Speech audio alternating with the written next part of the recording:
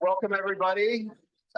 So happy that you all could join us for our 7th Research to Recovery Conference.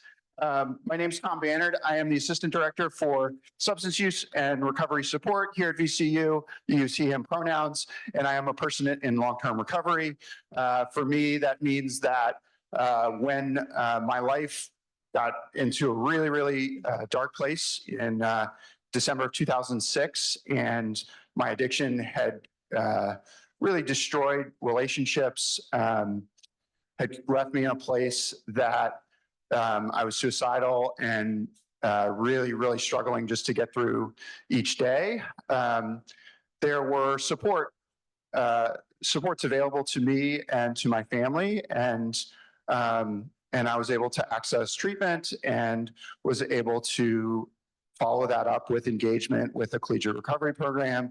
And as a result of that, my life has been really good for the last 17 years, and better than I could have imagined it. So I am just super grateful to be a part of this conference once again. We had a really wonderful conference committee that has been working on speakers for this since last June and putting together our program, which we're really excited about. I want to thank our friends from RecWell, my colleagues in University Counseling Services, and our partners at the Department of Behavioral Health and Developmental Services, who all really made this happen this year. Also want to give a shout out to our sponsors. Once again, the sponsors, I think that sponsor this conference are really in it for the right reasons. And one of the things that sponsorship allows us to keep the conference as affordable as possible, allows us to pay for folks' parking, which I know is a big barrier to getting on campus at VCU. So just want to give a big hand to all the folks that help make this possible here.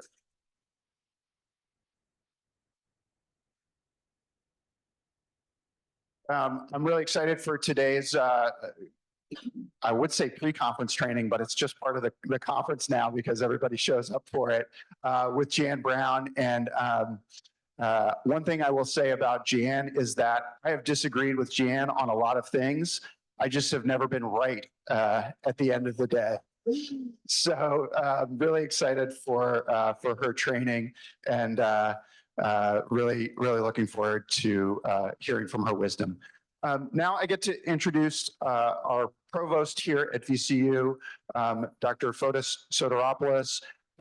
He has been a big supporter of a number of efforts around recovery support here, but also around research around substance use disorder and pushing VCU forward as a premier research institute. We're really grateful for his specific interest around substance use disorder and advancing the science of substance use disorder, and also, doing more of these kinds of things where we get the science into the hands of the folks that need it and can use it and can make the science translate into better outcomes for the human beings that we serve. So I'm going to turn it over to him. Thank you, Tom. Thank you, Tom, and thank you all for being here today. It's a great pleasure and it's an honor for me to have the chance to offer some opening remarks to this great event. I have to say, I really did not appreciate how many people are going to be here, so I'm beyond impressed and in awe now. So thank you for coming here to our campus. Virginia, I'm the Provost and Senior Vice President for Academic Affairs, as Tom mentioned, and I have been at VCU for a little less than 3 years right now. It's been an amazing time for me, the opportunity to work in this great institution at this particular time in its history and evolution. So at VCU, we take enormous pride to our core mission, which is being an access institution, providing access to students that other universities will not necessarily consider. 1/3 of our students are Pell eligible, 1/3 of our students are underrepresented minority, 1/3 of our students are first-generation students. Many of them come from socioeconomic disadvantaged backgrounds. They are in no way, shape, or form less smart or capable than many other students. They just did not have the support early on in their life to be successful. And here at VCU, we make this a central part of our mission. Student success is really one of the core pillars of who we are as an institution. But it is not just so. For us, student success means multiple things. And one thing is to be able to support our students to graduate on time with as little, if any, debt as possible, but at the same time, most importantly, graduate with degrees that position them to be spectacularly successful in their careers, right? So that's really important. At the same time, what really distinguishes VCU, though, as an institution is that in addition to our access mission, we have a strong laser-sharp focus on academic excellence and research. This is where access and excellence come together. This is where we demonstrate every day that it is possible to do what an institution like VCU does, right? To provide opportunities to students, to be inclusive, but at the same time, excel in research that makes difference, research that lifts lives, that improves lives, that saves lives. We are enormously proud that in addition to the student demographics and the student success numbers that I mentioned before, we are also one of the top 50 public universities for research. Our research enterprise is exploding, really. It's growing by leaps and bounds. We are ranked in the top 20 most innovative public universities by US News and World Reports. Our overall rankings are rising. This is an incredible time to be at VCU. What I want to go back to how I started my remarks about our focus to student success, right, on student success. Because what is happening here at this conference, what our Division of Student Affairs is doing, what Ramps and Recovery, what all of you are doing, it's a really important part of that. We focus not only on preparing our students academically, but also make sure that they are in an environment where they feel motivated, they feel happy, they feel included, they feel like they are home. We adopt what we call this culture of care for our students. And of course, mental health, focusing on substance use and recovery are all extremely important parts of this overall culture of care approach that we take toward our students. One thing that is really exciting about VCU, as Tom mentioned, is that we pioneer a research that actually saves lives, that makes a difference in people's lives. Having a major health sciences campus, having a major school of the arts, humanities and sciences, engineering, several other disciplines here at VCU allows us to take an approach where we can train our students and get our faculty to think about designing solutions that actually make an impact to real life, to the lives of people. And there is no better example for that than what you see here, our bikes here, the Narcan bikes that Professor John Fryer from the School of the Arts, what other university you have a professor from the School of the Arts design a solution that involves biking, coffee, and Narcan training. I mean, this is an ingenious way of actually taking the approach that I said, taking solutions and designing them in a way that can actually reach people and make real difference. And at the same time, we're enormously proud to be an institution where some of the most cutting-edge scientific research on addiction science is carried out also as well. So this is what VCU is about. That's why I think this is a great place to hold a gathering like this. I want to thank you again for being here, and I wish you a very productive meeting. And I'm looking forward, although I'm not going to be able to attend the talks, but I know you're posting some of these talks online, so I'll try to follow some of the great things that will be presented here. Thank you, and best of luck with this event.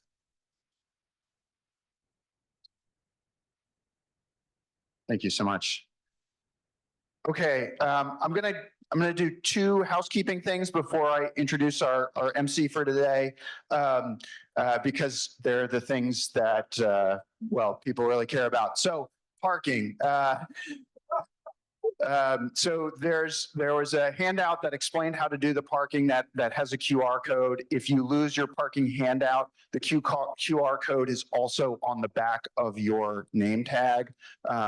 So one of those three QR codes that are on the back of your name tag. So that will hopefully reduce challenges around paying for your parking. The other is continuing education credits. One of the other QR codes on the back of your name tag is the link for the evaluation for the continuing education credits. For the online folks, the virtual folks, we will be posting that evaluation link in the chat. That you will fill out that evaluation if you need continuing education credits. Our friends from the other side of campus, rehabilitation, mental health counseling, are providing those. So the credits will send to you automatically as soon as you complete the evaluation. One note on that is if you complete the evaluation before the session has concluded, we will invalidate your evaluation, your CEU credits, okay? So I know people like to work ahead and all of that sort of thing, but please wait till the session is over to evaluate it. Now I'm gonna hand the mic off I was like looking around all day. I was like, where is she?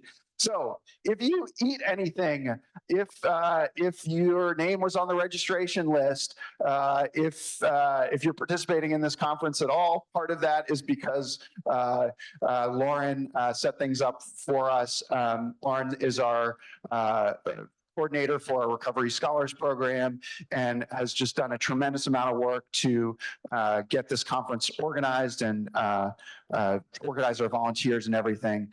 And she will be the MC for the day.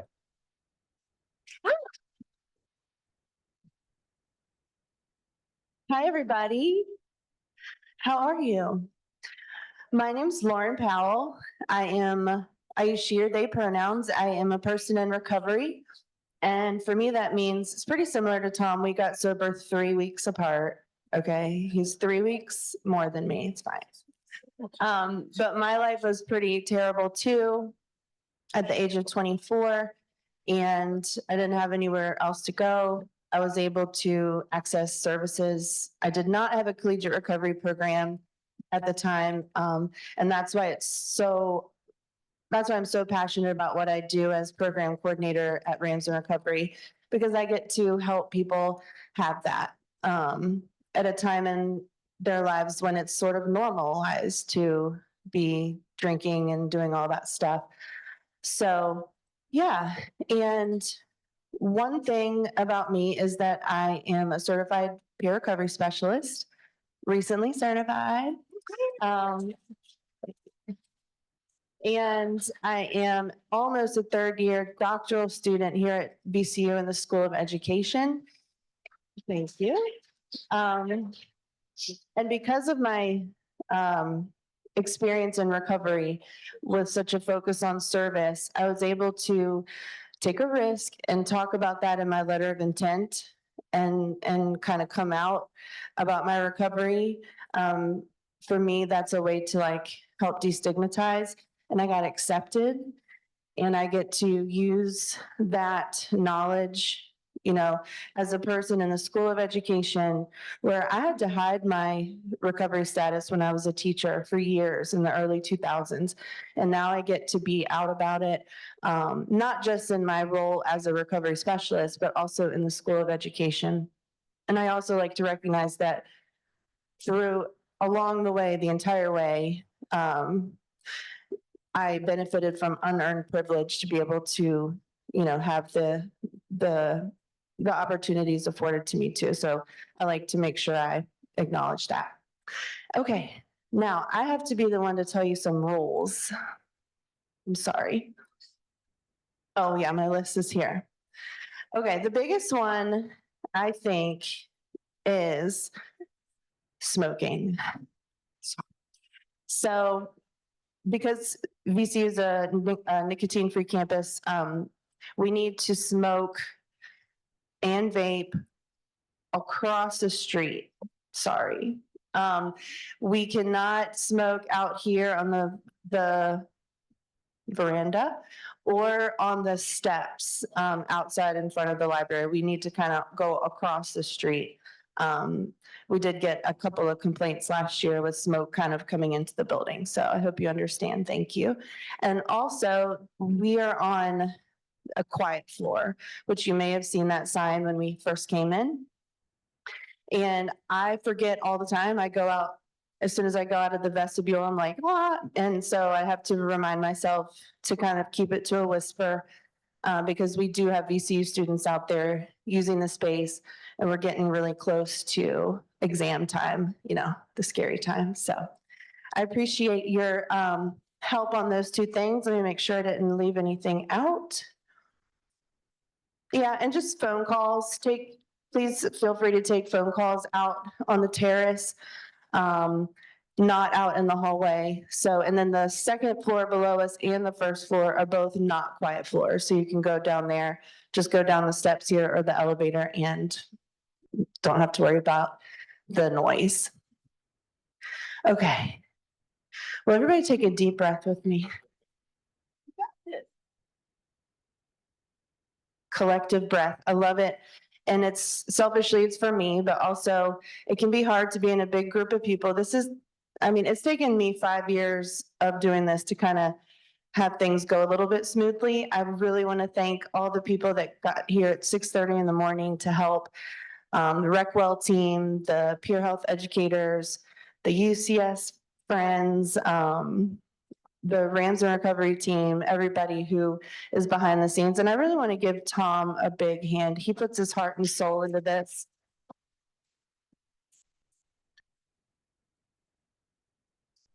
He puts his heart and soul into this. And if anyone knows him around conference time, you know how much he puts into this. And he also has capacity to be a wonderful father, partner, and friend. So just wanted to say that.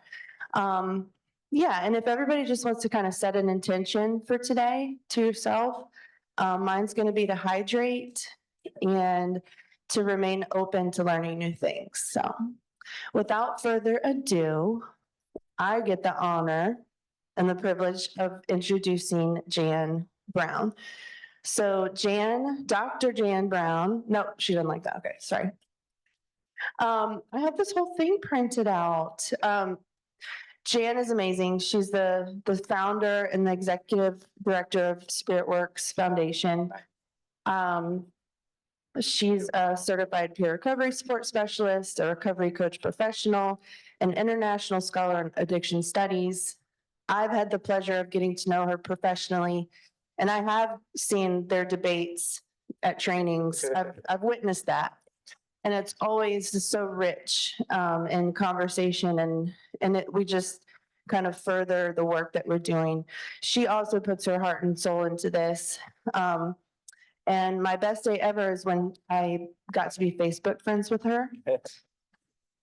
And now she started this amazing helping moms group on Facebook that I get to be a part of too. So I don't know, I could just gush about her all day. So instead, I will pass the mic to Dr. Jan Brown.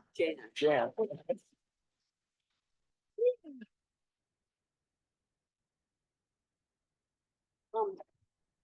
I move around. Yeah. Did you turn this one on? I move around. around, so Yep. they're saying that I need to wear this. If you can't hear me at some point, Yeah. I'll come back here. Maybe. So are we good? Yeah, I think we're good. All right. So I think one of the biggest things that I like to say is that I'm also a woman who lives with addiction. I'm in long-term recovery. And for me, that means I haven't used drugs or alcohol for the past 37 years.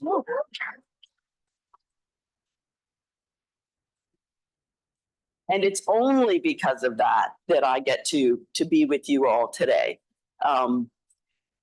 Tom, when I kind of caught the tail end of what he was saying, and And I usually win, but that's okay. But one of the things Tom said to me many years ago, because I don't drink coffee, and he said, I don't trust people who don't drink coffee.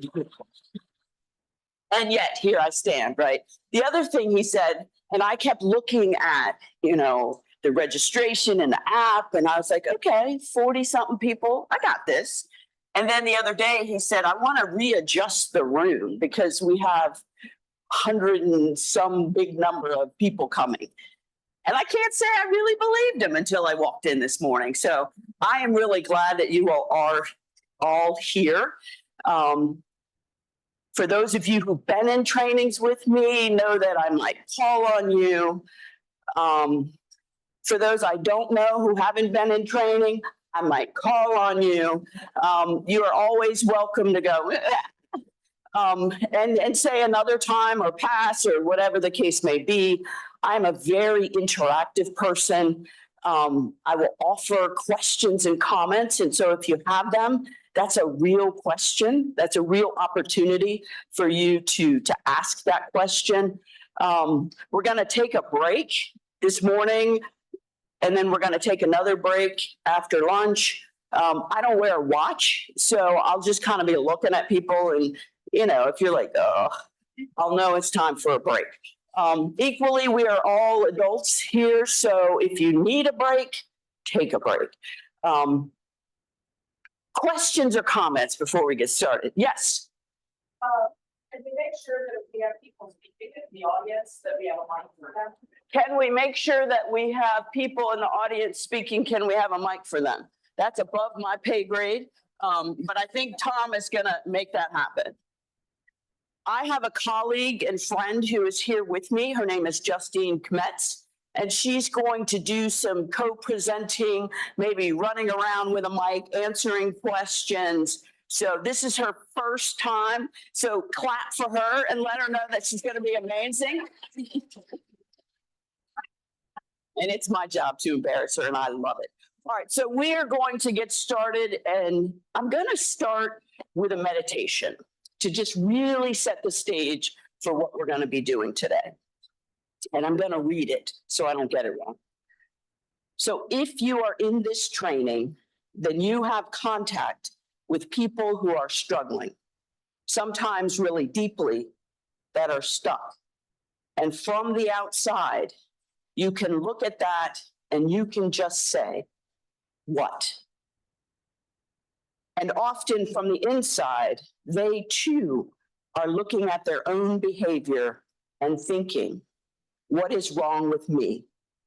Why can't I just stop?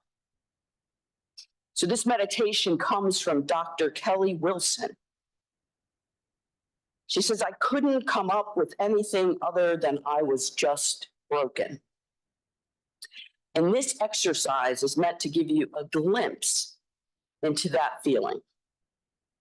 Even if we have never engaged in these kinds of behaviors at all, there's a seed of knowing what happens in the middle of an episode of addiction that can be known by anyone, even if they have never traveled to that place before, if you're willing to sort of drop down into the experience. So this is a small guided meditation that can perhaps give you a peek into a world that could be important for you when you are sitting beside someone who's stuck deep and you are asking them to change. If you're willing, let me invite you to allow your eyes to go closed or certainly to gaze downward. Just let go of the agenda for the day. Notice the rise and fall of your own breath. Then just allow your breath to softly fall away. Take a moment to be a witness to the rise and fall. Let your shoulders gently relax and fall. Feel your feet resting on the floor. I want to invite you to think for a moment about something in your life that is sweet to you. You could picture someone in your life, something you do, or a person in your life that swells your heart. Something that is sweet and beautiful to you. Breathe and take a moment and let yourself see an image of you engaged in whatever that sweetness is. Maybe it's you with someone you love, or you in some activity that you love. If you can conjure that image, rotate the image so that you can look into your own face in one of those moments of engagement. See if you can look into your own eyes and to that face that has known that sweetness. Take a second and allow yourself to just be bathed in that. Just come to rest in that sweet sensation and breathe.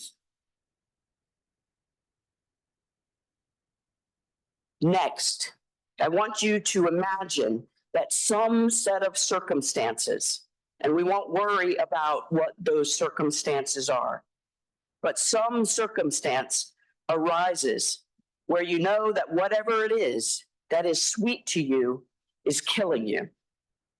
And it's killing the people around you who you love.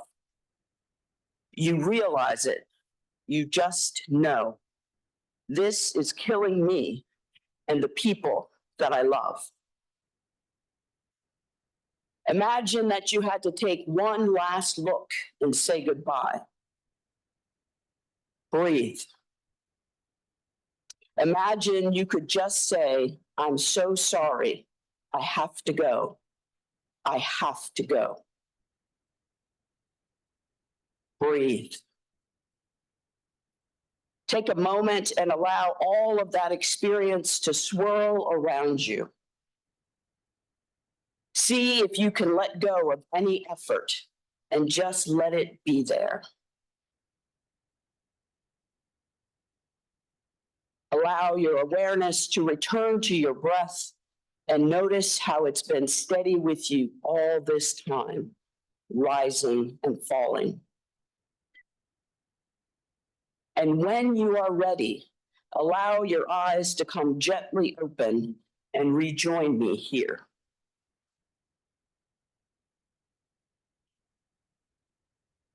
So what was that like for folks? Anybody want to have the mic brought to you?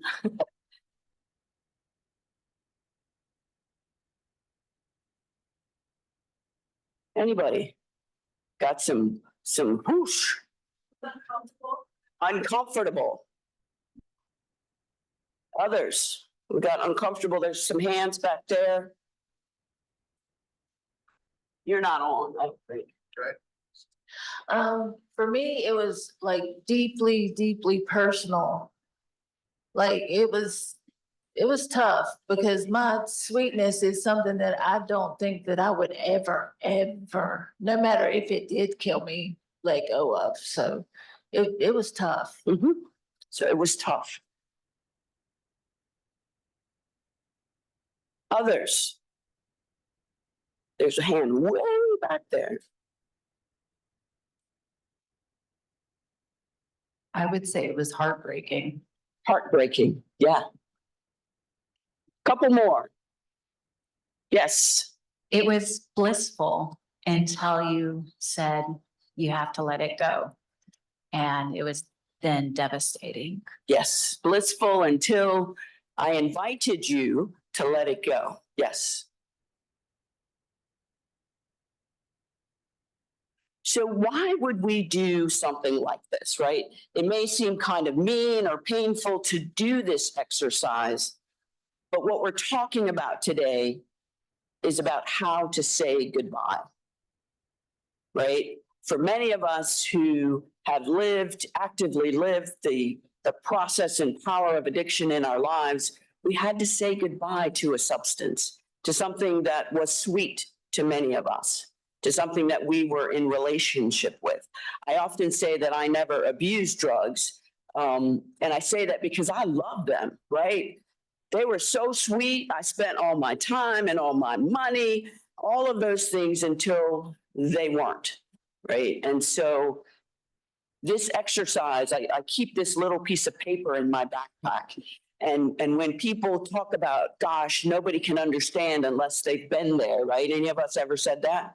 I know for a while I did. And so I invite us to just really live into what today is going to bring. We're going to laugh, we're going to cry, we're going to chat, we're going to have an amazing day today. So again, thank you, and I'm gonna hopefully. Okay, so we have learning objectives. Linda Hancock, you may not leave for another 30 seconds. I have a present for you. So our learning objectives for the day is we're going to learn and get a better understanding of the major components of the invitation to change approach. And there's three major aspects: helping with understanding, helping with awareness, and helping with action. We're going to understand the evidence-based protocols that support this approach. And we're going to become familiar with strategies and skills that all of us can implement when we're assisting a loved one or someone else with a substance use problem. One thing I also want to say is that this approach was designed and created for family members and people who have substance use disorder, and change is change, so it can be used with any change. All right.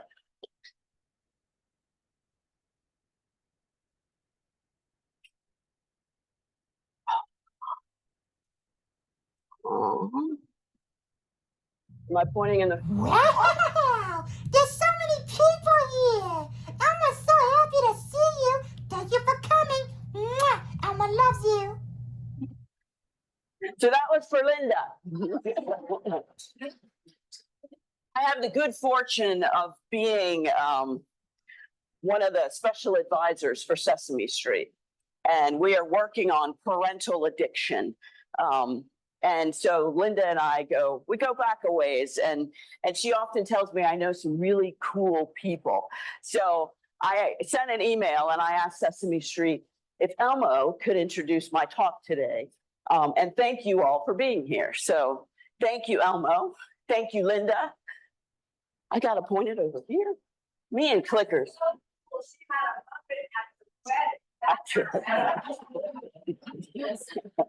I had Ernie, I think it was, sing a song. So anyhow, let's keep going.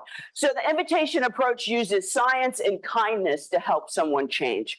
It comes from the Center for Motivation and Change, Foundation for Change, whose mission is up there, right? To get evidence-based, accessible materials and tools to people who are family members and other community members and loved ones who are struggling with substance use. I think these slides will be for you. So you're certainly welcome to take notes. More importantly, you'll have some opportunity to do some activities and exercises like we did a few minutes ago.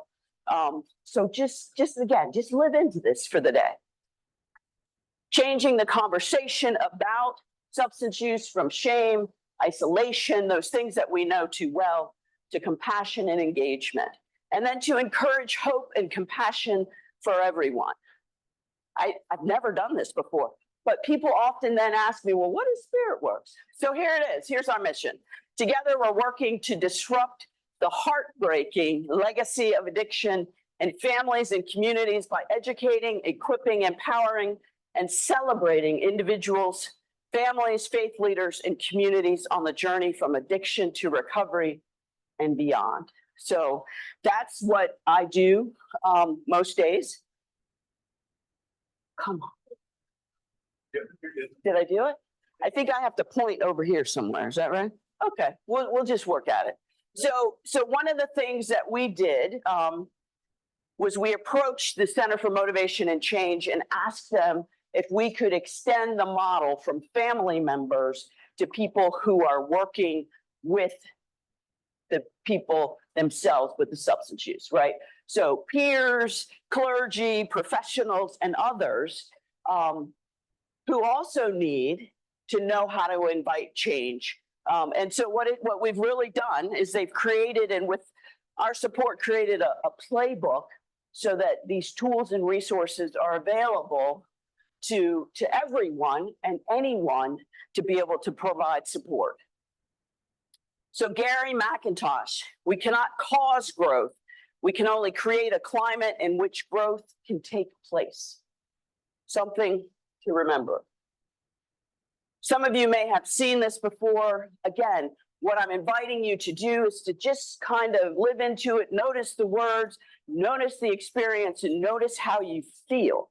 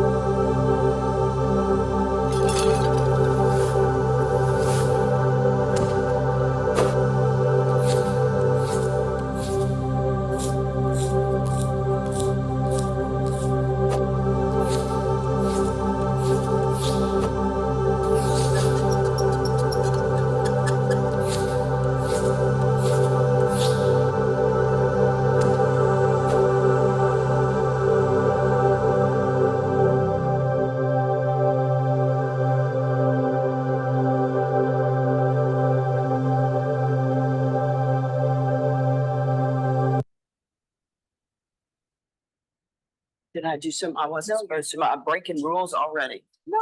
It was nice to know that I wasn't going to break. When you said, I'm going to tell you the rules, I was like, come on now. I have a hard time when people tell me what to do. But I don't do either of those two behaviors, so I'm in good shape. But I didn't follow the parking instructions, and that's on me. So what was that experience like for folks? Anyone? Impactful. How many of us are familiar with the first words in that slide? Yeah, most of us, right? We've either heard them, been told them, called ourselves them, right? So today we're going to turn it on its head, and we're going to use and we're going to learn about the other words, right? None of us would be here today if we didn't have hope or resilience, right? Just being honest. Others, what was the experience like for you? Anybody? Yes. Thought-provoking. Thank you. Yes. Hope. So it inspired and instilled hope. Any of the videos and slides are yours to use, so they will all be referenced. Most of them are now on a YouTube channel. All that's beyond my technology. Again, if you want them, we can get them to you. So the invitation to change model or approach is based on these three major theories or practices, right? The first one's called the community reinforcement and family training, also known as CRAFT. It teaches families and friends effective strategies on how to help. And it does that by catching your loved one doing the right thing, right? And sometimes that's hard because it could look like your loved one or the person you're working with came home on time, right? And it's like they were drunk, but they came home on time, right? So being able to congratulate them for coming home on time. And then those behaviors, that positive reinforcement, will continue to call them forth to doing things different. So that's one aspect. Another aspect many of us are familiar with, right? Motivational interviewing. Most of us, yes? Yeah, okay. So it's a guiding style of communication that sits between following good listening and directing. So it's like a dance is kind of how I think about it. And Linda and Tom and I used to do, we used to do recovery ally trainings together, right? And Linda had these really cool puppets. And they would do this motivational interviewing thing. And then she also would have us like stand up. I've seen videos and pictures of it lately. And we would be doing all this stuff that felt like exercise. But it really got the point across in terms of, are you leading and guiding, or are you giving advice? We'll talk some more about motivational interviewing. For me, this last piece, the acceptance and commitment therapy, is the game changer, right? That sets this approach apart from all of the things that I've encountered so far, right? So, 20 years from now, when I'm a little bit older, there may be something better or different. Right now, this works.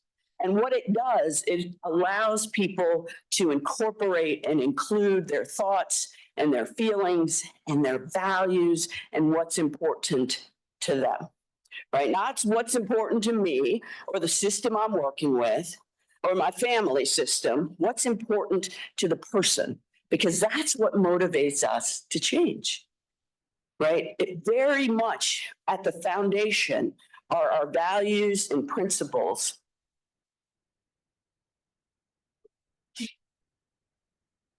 Did I skip it? Yes. So looking at the various elements of the approach, right? Compassionate approach for encouraging change using evidence-based practices and principles. Motivation, behavioral reinforcement, the use of positive reinforcement and consequences, natural consequences. We often say things that we can't follow through on, right? And most of us don't learn that way anyway. Right. So when I illegally park, which I didn't do today, a natural consequence is to have my car towed. Right. A ticket. Okay, I'm willing to pay the ticket. Having my car towed, that gets my attention. Right. I see some people going, right. And it gives me a ticket too. Right. So that's a natural consequence. I used to think parents were really funny people until I became one. And parents say things like, if you do that again, like you're in the restaurant, if you do that again, I'm going to make you go sit in the car. Really? You're not going to do that. But we say that, and I see a lot of y'all laughing because you either must have said it or you must have heard it. And so I find myself when I'm sitting at the restaurant and people aren't doing what I would like them to do, that thought is just, it makes me crack up because it's like, wow, these are the things that we have said and heard. Natural consequences are the most effective. And we'll talk about what some of those are. Communication, right? We want to use collaboration, collaborative approach, the invitation to change model. And then self-compassion. This is really hard. We're going to get it wrong. We're going to say things that we probably regret. Not only do we need to have compassion for the person that we are inviting to change, we also need to have compassion for ourselves, right? And so we're going to talk about self-compassion and we're going to talk about kindness. Self-care is wonderful. And we need to be kind to ourselves as part of that self-care. So the bottom line is that science plus kindness equals change. So this is the approach, this is the map, this is where we're going on the large scale, and we're going to dive down a little bit deeper, not too deep, because we only have today. And we're going to talk about the model, right? So helping with understanding, hopefully will give some of us a new perspective. And we're going to look at things like behaviors make sense. One size doesn't fit all, which we talk about so often as one of the recovery and guiding principles. And ambivalence is normal, which is a really tough one for many of us. Not only is it normal, it's expected. And we'll talk some about that. Then this afternoon, probably we will pick up with looking at helping with awareness, which is about what can I do on the inside of me? So self-awareness, willingness to stay engaged, self-compassion, which is where that kindness comes in. Then we look at helping with action. What can I do on the outside? And we're going to talk about some communication tools, and we're going to talk about some behavior tools, which one, right? The community reinforcement and family training craft model talks about catch them being good or doing the right thing. And then at the end, we're going to close up with this notion that's really hard for many of us. We don't like, and it's not my favorite word, role play, right? Many of us are just like not role play people. You're not going to role play. So let's put that. This guy over here is like, what?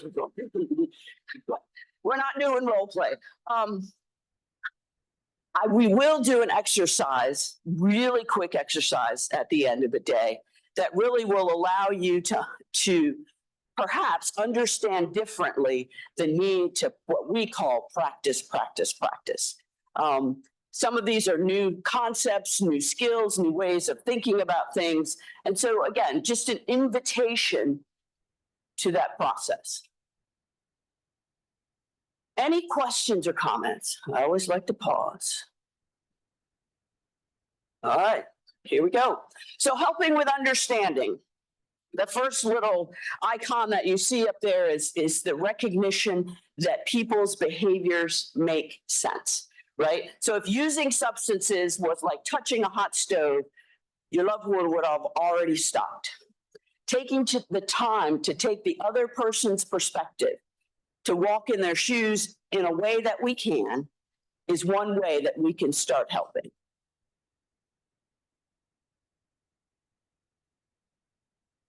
You see, I like videos because some of us learn differently, right? All right, here we go.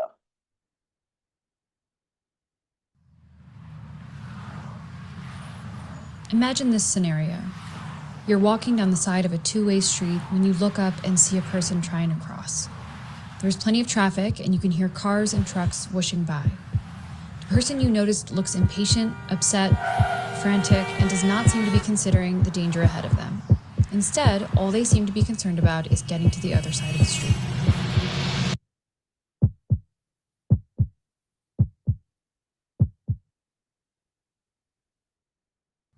Take a moment to consider the following. What are your thoughts and feelings about this person and their behavior? And what are some actions that those thoughts and feelings make you want to take?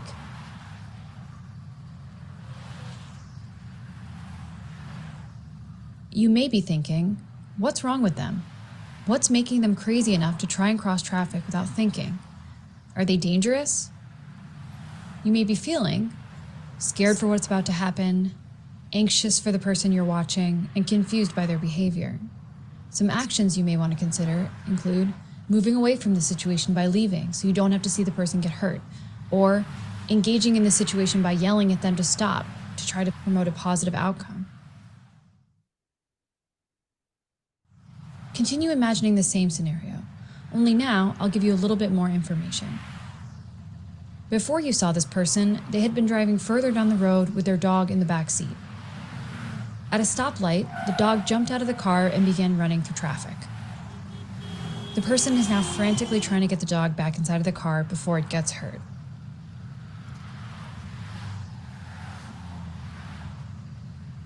Now take a moment to consider the following. What are your thoughts and feelings about this person after learning about their reason for trying to cross such a busy street? What are some actions those thoughts and feelings make you want to take?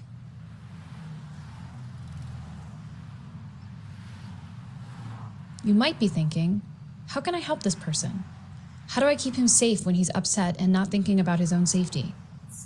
You might be feeling compassion, sadness for the person's situation, and fear it might go badly.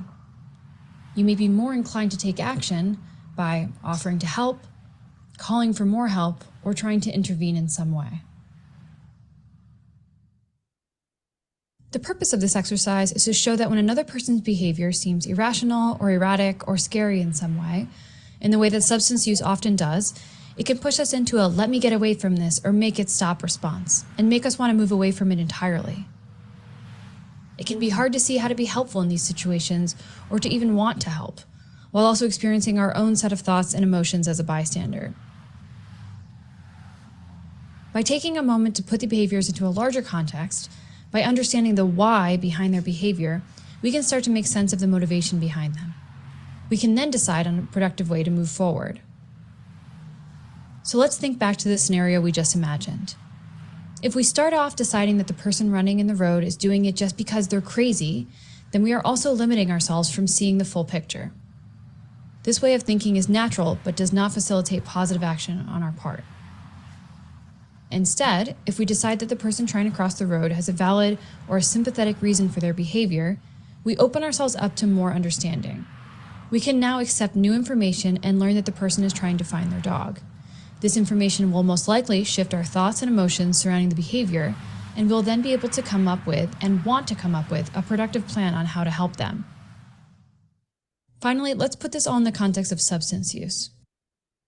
If we decide that a person who is using substances is doing so just because they are an addict, aka a morally bankrupt, irresponsible person, we will very effectively shut out information that could help us understand their behaviors. And without that understanding, we won't be able to find a constructive way to offer support. However, if we open ourselves up to understanding that all behaviors make sense, we will learn that people use substances for valid reasons. Examples could include using substances to ease anxiety, feel more ready to handle daily life, or get to sleep despite physical pain. This type of information will then help us begin moving forward by supporting our loved ones in a productive way.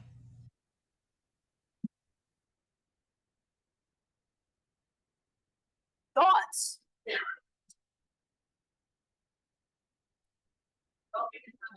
Don't make assumptions. Absolutely. What else? Yes, go ahead. Context is important. Absolutely. Right? It doesn't mean that we necessarily like what they're doing. It's just being able to understand and accept that people's behaviors make sense, and that's why they are engaging in them. So the other opportunity, here we go. So if I told you that I could help you mellow out, feel less depressed, feel good, take away your boredom, help your physical pain, make you excited, help you socialize, let you feel part of something, help you lose weight, help you gain weight, cut your anxiety way down, make you funny, help you appreciate others, get a good sleep, and help you face the day. Anybody check some of those things as your mental checklist? Anybody? Most people check at least one that you would be interested in. And when you look at those, do any of those wants not make sense? Right? Does it not make sense?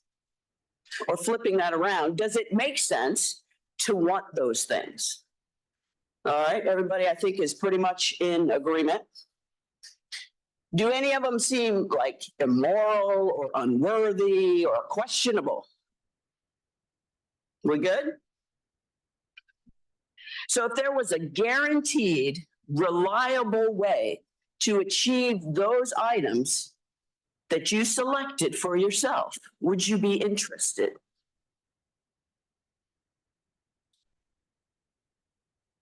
So these, I can't get it to do one at a time. Here we go. Impact. We're just going to leave it. So these wants and needs are exactly what substances provide for many people, right? Here's my list. And And that's why they do them, or we did them, or we still do them. A little more understanding, right? They want the same things. Many of the drugs that are in our supply today, to include alcohol, to include nicotine, give us positive, reliable, immediate, and the use of them is within our control. Those are really strong reinforcers when those things are present, right? Reliable, immediate, and within our control. And that's why we would engage in a particular behavior again, right? We know what to expect. We are positively reinforced. We do it again and again, right? Some of us that may have heard, what does it say? You do the same thing over and over and expect different results. We don't expect different results. If we tell the truth, right? We expect the same results because that's where the reinforcement happens. And that's why the reinforcement is so strong. You all admitted none of these are crazy things to want. None of these are immoral things to want. They're things that we all want. We can drop down into some compassion. So the take home, again, real high level of behaviors making sense, how it helps us be better helpers, right? We don't have to take the person's behavior personally. Anybody ever personalize what somebody did to them? Yeah.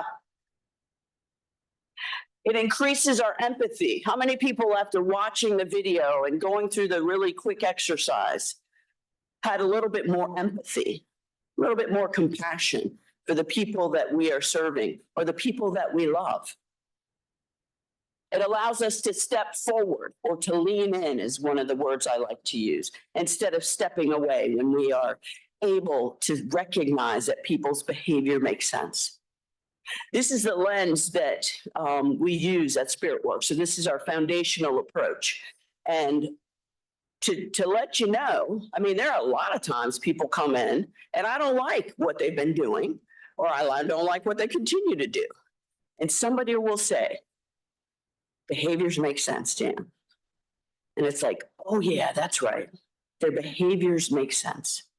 I need to know from them how it makes sense to them, not how it makes sense or doesn't make sense to me, how it makes sense to them.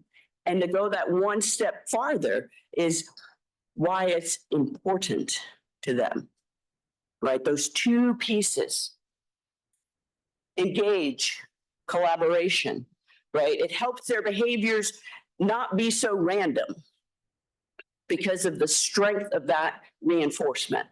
Right? It helps us, it's predictable. If something is working for you, you're gonna do it again and again and again and again. It allows for coming up with strategies to support the other person's behavior change. And it begins to compete with the rewards of somebody's use of substances. Doesn't wipe it away, doesn't remove it. Our brains know the way, right? Some of us may have heard the very clever expression, something about push-ups outside, right? That our disease is just hanging out, waiting for us to pick up again. What we want to do is to create opportunities for this new behavior change to compete with the rewards, the same things, right? Those very same things that people are using those substances. If I can compete with the reward that the substance is offering, and replace it with something else, then we can lean in and begin to make some changes. Questions or comments? Oh, anybody? Yes. When I was watching the video, I had this feeling. Whoa, go ahead. They're gonna get, she's gonna get on me. Okay. Oh, wow.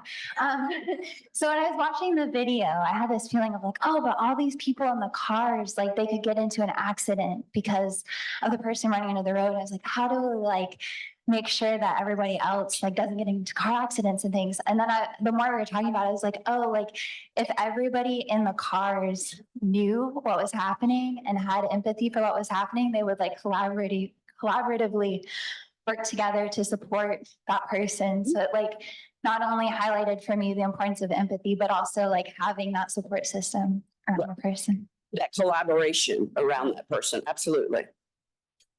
Yes. Can somebody get? I'll try to speak up. No, we don't try to speak up. Once microphones are engaged, we use them, sorry. Oh, great.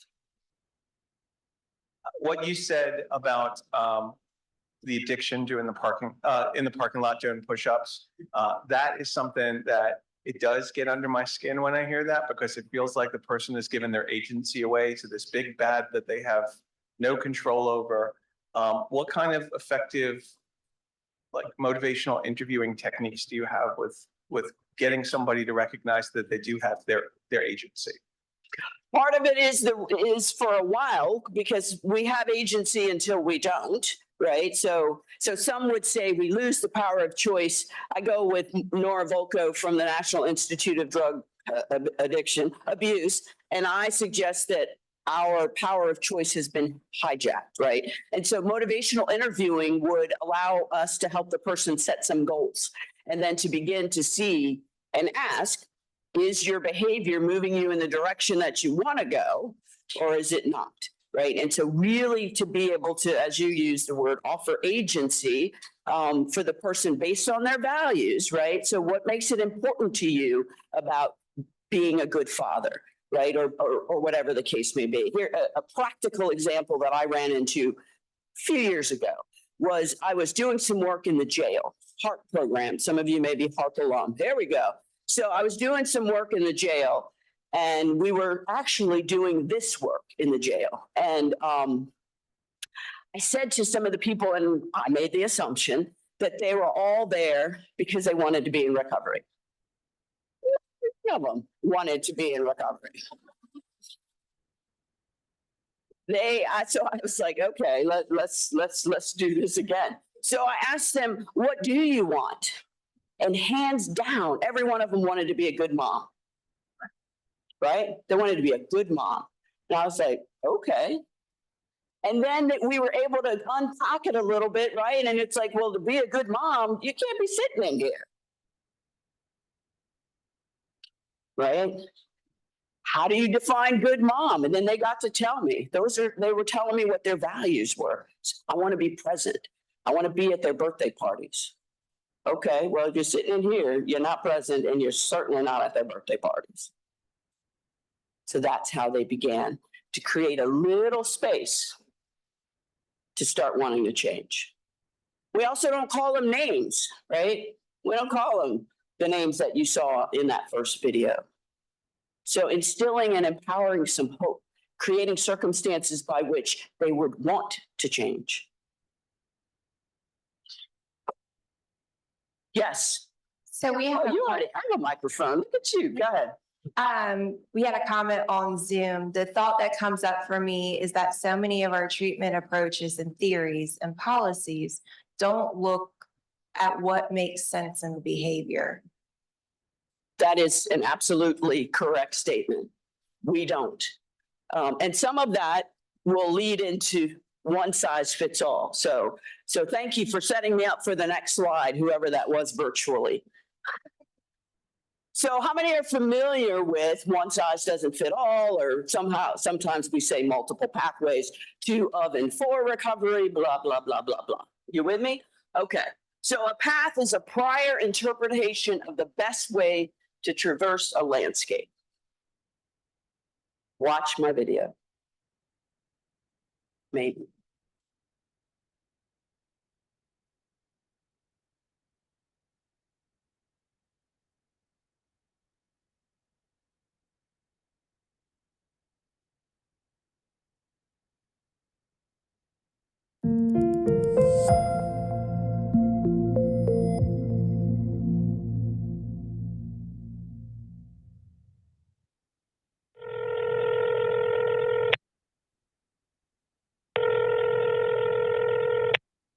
Thank you for calling Shoes. How may I be of assistance? Hi, I ordered a pair of dress shoes for my son and he was sent the wrong size. I'm not sure I understand. The shoes you sent just don't fit. Did you try putting them on? Yeah, we've been trying all morning. It's just not working. Well, other people have been able to make that size work without a problem. I don't know what we're doing wrong. They just seem way too big. To be frank, in my experience, if your son really wanted the shoes, he would put them on and wear them until they fit. No, he really wants these ones, but these won't even stay on his feet. Ma'am, I'm sorry to hear that you and your son are unable to commit to making these shoes work, but we're confident we've given you the best option available. This makes no sense to me. Well, I can give you the number of another shoe company, but they'll tell you the same thing. Unless he can accept our shoe size, we can't help. And honestly, it seems like you're way over involved in this. You need to stop cutting him so much slack. Let him know that if he doesn't want those shoes, he can just go barefoot.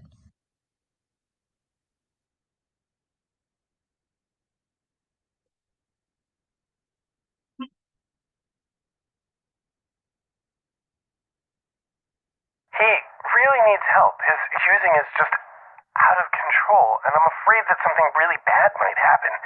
But I just don't think that he's going to agree to go for 30 days. I just don't see that happening. Well, taking the full 30 days is really important. Other people have been able to take the time needed without a problem. If it was important to him to get sober, he would be able to make this a priority.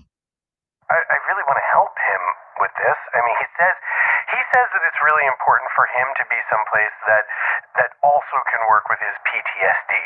I don't know if that's the best thing to do, but that's what he says would be really helpful. I'm sorry to say this, but addicts come up with all kinds of excuses to avoid actually getting help. I'm not so sure that it's as much about PTSD as it is a case of terminal uniqueness. I don't really think that's what's going on. I mean, I don't know, but I don't think that that's the case. I just think that he's scared, and I just don't know what we're doing wrong. You called us because we're the experts, and frankly, I want to give you some direct feedback because we see this all the time. You're clearly way over-involved here, and codependency is part of this for you. I think you need to take a step back and realize that your son could die if you don't get him into rehab. You have to stop giving him so many options. Tell him he can go to rehab, or you're kicking him out of the house.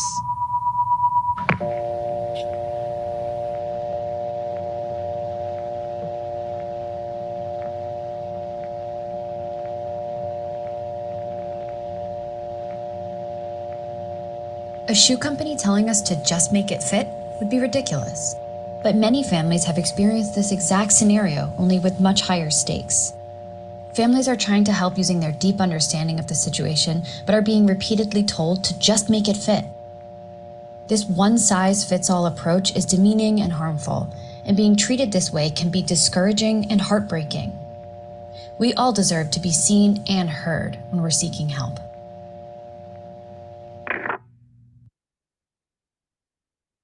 Thoughts, questions, comments? Yes, sir. We have a microphone over here. Front row, right there. Justin, thanks. Yeah, do you think that the concept of evidence-based is similar to the one-size-fit-all and that you can apply to every situation? No is the short answer.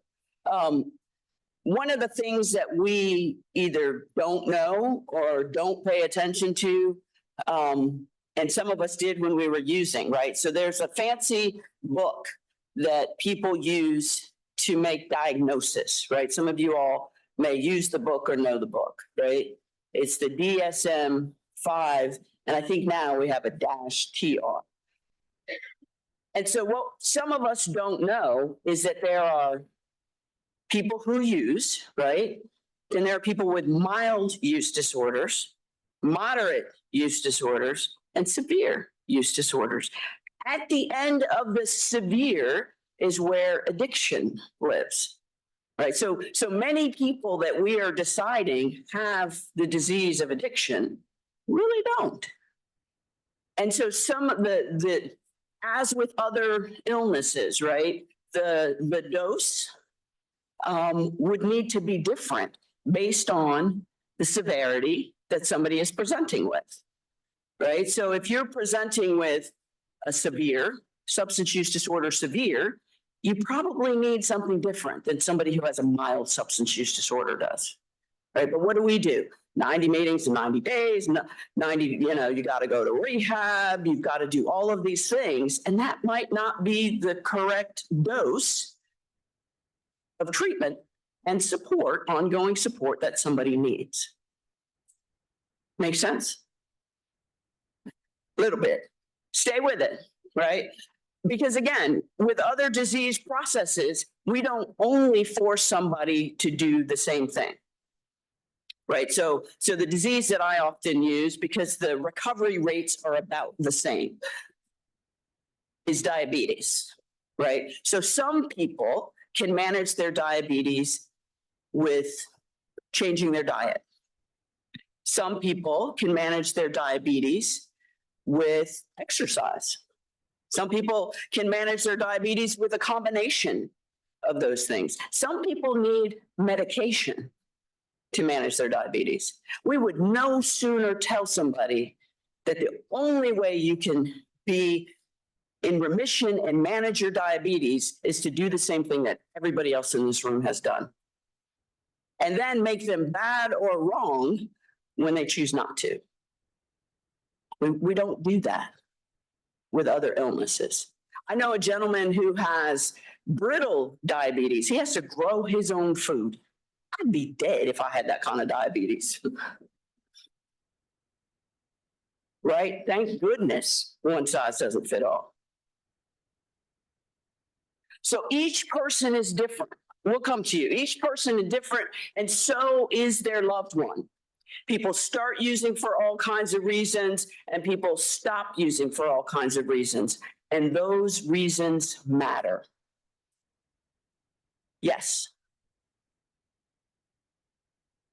In the video, they mentioned PTSD, but what I've realized is that we want to try to separate substance use and mental health issues.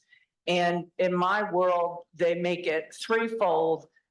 Either you have to have mental health issues or substance use issues or learning disabilities, but they won't acknowledge all at one time.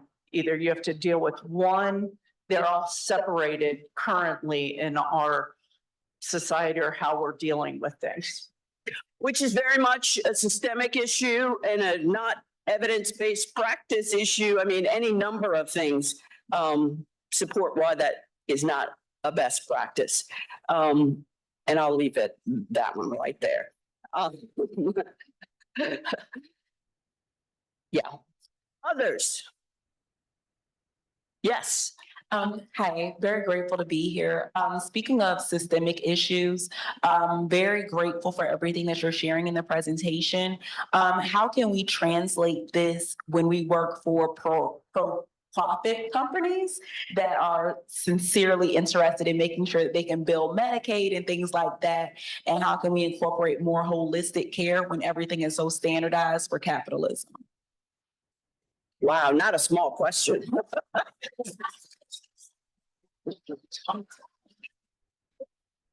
So there are several ways, one of which you're doing now, right? Is to attend trainings like this, where we, right, we often ask people to do things that we are not doing ourselves in this field, right? We want people to accept us and to treat us with dignity and respect, but we still call ourselves names and we still believe that one size fits all, right? So it starts with us. You know, one of the things that is kind of my living value is I'm not going to ask somebody to do something that I'm not willing to do, right? So I needed to show up and learn about this stuff. And here you are. For those who want to deepen their learning about this stuff, there's a 17-hour training that you can go through. And then you learn all of this stuff in a more robust way. And then you can become certified, level 1 certification for the invitation to change approach. That's a place to start. Right? You can insert some of these different videos, which is why some of you all have seen some of these videos before, because in different talks that I give, I insert some of them to begin to get people to think and to have different experiences. We can use the effective and proper language. Now, this all takes time, right? And here we go, right? Recognizing how the for-profit's behavior makes sense. Right? And then, right, you go into a lot of these for-profits and they're wonderful. And they have these signs that talk about their mission statement and their values. Are they really living the values? Because most of them don't say, I want to make as much money as I can. Right? Most of them don't say that when you look at their little signs. And so we invite them to explore, are you doing what you say you're going to do? Same question you asked over there, right? You know, what are your goals? They put them right there.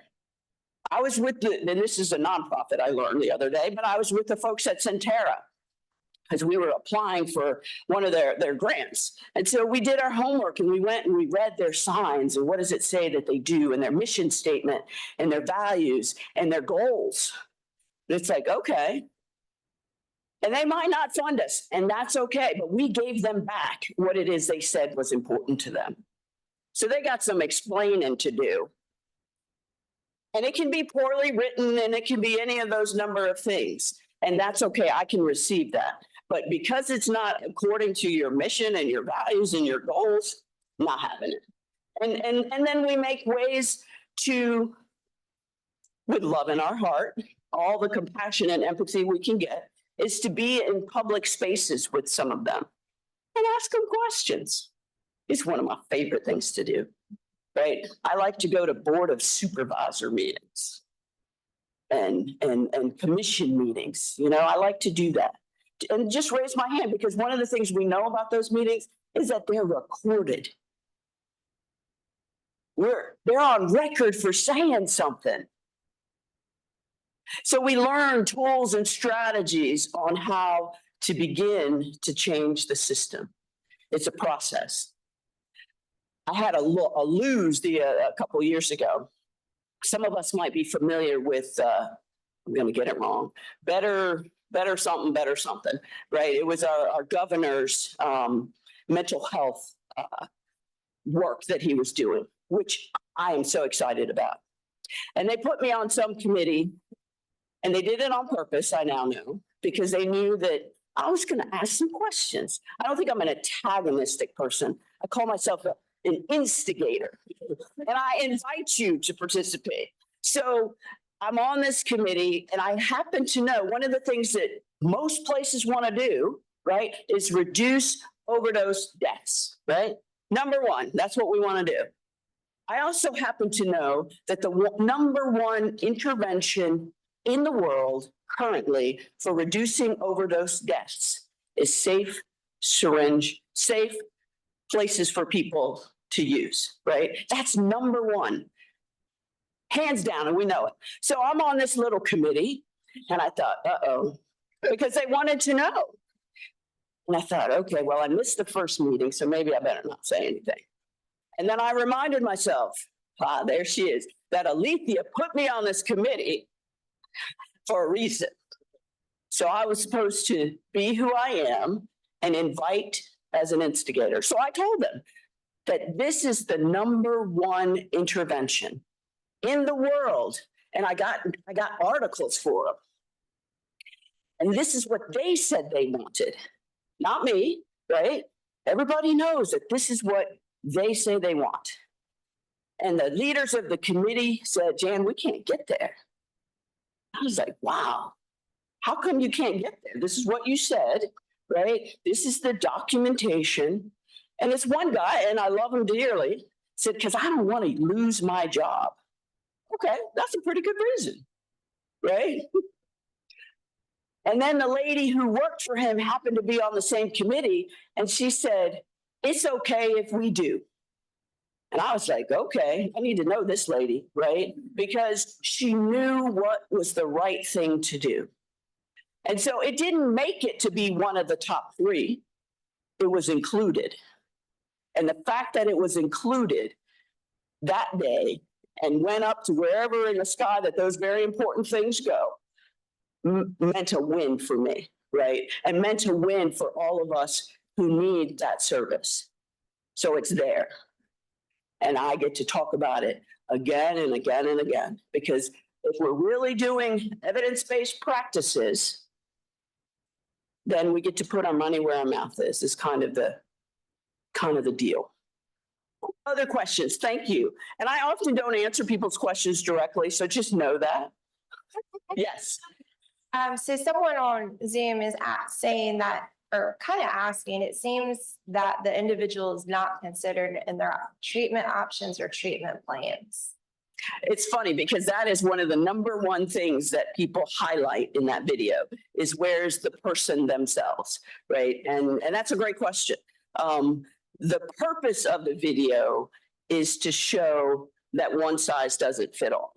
If I asked them to do it again, I would absolutely ask them to make sure that people in the audience know that the person is on board with what took place, right? It's always funny. It's like, wow. And I don't know who this person is. And I know that I get asked that question a lot. Again, one step at a time, right? Is this a perfect video? No. Is it something that gets our attention and can help deepen our perspective on one size not fitting all? I hope so. I hope so. Yes. Hey, Jen, thanks. To the Medicaid stuff that somebody mentioned, I did the Medicaid billing in a crisis unit for a number of years. You can do 2 things at once. You can bill the Medicaid thing, and then you can do the non-billable Medicaid thing at the same time. And the biggest thing we did, for example, was doing auricular acupuncture, which at least at the time you couldn't bill Medicaid for. But you can do a relaxation group. You can do it, stuff like that. That's billable. And then you do that at the same time. You have to think outside the box. Thinking outside the box. All right. Can y'all hold on for 5 minutes before you take a break? If not, just say no. You can do it? Yeah. Okay. Yes. You're going to make me have 6, but go ahead. Sorry. No worries. You mentioned something and I just wanted to ask, where do you go get level 1 certified? I'll talk more about it, but where you get level 1 certified is through the Center for Motivation and Change. One of the things that I'm hoping, because we've gotten to, some people in this room were taught years ago as a pilot. Carol's over there, and some others are here. Linda was in that pilot when we first brought it to Virginia. So see them, and I can also get you additional information. Center for Motivation and Change. So, do y'all mind doing something with me? Okay, come in. So it might be a little hard for you, but I still want you to do it. I want you each to describe the shoes that are on your feet. Okay, I would say it's a delightful garden. A delightful garden. So they're boots, they're high top, they have garden picture. What size are they? They are 10s. Okay, a 10. Tell me about your shoes. A size 6 black sandal flip-flop. Okay. Sir, come up here. I really want you to get this point. Come on. All right, go ahead. 9.5 white Nike sneakers. Okay, 9.5 white Nike sneakers. Pass the mic down here to my new friend. We're friends now. Okay. Italian cloth sneakers. Italian cloth sneakers. Sneaker. And what size are they? 9.5. 9.5. So could you wear that shoe? No, I couldn't wear that. You couldn't wear that No, shoe. it's on my- Could you wear that shoe? No, it wouldn't fit. It's not your style, right? What if I forced you to wear that shoe? What would you think? We would have a problem. We would have a problem, right? How about this one? Could you rock it? No, I couldn't. You couldn't rock that one either, right? Okay. Anybody rocking this shoe? You could fit it? Okay. So you might be able to give it a try. Okay, right? Here is a really simple example of how one size doesn't fit all. I got you, didn't I? Yes. Okay. All right, we can take a break. We're gonna take a 15-minute break and Lauren's gonna tell us all about how to do it. Just a reminder, bathrooms are out past the elevators. We'll be back in 15 minutes. I don't know what time it is.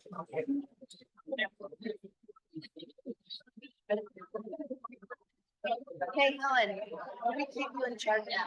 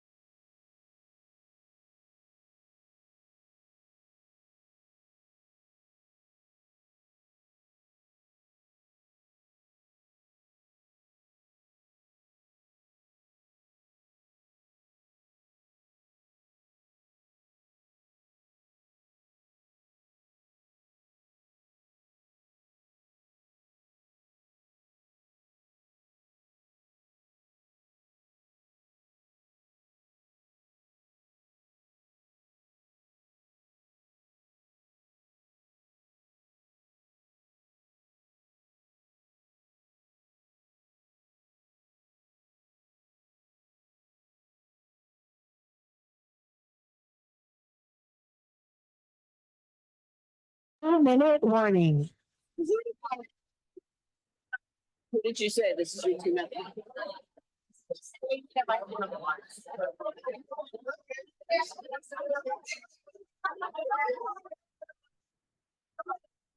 Again, this is 2 minutes. We have 2 minutes until Jan is back.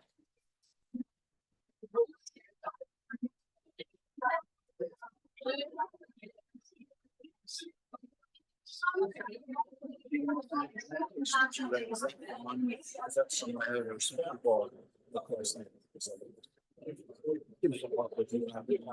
have to figure out what time I got it here, because it's just a piece of paper I carry along. Before you break for lunch, we wanna just tell them a couple things. If you have something to ask. So they'll remember to one of us. And what time is lunch? Well, Absolutely.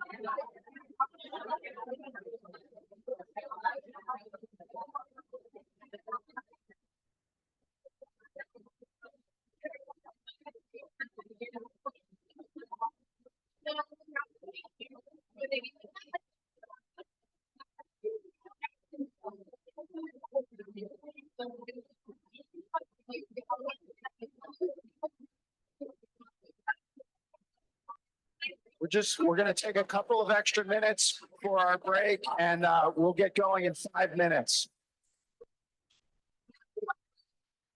Good, how are you? Good to see you too. I got here late, so I'm gonna have to catch up on, I'm sorry I missed some of this, but. All right, you're here now.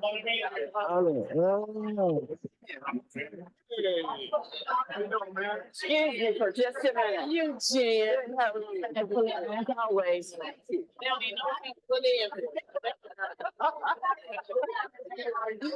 Meredith, I have not. Hi, Meredith. Nice to meet you. That is our director for really down on her. That's the word, not better. I had the word better. So I'm gonna correct myself. You probably know who Jan Brown is. Yeah, this is Jan Brown. Yeah. Jan Brown is gonna mentor classes.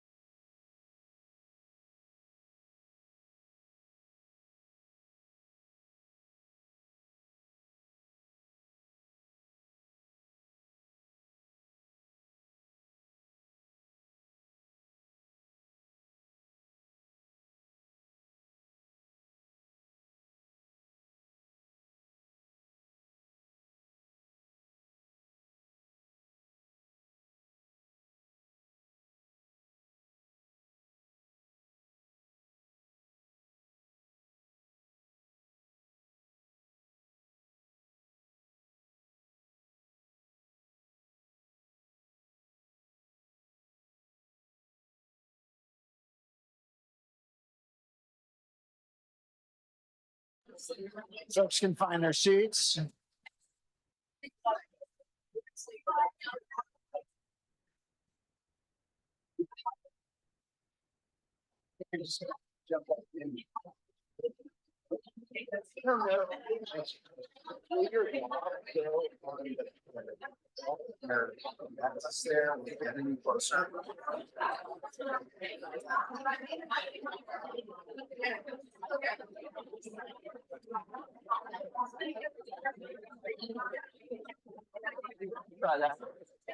Well, it's part of why I'm staying close to this thing.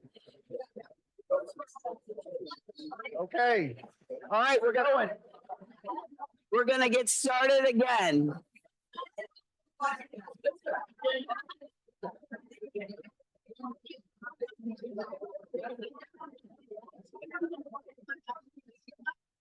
So I'm gonna finish up talking about, can you hear me? Hello.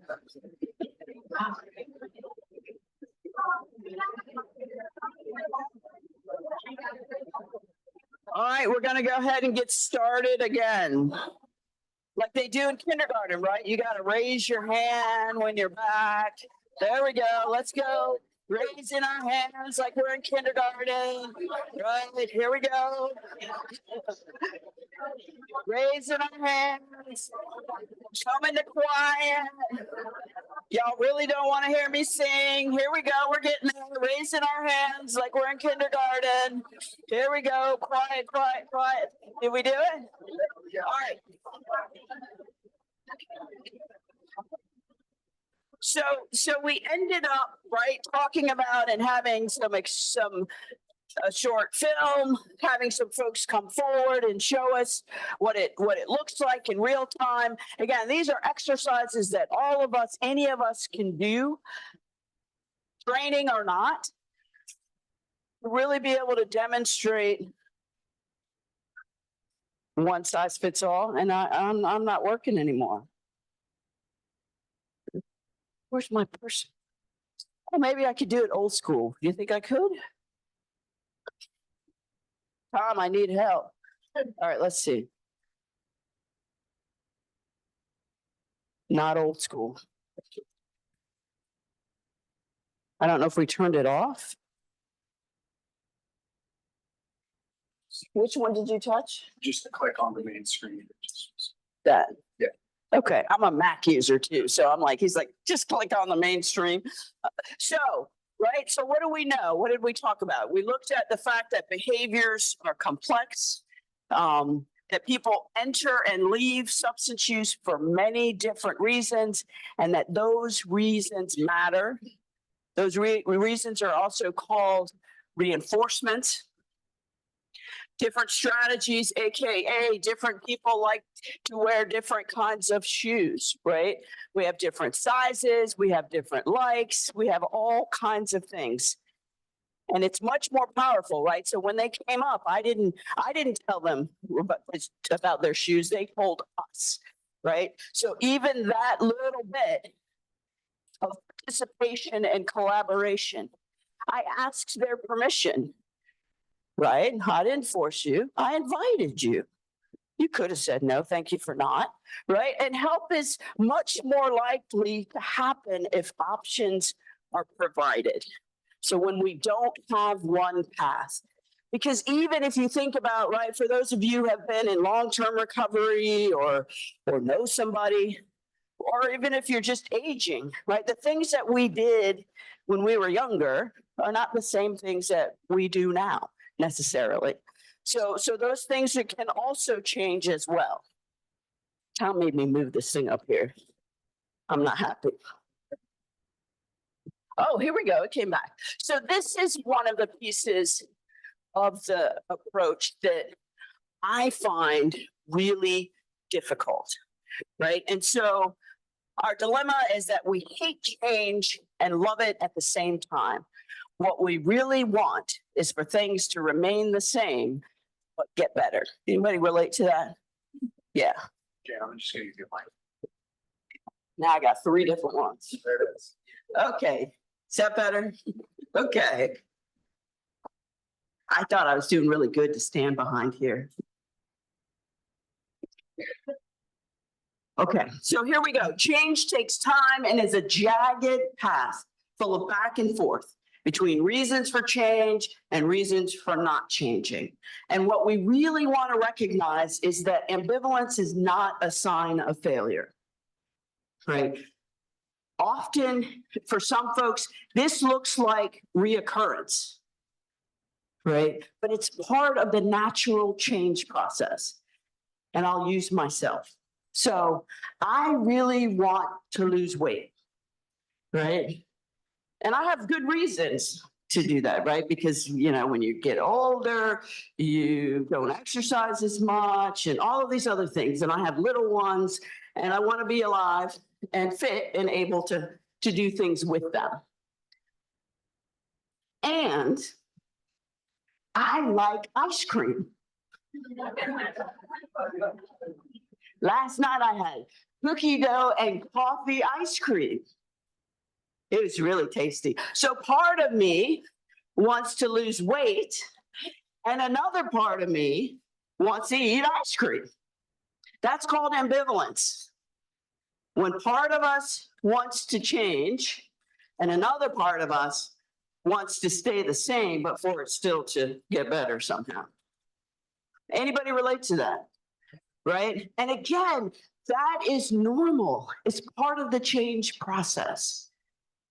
Where it gets a little more weighted, where it really begins to matter, especially these days, is in the drug supply that some people are using. Right? There's the DEA sign when I was coming in, and it said something like, one pill can kill. And so ambivalence gets us really anxious. It's a really anxious time, especially for family members who don't want their loved ones to die.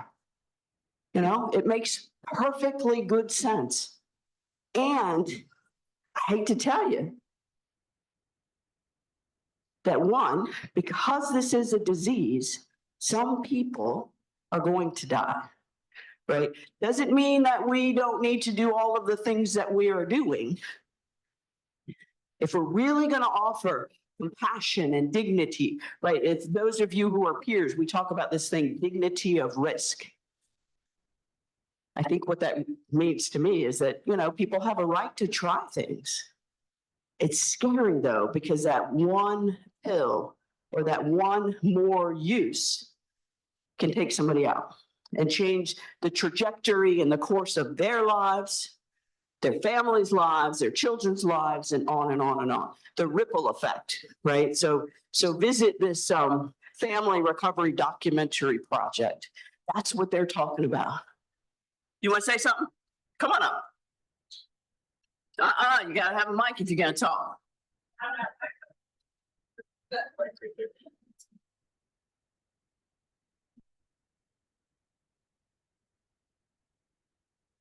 What you just said about it being very scary.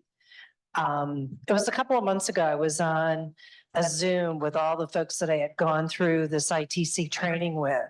And there was a mom on there who had also gone through the training.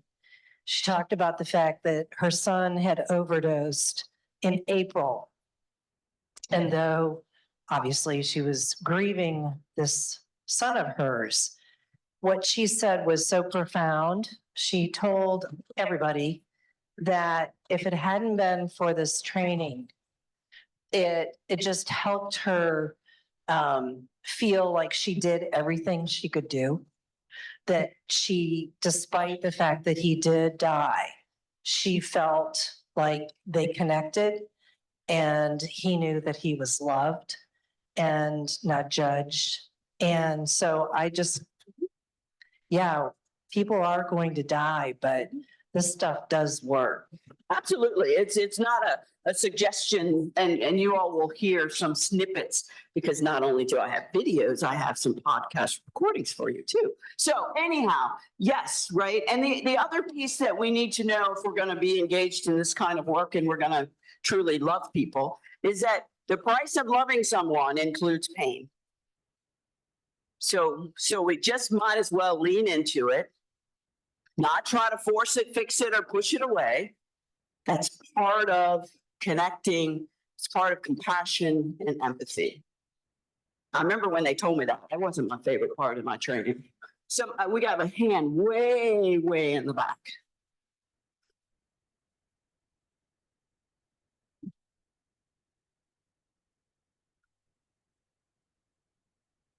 Any questions or comments? Anybody from up front, so I could just hand you the microphone?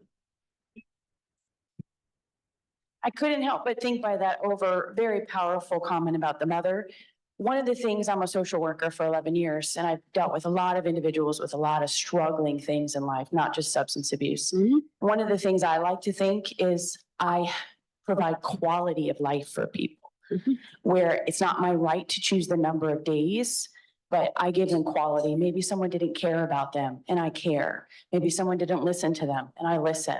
So it made me think of what the mother had endured and the fortunate fact that she got knowledge to know that I did do my best. So it made me think of quality, not quantity. Absolutely. And we've seen, and again, you'll hear later, I think I put in the slide deck, is another mom, somebody that we know and love and have worked with, and just her story, very similar. And what she was able to do as a result of being able to have greater compassion for herself and for her loved one, right? But so many family members are told, you gotta cut them loose, you gotta kick them out, whatever the case may be, you're codependent. We call them all these horrible names. And we've probably called ourselves those names too.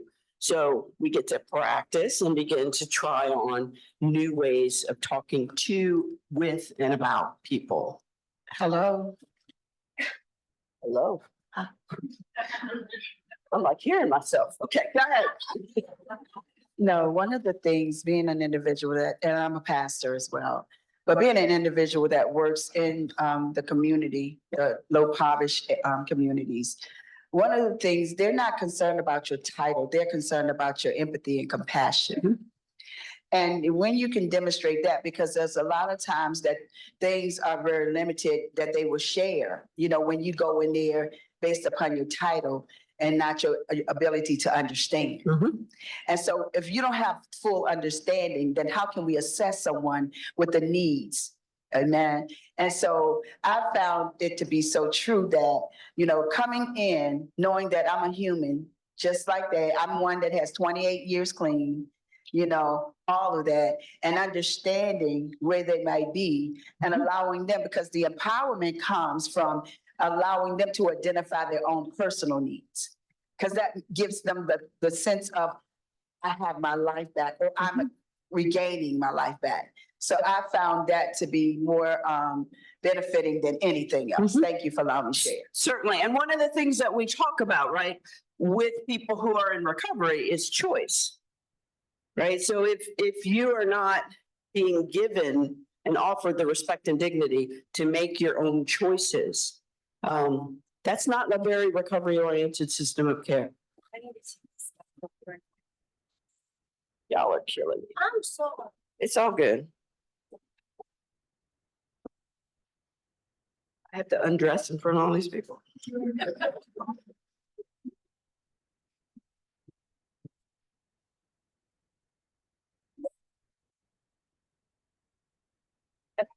Okay, we good? All right, so ambivalence, again, ambivalence is normal. And here's what Webster says: simultaneous and contradictory attitudes or feelings as attraction and repulsion toward an object, person, or action, right? Person, places, things, situations that some of us learn over time. It is also an expected part of the process. We don't need to fix it. We don't need to change it. We don't need to force it. We need to recognize that somebody's behavior makes sense. So there are reasons that they're doing what they're doing, right? We all agreed on that. And know that it can also be really uncomfortable and difficult to be present for them, right? And for those of us who are providing the services and supports or being the loved one, it doesn't always mean that I'm the one who gets to show up, right? Collaboration, working as part of a team, being a member, having others who can do it when I can't. Right. So again, thinking about some of us who are parents, and there's this thing where if your child has too much to drink and they're at a party, right? Anybody ever heard of? Then you have this conversation that says, no matter what, just call me and I'll come get you no matter where you are. I can't do that. Right. I'm hopeful that somebody else can do it on my behalf, because I might have to tell you about what you did in the midst of it. And I know that about myself. And so thankfully, I know and love somebody who can. And so when she gets the phone call, she's going to go. Right. So we also need to know what our own capacity is when we're addressing these things. Right. At Spirit Works, there are times when it's like, Justine's the better. She's the calmer presence.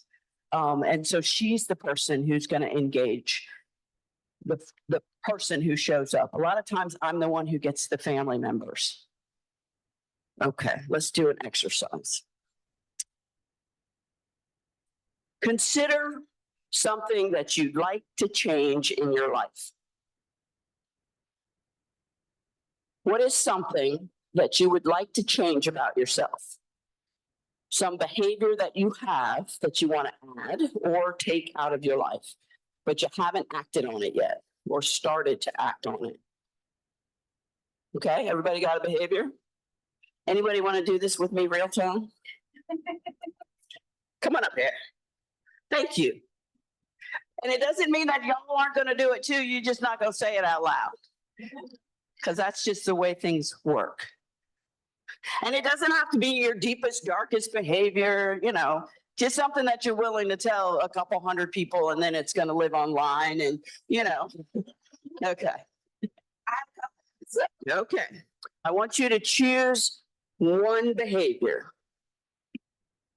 So my first question for you is, what gets in the way of making that change or maintaining that new behavior?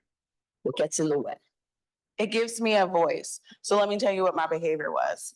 It is my reactivity, right? So in certain situations, it's advocacy, right? In other situations, people are threatened by it, right? Okay, we got it. Yeah. So how does the pull of the old behavior get in the way? It gets things done. Okay, so you get things done when you engage in that particular behavior. How have you responded to your inconsistency or ambivalence around the change from the old behavior to the new behavior? It's exhausting. It's exhausting. It's exhausting, right? Because even the times when I feel good about it in the moment, I'm exhausted thinking about other people's reaction to it. Okay. Even the ones that benefited from it and the ones that are upset with me about it. And how do you speak to yourself about it? Oh, you should have said that differently. Oh my God, why are you being a bitch? They're labeling you. All the things. All the things. So what do you do to continue to motivate yourself? I try to understand why I am so passionate about it. I try to think about different ways, and I'm learning to accept the accountability that I saw this, and today it said, did I say that out loud? And so this was me. So yeah. I might could benefit from that one. I didn't see it. I saw the one about coffee. So how have others responded to your ambivalence about this change? And if so, how? Some people have encouraged it. Some people have made comments about it, how it could be better. Some people are turned off. So I get a mixture. So I get different feedback, which is kind of like, is it a problem? Is it someone else's problem? Yeah. Have you found any of the feedback useful? Yes. Yeah. Okay. Yeah. Could you start to incorporate the new behaviors even if the competing or old behaviors are still there? Yes, because when I think about it, I think about it for my staff and the other people, because I really want to be able to articulate myself in a way that is logical and shows emotion at certain times, but doesn't take over. I want to have control. Okay. And I don't feel like I always have control. Okay, so that's real. Yeah. A new insight as you're describing. And so one of the other pieces is that recognition, right, that the competing behavior didn't go away, right? That it's still there, right? And you have reasons for change and reasons not to change, and you go back and forth. How do you have compassion for yourself? I don't always have compassion for myself. I think there are, when the outcomes make me feel good, I have compassion for myself, right? But when the outcomes or someone else makes a comment, it doesn't make me feel good about it. So would you be willing, right? Here's your self-kindness practice, to come up with an intentional self-kindness practice that you will do. Yeah. Do you know what it is? No. Okay. All right. I'm going to circle back with you and ask you again later. Thank you. Thank you. Give her a hand.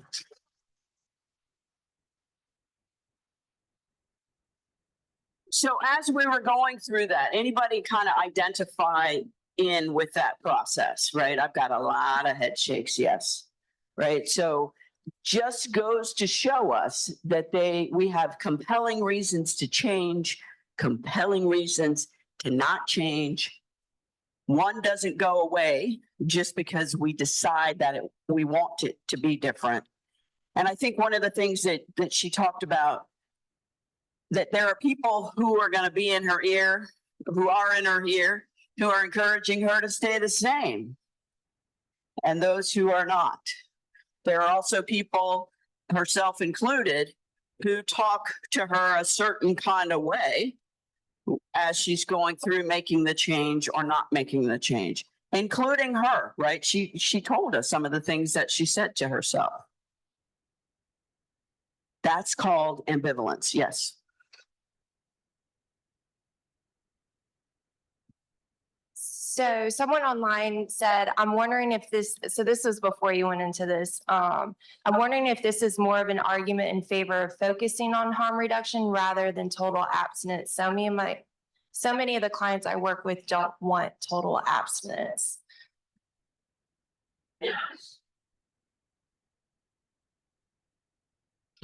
So we can use the word harm reduction. Here's my conversation with Tom. Did you put that in the chat, Tom?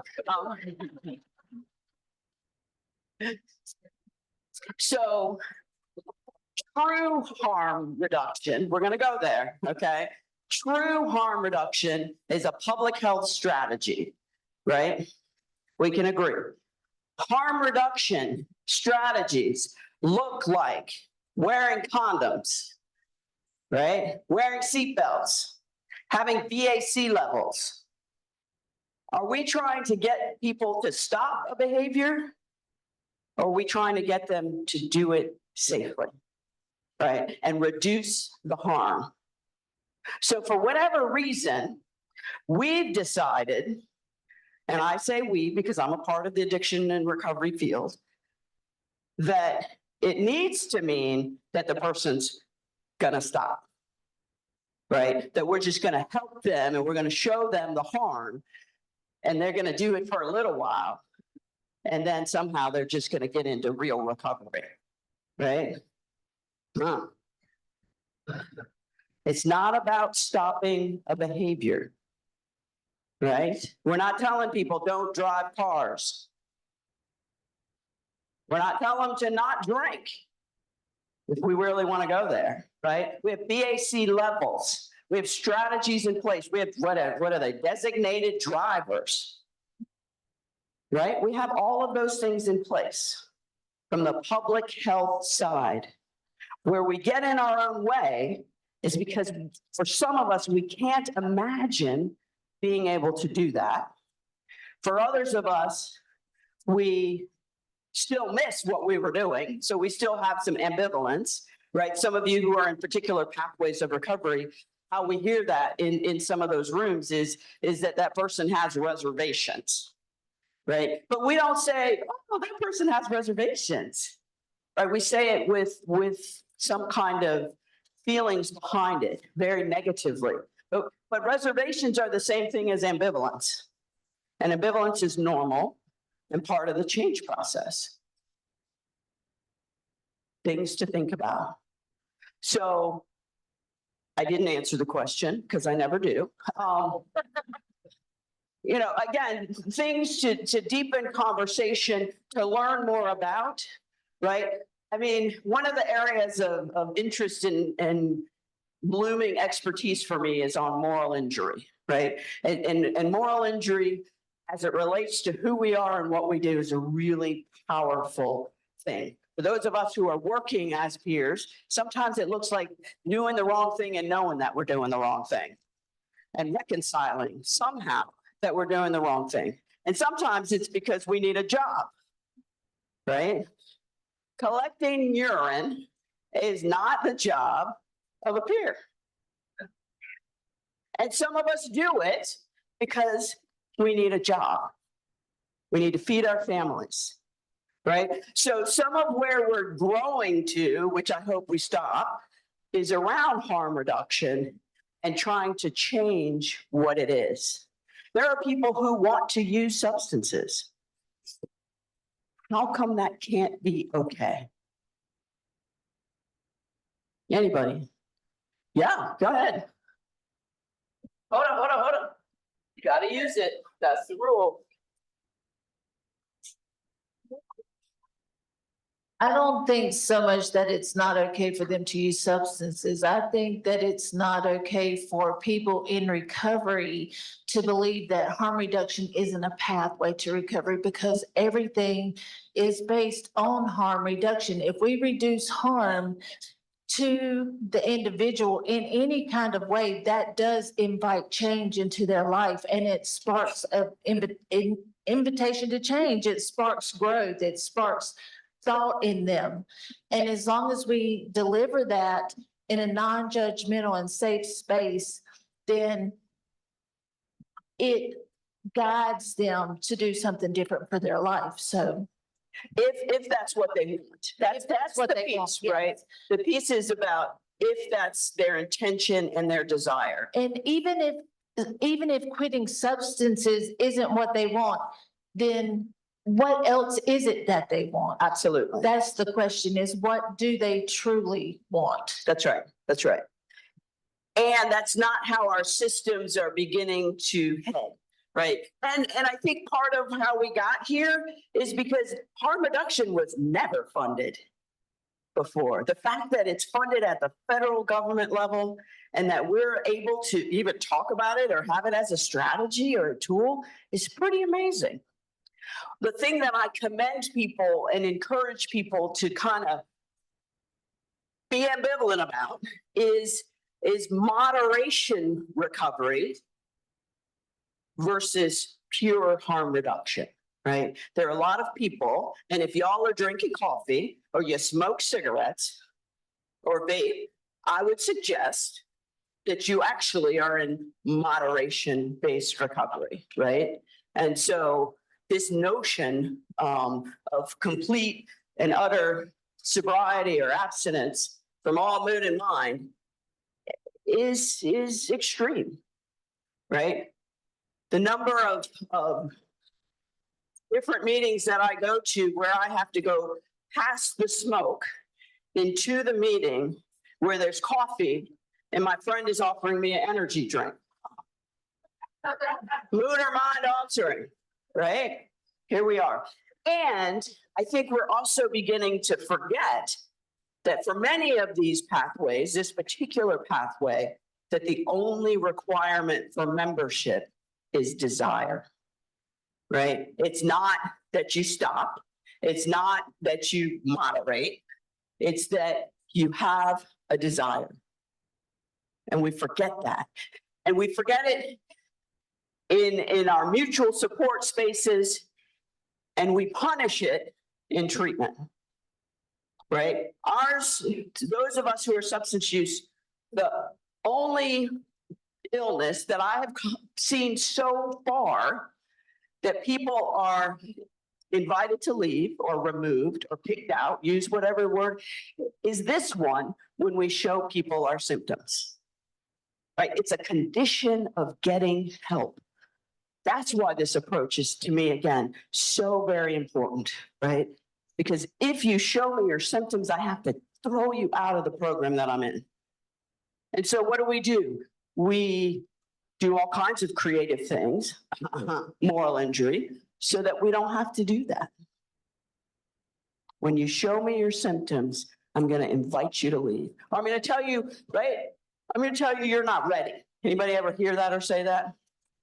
We don't usually say it with love in our hearts, right? That person's just not ready.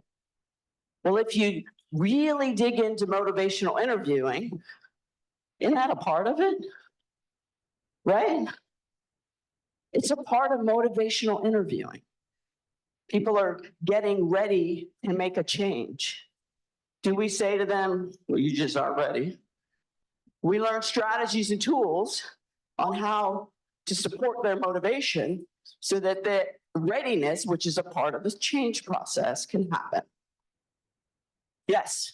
Two quick things. First is I want a bumper sticker that says that abstinence is a form of harm reduction.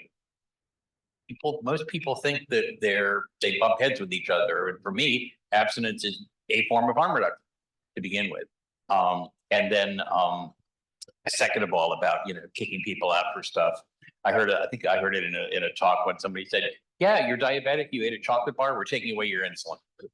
Right, exactly. Again, that condition to participate, right? One of my other favorites is when we only can participate in opioid-based treatment or whatever, robots and some of those other things that sound like robots. But anyhow, so when we do that, we have to have counseling, right? Or we have to have, again, where else are we removing people's dignity and respect by saying you have to have this in order to get medication that you need, that I, as the provider, whoever I am, have even said that you need. So I'm going to tell you you need it. And then I'm going to tell you you can't have it because you didn't do what I wanted you to do. Okay. Ambivalence is normal. And some of that, again, is like part of the person wants to stop using or change their relationship with a substance or behavior, and part of them doesn't. Because we're not offering positive reinforcement. Wow, today you showed up. Thank you. Today you showed up and you had a negative drug screen. Thank you. That positive reinforcement is more likely to get the same behavior again, right? They're more likely to show up and do it again. Questions or comments? I got some high five slaps back there. Y'all are doing it. Yes.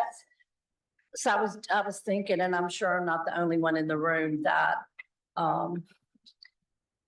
when we talk about making someone quit or that kind of thing, we're so insurance driven, and what happens with the insurance that we encounter is if they continue to use, they want them in a higher level of care.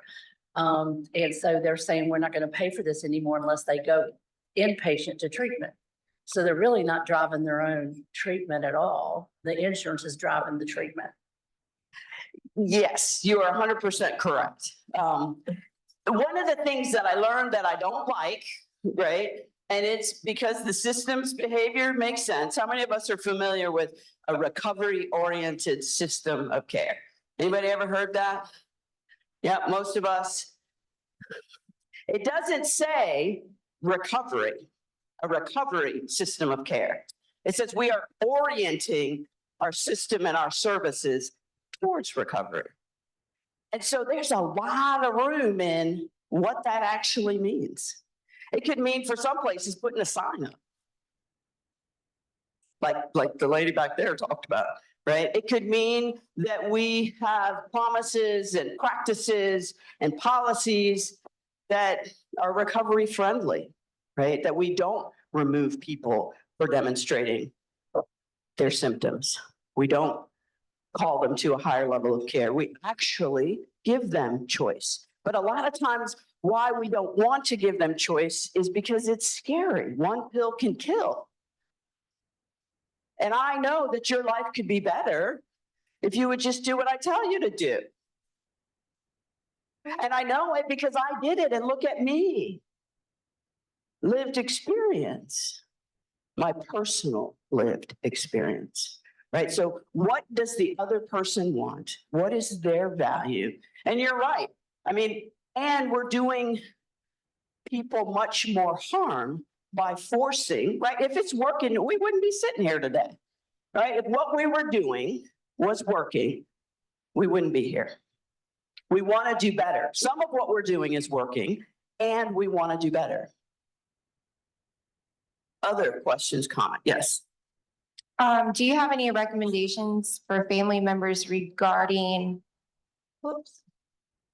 harm reduction specifically? My encouragement would be a couple of things. One, she's not back there, but to find and participate in an invitation to change support group. There's a lot of free resources that exist. I have a little piece of paper that I'm supposed to read, so I might as well. Carol Rose and Denise Carl, who are here, there is a new group that is starting for family members and loved ones. It looks like maybe there's some papers that talk about it back there. It's a 5-week invitation to change training. It says training, but they're saying it's not a training. Y'all talking out of both sides of your mouth. It's a group. Go ahead. It's a group. It's part of Family Education Group by North Star that meets every Thursday night at 6:30 on Zoom. But if you have loved ones who want to Zoom in, this will be something, there's a sign-up sheet if you're interested, and there's flyers with the Zoom information if you have loved ones. I just want to give a shout out to Jan because my son 2.5 years ago was a hot mess and his mother was a hotter mess. And he has been in recovery for 2.5 years. And the skills for recovery are very different than the skills for loved ones. Like, it's really hard for us to learn to stay in our own lane. Mm-hmm. So my hat's off to Jan. Give her a big round of applause now, and just because made a difference in my life. And if you want to come in and join the Zoom, you're more than welcome. Sign up here or don't sign up. Every 5 Thursday at 6:30, we're online. Okay.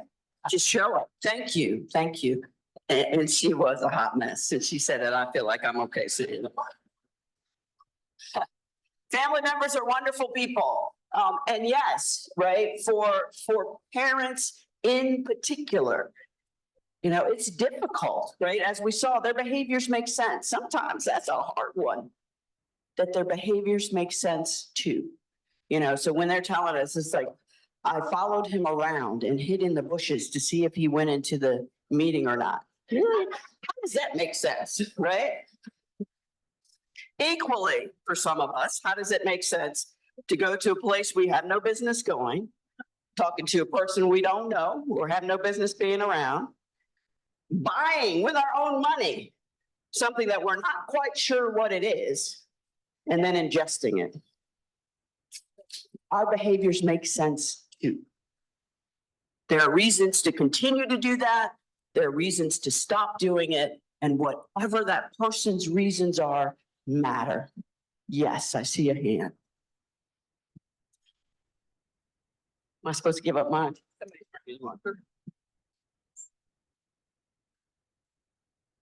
Sorry, I know I'm talking a lot.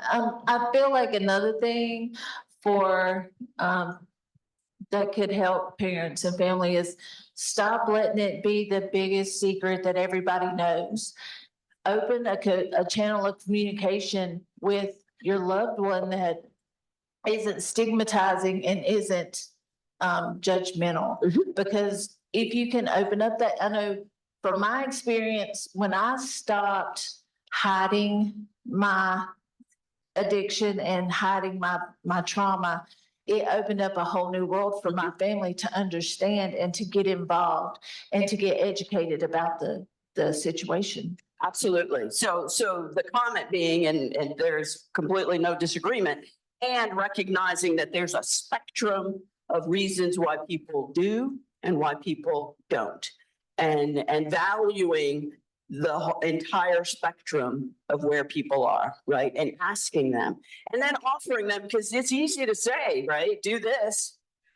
And then the person doesn't have the skills, the tools, the support, the resources, the access. I mean, there's a lot of things that if we aren't willing to support them through that process, to do that education, to offer the groups, to sometimes pay for them to be able to participate, right? It makes it really limiting that they can't. Yes. How would you recommend loved ones being able to draw the healthy boundaries when the person who has a problem is impacting them? We have an individual in our program. I'm in the ACT program down in Hampton, and we have an individual who has brought dealers to her parents' house and endangered them. And it's hard to be able to say, you know, just tell her not to come home and tell her not to do this and whatever to a parent. So how do you recommend that we can help people build boundaries that are compassionate and loving and still give them the choice, their own agency and how to deal with their children, their loved one? So we're going to talk more about that this afternoon, but in the meantime, would you come up with me for a minute? Yes.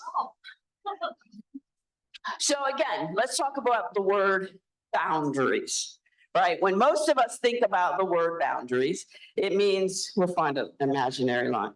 Oh, you like this one. Okay. So she likes big space. So this is the line right here. And for most of our understandings, it means you're on that side of the line and I'm on this side of the line. When you look up the word bound in the dictionary, it's how do I stay together? Ooh, right? Bound. Bound isn't about drawing a line in the sand and I'm over here and you're over here. How can I offer you skills and tools and strategies and compassion in making a decision according to your values and your needs? And if possible, remain in relationship with you. That's the beauty of ITC, right? There's Linda. That's the beauty right there of ITC. It's not how can I be over here and you be over there. And then I confuse you by telling you I want to be bound to you. It's confusing. So come back this afternoon and we'll talk some more about it. Thank you. We give her a hand. That was pretty brave. I heard people go, Anybody ever say, that's called an ultimatum? And there's a difference between an ultimatum and a boundary. An ultimatum is I'm over here and you're over there and you're not going to cross over here, nor am I going to cross over there. Sometimes setting those limits, inviting change. I mean, how many of you have said to somebody, do this or don't do this? And did the people do it? No, it doesn't work. Forcing doesn't work. And pain is a part of connection and loving somebody. So it may be some of those hard conversations that we get to have.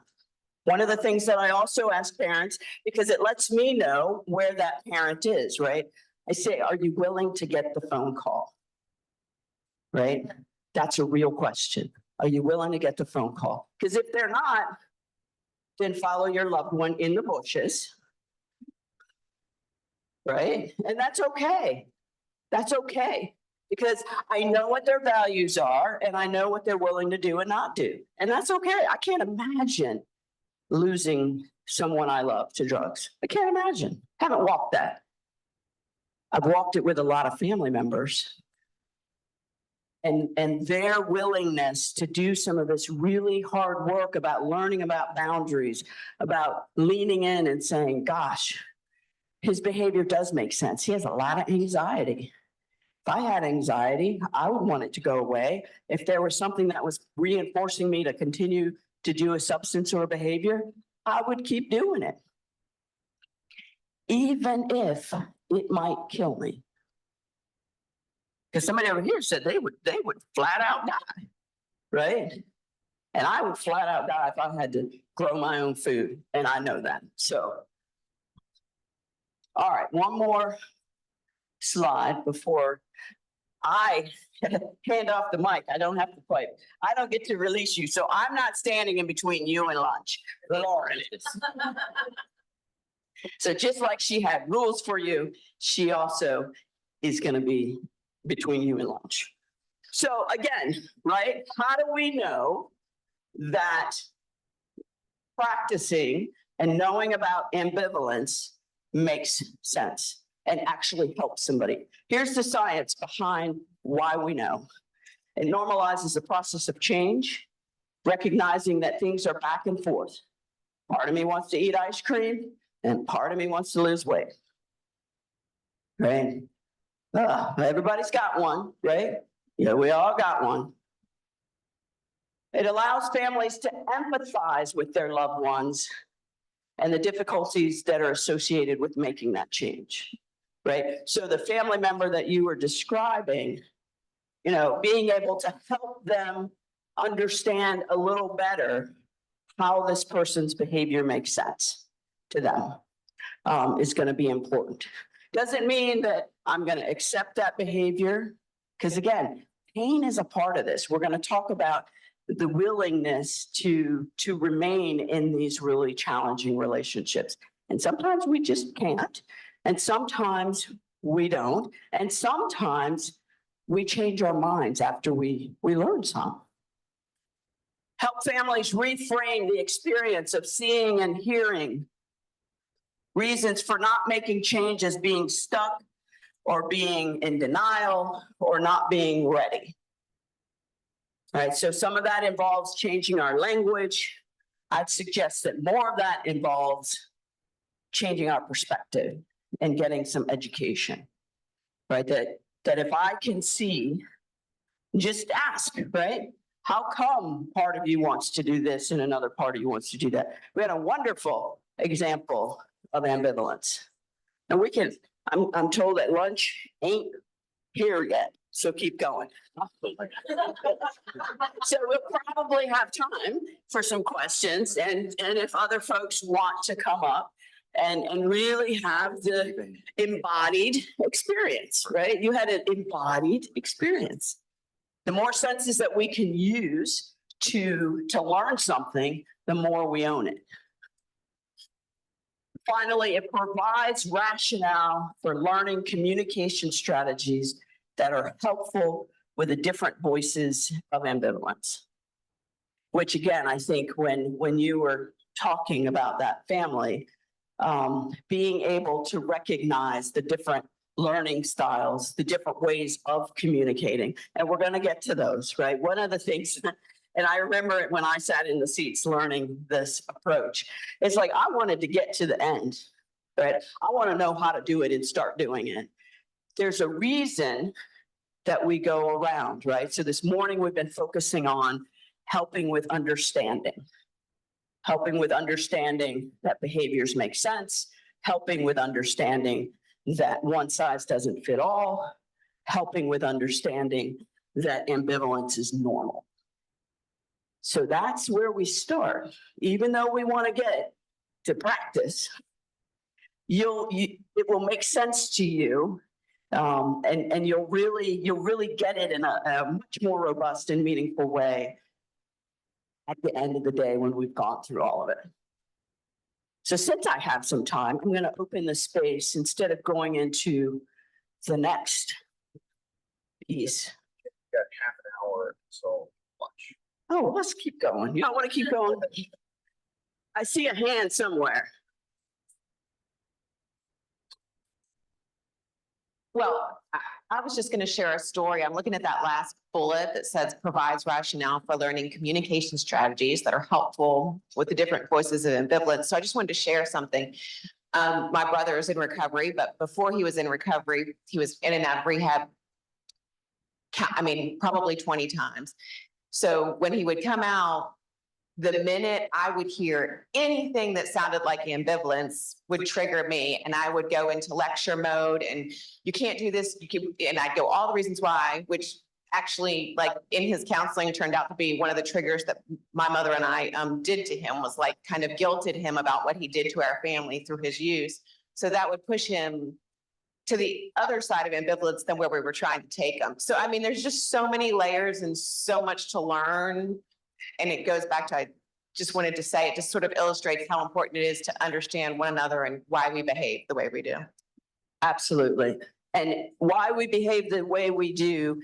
And as part of that, why it's important for us to behave the way we do. That's the piece, again, that acceptance and commitment therapy around why does it matter to me more to eat ice cream at night than it does to do what I really know to be the better thing, which is not.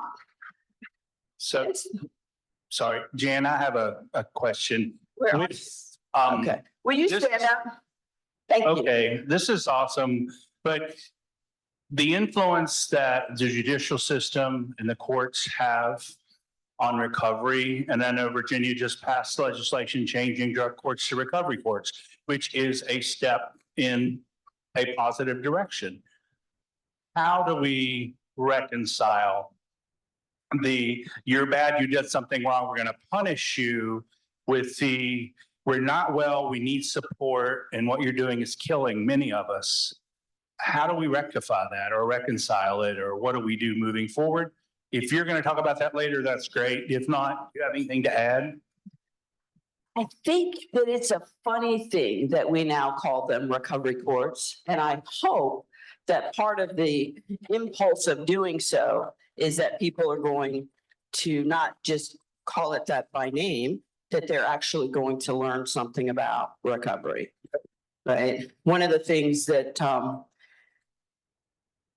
Alethea is going to get a phone call from me about is, what do these people call the recovery core members, right? So one of the pieces that we're finding, right, is that people who are trained as PRSs and recovery oriented care and recovery orientation are ending up, for whatever reason, in systems that don't operate in that way, right?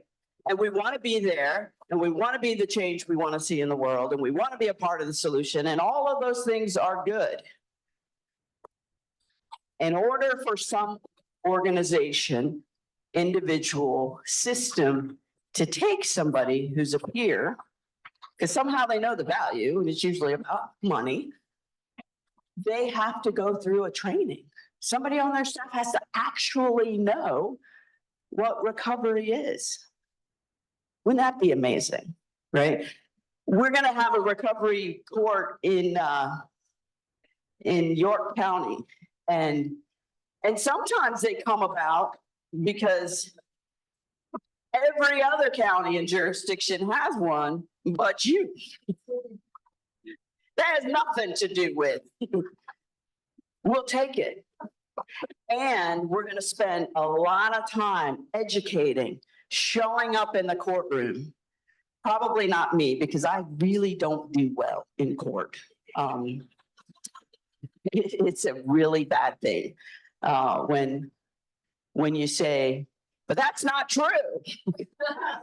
That's not science. They're like, the man who has a mean face looks over at you one more time and you're out. So you don't do it that way. You're quiet with a straight face.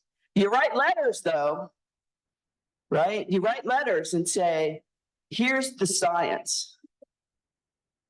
Here's what recovery is. Would you be willing to have lunch with me? Can you come to Spirit Works or wherever it is that you're working?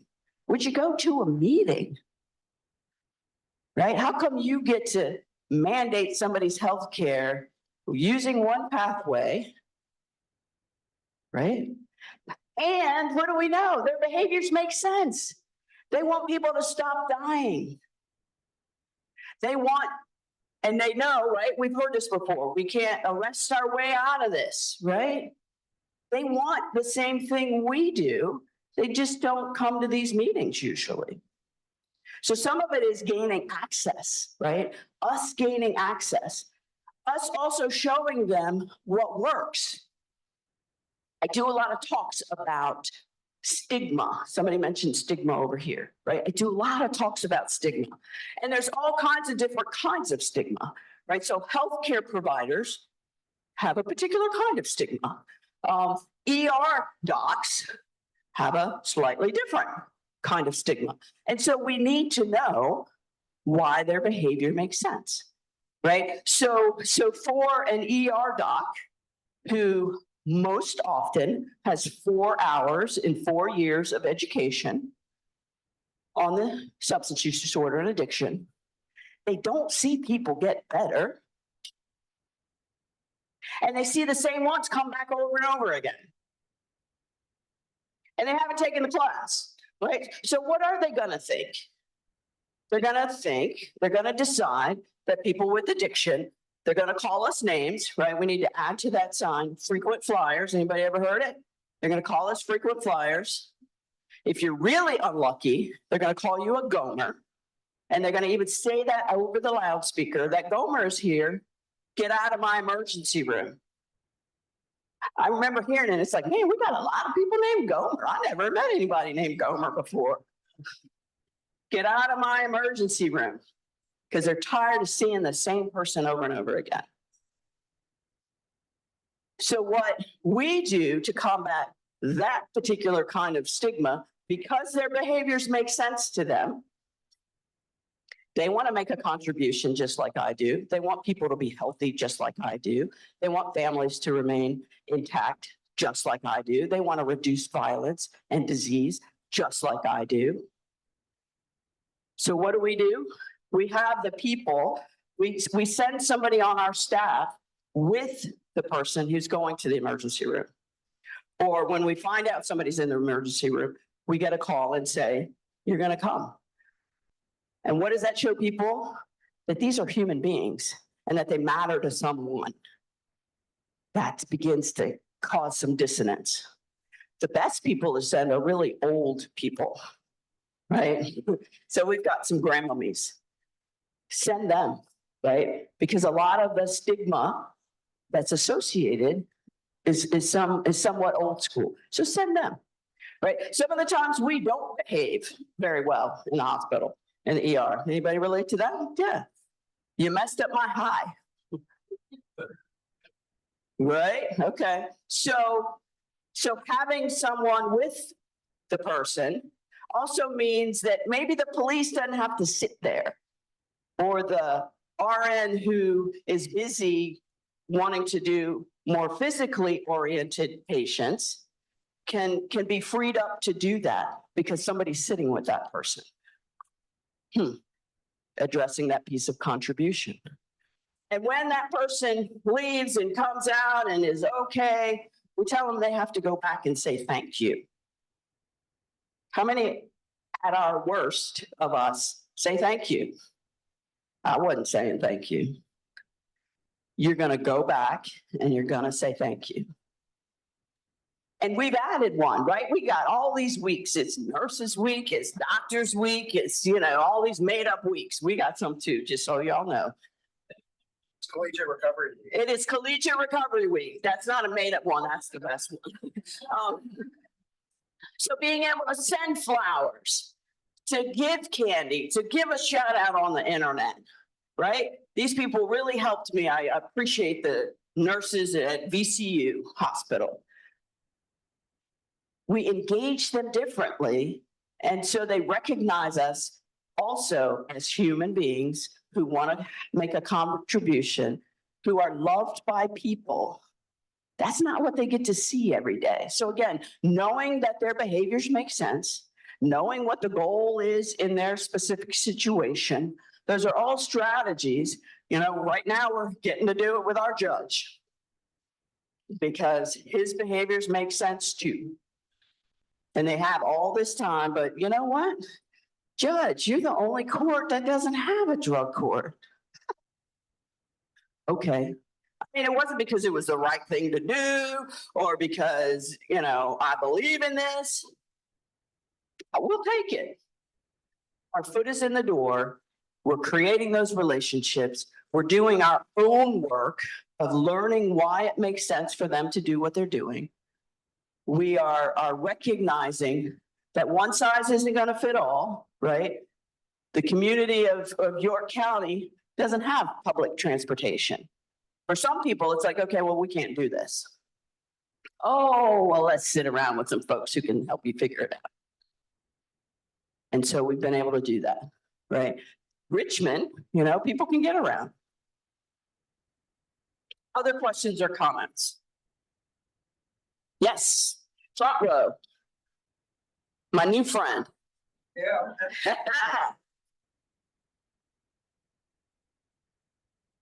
Yeah, I worked in New York City in Greenwich Village, and I worked with mostly musicians, artists, photographers, and writers who advocated high level degrees of creativity under the influence.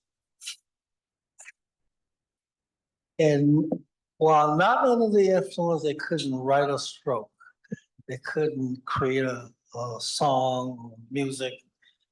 And the ambivalence of I can't make any money if I'm sober because I can't write or I can't create. But when I'm altered, I make lots of money. My music is impeccable. My art is astounding.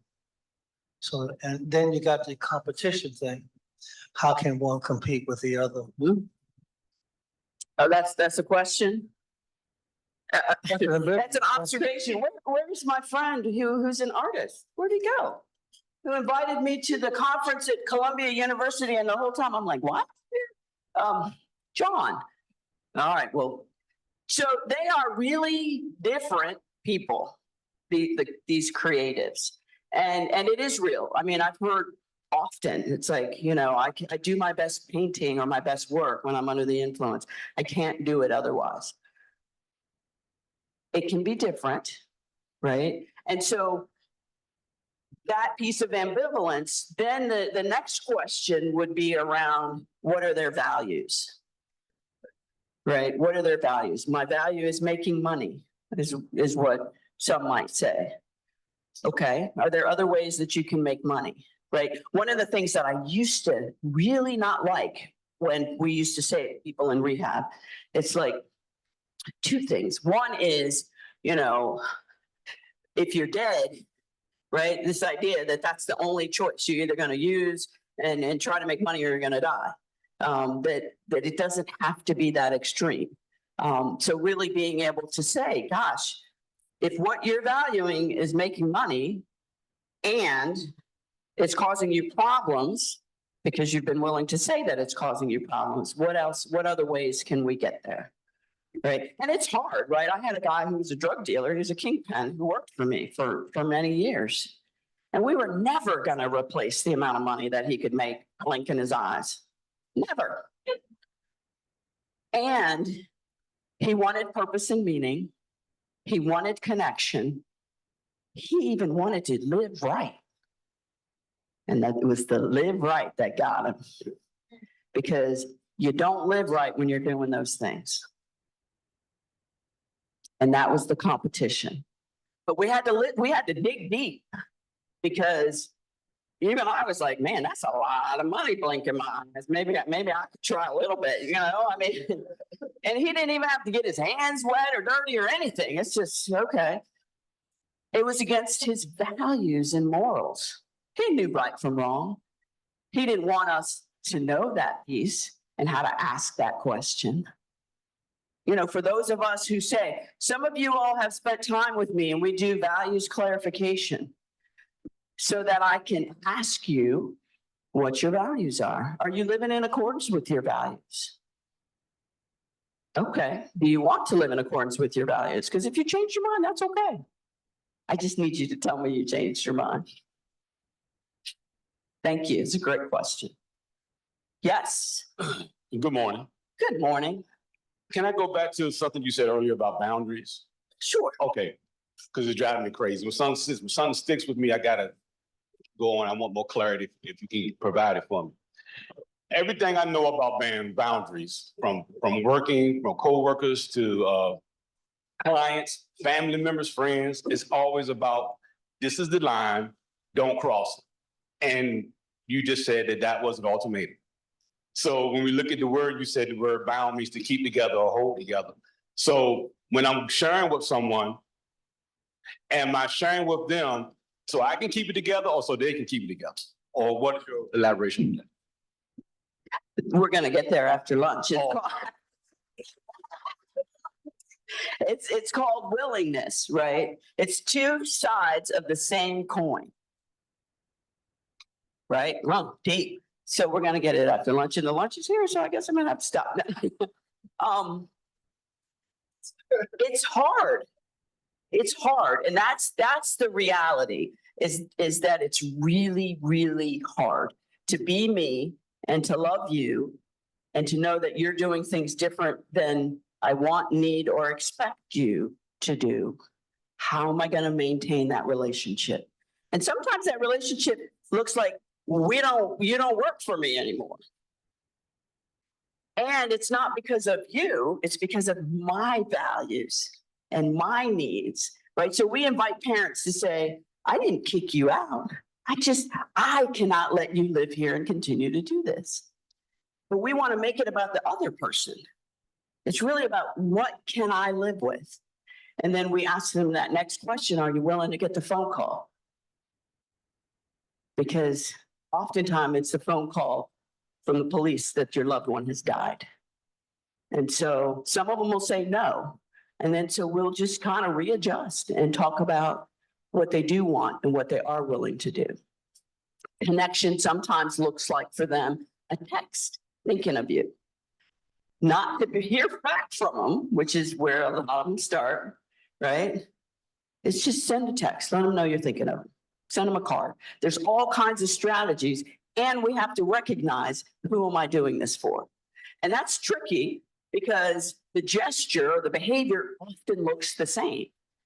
It's the intention that people need to know. What is their value? What is their goal? I want to connect. It's like, okay, well, following somebody around, hiding in the bushes is one way to connect. Another way to connect would be to send a text, leave a message. One, you feel like you have a little more control over, right? I can see them. The other, you don't know if they respond to your text, they look at it, whatever they do with it.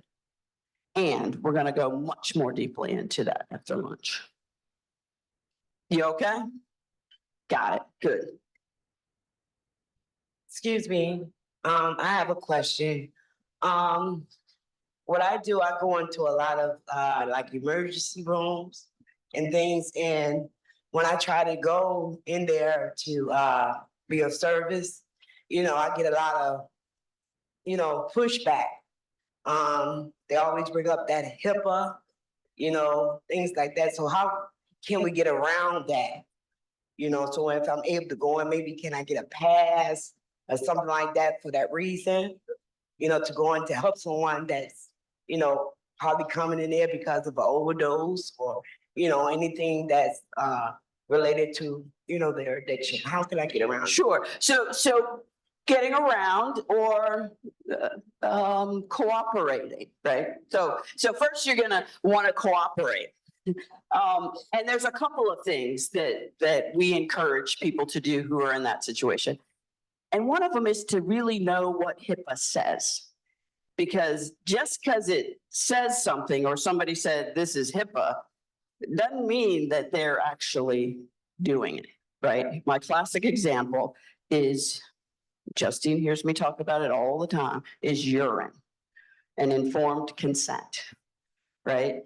If I don't tell you what I'm doing, HIPAA, and I don't ask you, and I don't give you a choice, that's not informed consent. But they'll tell you, I need your urine. You must give it to me in order to have services.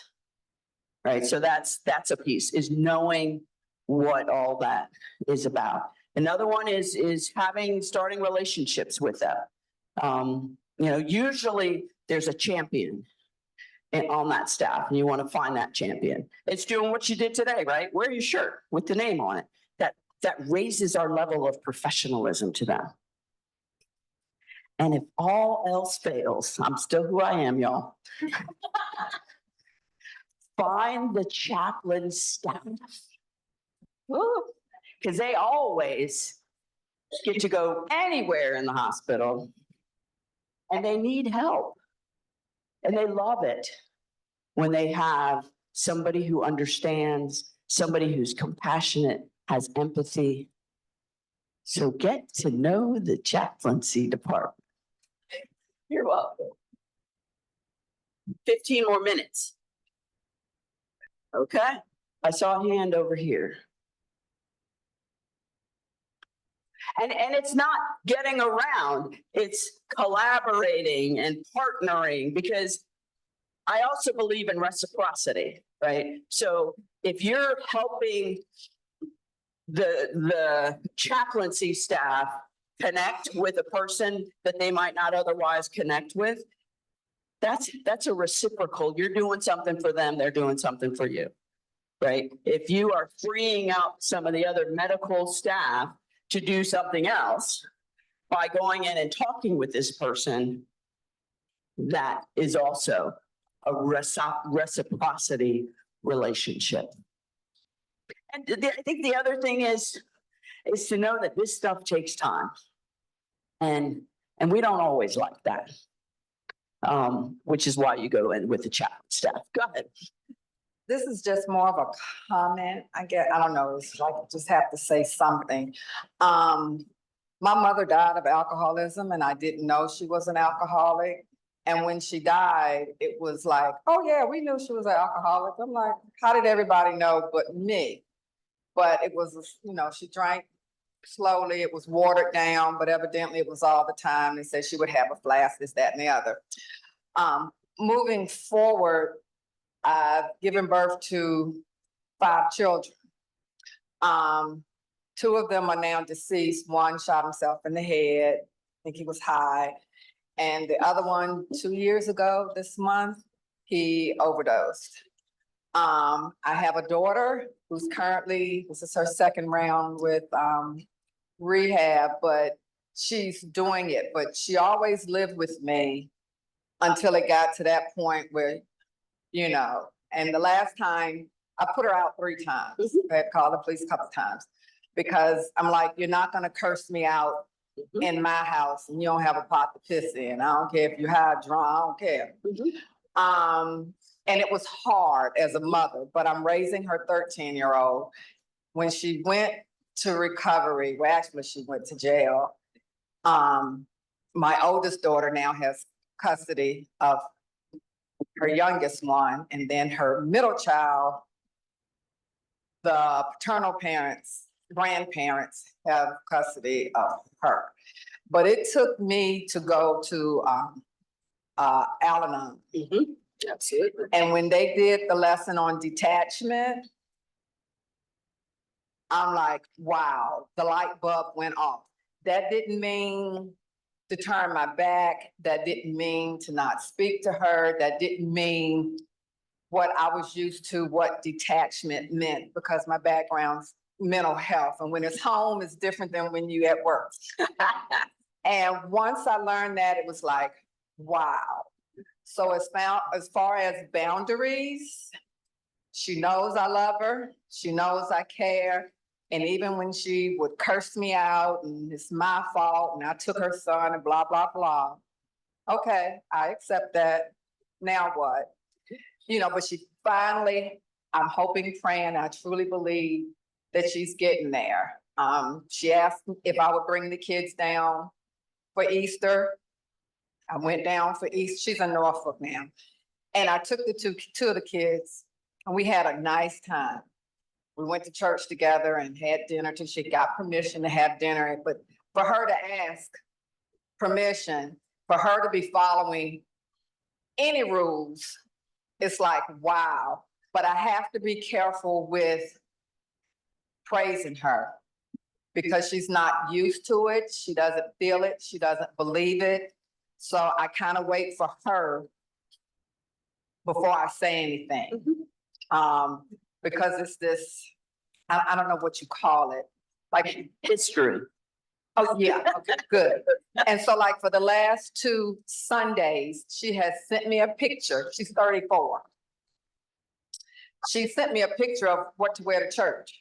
Oh, yeah, you can go butt naked. It doesn't bother me if you're okay with that. So I told her this last time, you know, you don't have to ask my permission of what to wear. Wear what you're comfortable with. And I left it at that. And I said, it's okay. And I ended it with, I love you. And I always told my children, I love them, irrespective of what's going on. So it's like she knows that boundaries that you talked about, she knows I'm there. And she always comes back to me. I don't call her. I wait for her to call me. So it is a process. But like you say, you have to be willing to get there. So now I'm trying to work on my oldest daughter to not be so angry and blaming. And I wish she would have come to this, but she's a nurse, so she's at work. So I just wanted to give, hopefully that helps somebody who's a parent, because it's tough. But that attachment thing, You can that do was that. like- That's right. that was my light bulb. Yep. And so again, the recognition that there are multiple pathways, right? So that Al-Anon experience was a game changer. And so your willingness to go is huge, right? And then to watch the baby steps happen. One of the things that I offer and invite people to think about is we have the disease of addiction, your daughter, and potentially who knows whatever else. And if we knew someone, this gentleman taught me this, you all have heard that I'm a clergy person. So there was this guy, we had done the service for his wife. And he comes out every year to spend time and chats with me. And one of the things that he said to me was one of the hardest things he did was to recognize that he didn't have the skills, the strength to be able to continue to care for his wife who has Alzheimer's, right? Towards the end. And so in the beginning, right, she was at home, he was able to care for her. Then it got a little bit more difficult and they had somebody come in who was able to be with her during the day. And then the progression of her illness got even worse. And she would go places and et cetera, et cetera. And so he said, and so I had to decide what was best for her and what was best for me. And that was for her to go to a memory care unit. And so she lived in that place for like 6 years. And he would visit and he would do the things that were meaningful for him to do. And all of a sudden, I had this light bulb too, right? It's like he didn't kick his wife out, right? He did what was loving and compassionate and kind. He recognized that he didn't have what it took to be able to provide the care and the support that she needed. And for me, that story has made such a difference. Every time I see him, I think about that story because we've been taught, right? All of those negative words, enabling, codependent, all of that stuff. Got to set these boundaries. And instead, what he did was the best thing that he could do for her, the best thing that he could do for him. It allowed her to have dignity and respect in the way that she could. He didn't kick her out. He didn't make her leave, which again is language that we have been taught to use. And you're right, most parents aren't going to do that. And that's okay. Most people aren't going to do that.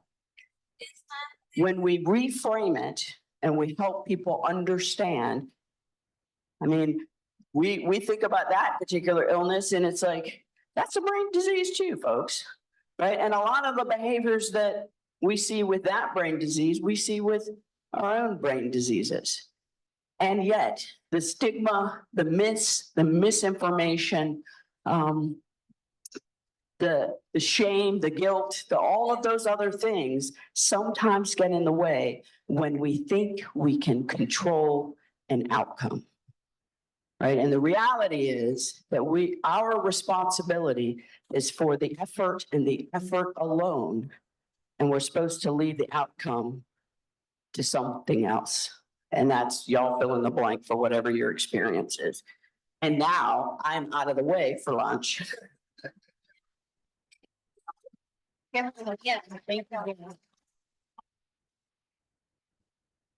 Okay. So it's hilarious to me that I'm the rule girl, given my history of justice involvement because of my addiction. Anyway, that's where I am today. So lunch. We have, well, let me start first with CEUs. So I have a couple of announcements. If you're going to leave after lunch, feel free to fill out the evaluation for CEUs, anytime now. If you're coming back for Jan's part 2, wait until the end of that to do it. What else? We are going to be having a recovery meeting led by Sarah and BW in the back. And so that is going to be in room 311. So it's on this floor. If you go out to the quiet floor, notice what I did there, quiet floor. And go past the elevator, turn left. It's basically the first door on the left. It's a big conference room. And then John Fryer and Tom set up our owl so that people, our Zoom friends, can join online. So it'll be a hybrid recovery meeting. I don't know what they have planned. It'll probably be really connecting and beautiful. So if you have any questions about that, let me know. Any other? Around 12:15, 12:20. Yeah, around 12:15, 12:20, because lunch is gonna be, you're gonna, and you can eat in there, so we're gonna do lunch first. So thank you for everybody in the back who got lunches set up. We've got a table in the back and we open it up so people can go down both sides of the table just to try to help it go a little faster. We're gonna ask in just a minute for people who are gluten-free, vegan, or have allergies of any kind to go first. So our caterer today is Soul and Vinegar. It's 2910 Q Street in Churchill, local restaurant owned by Michelle Parrish. She brought it all herself. She's amazing. And she has lots of choices. We have like roast beef and kind of the meat options towards this end of the table, vegetarian.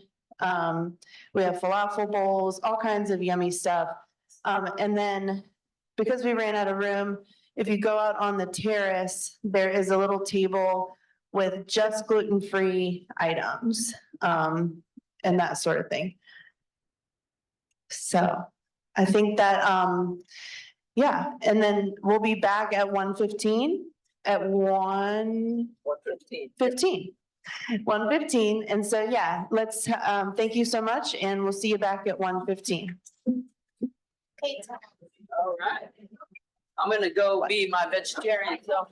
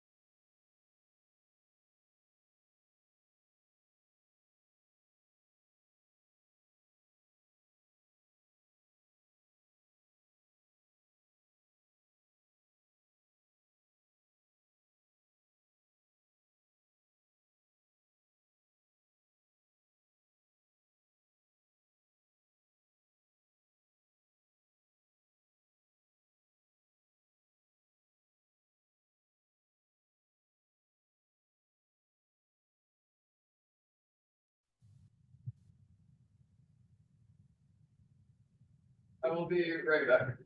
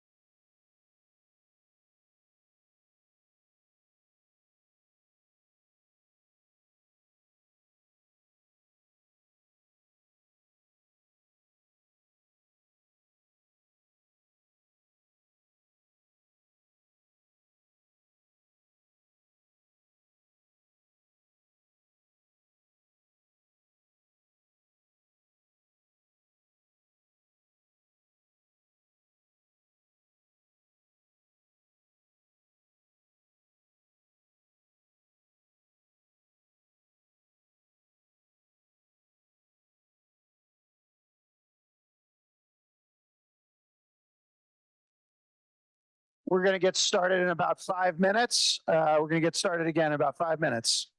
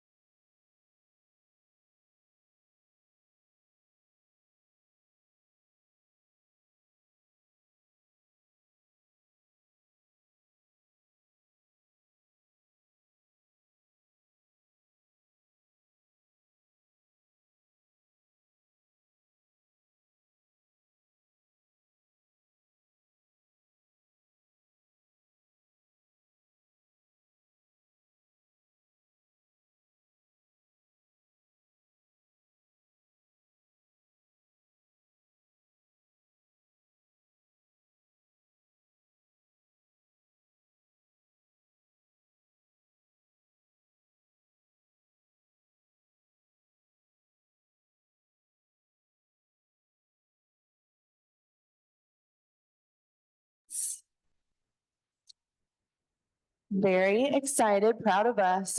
So yeah, people taking calls out on the terrace or on the second or first floor, which are not quiet floors.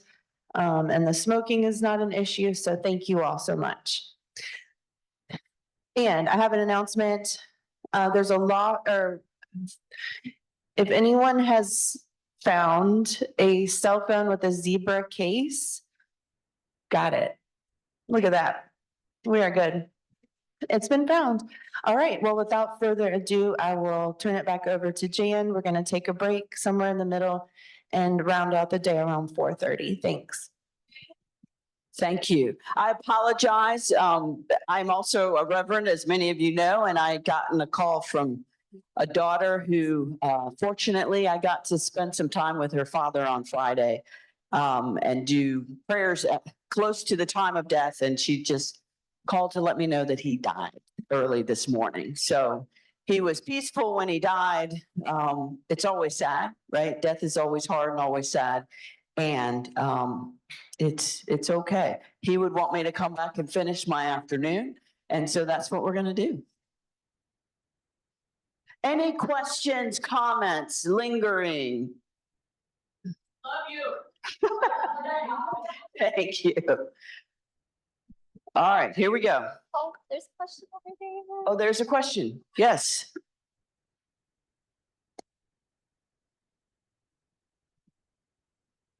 Thank you. So quick question.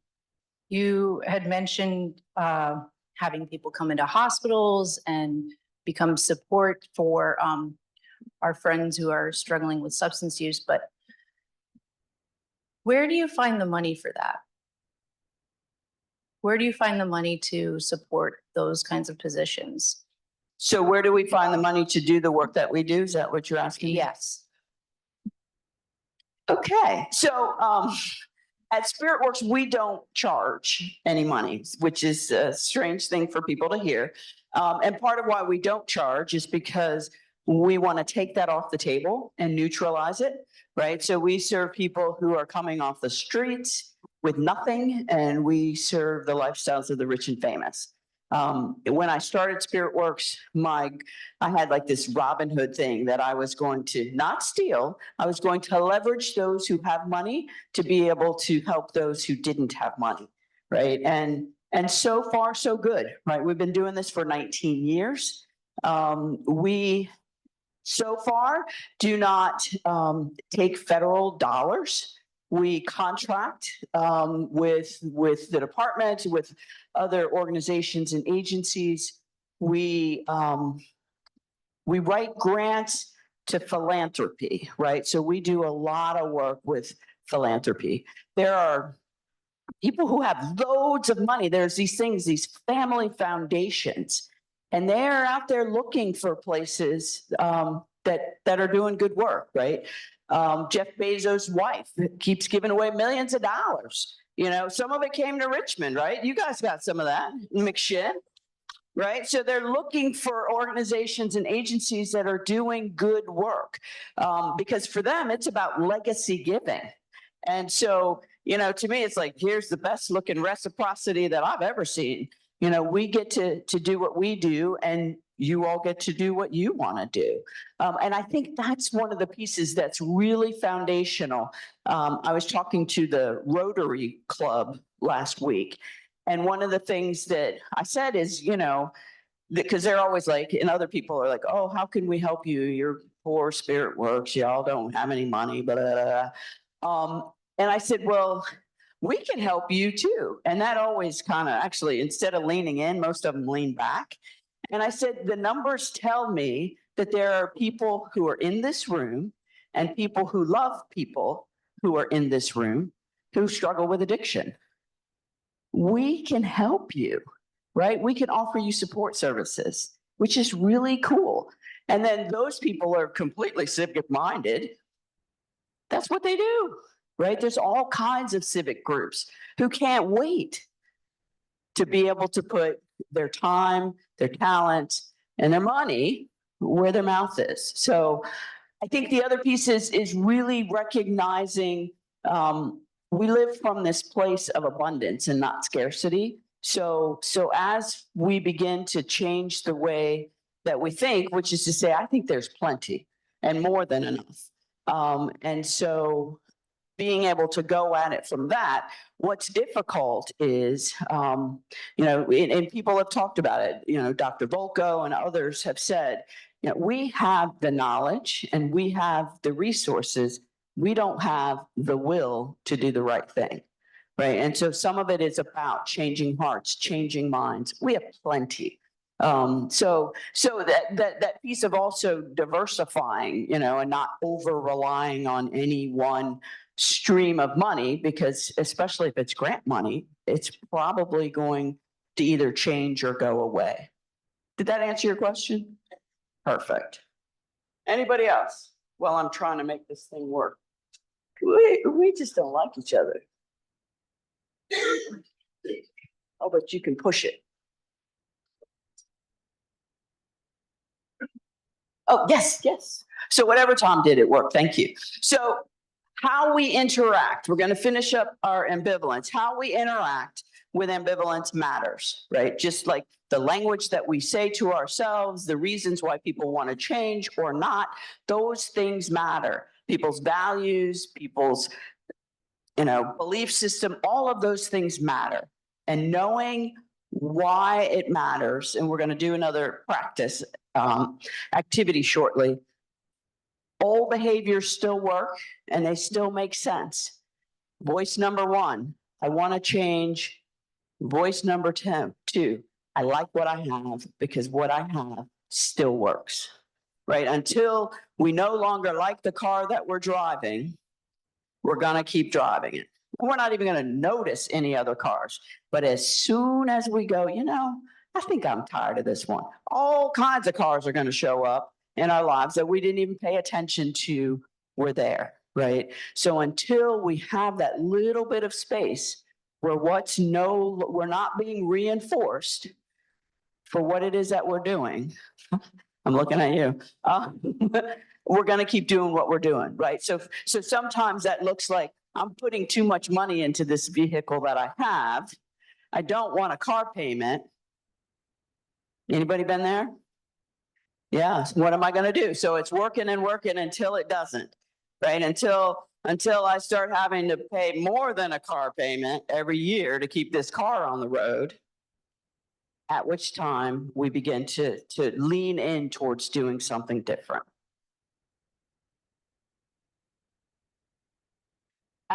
Right? That's insider tips. How we react to and talk with our loved one can help voice number 1 get stronger, right? So that's the piece around the community reinforcement and family training, where we're catching them doing the right thing and how we go about acknowledging that that's indeed what they're doing.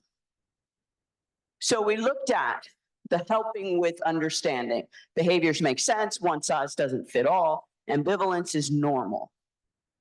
And now we're going to skip over to the left side, which is helping with awareness. And we're going to look at self-compassion, willingness, and self-awareness. And we're going to go a little bit into each of them as we did this morning with the first 3. Or not. Here we go. So some people talked earlier about, this is one of the things that I've gotten to do this past year, is podcasting. Whoever knew? And so I'm going to reiterate and enforce some of the things that we're going to be talking about.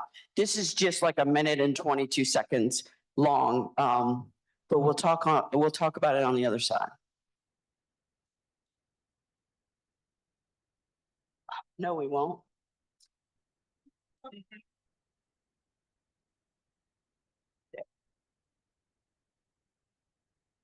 We weren't told in advance. We were told the day before, oh, you're going to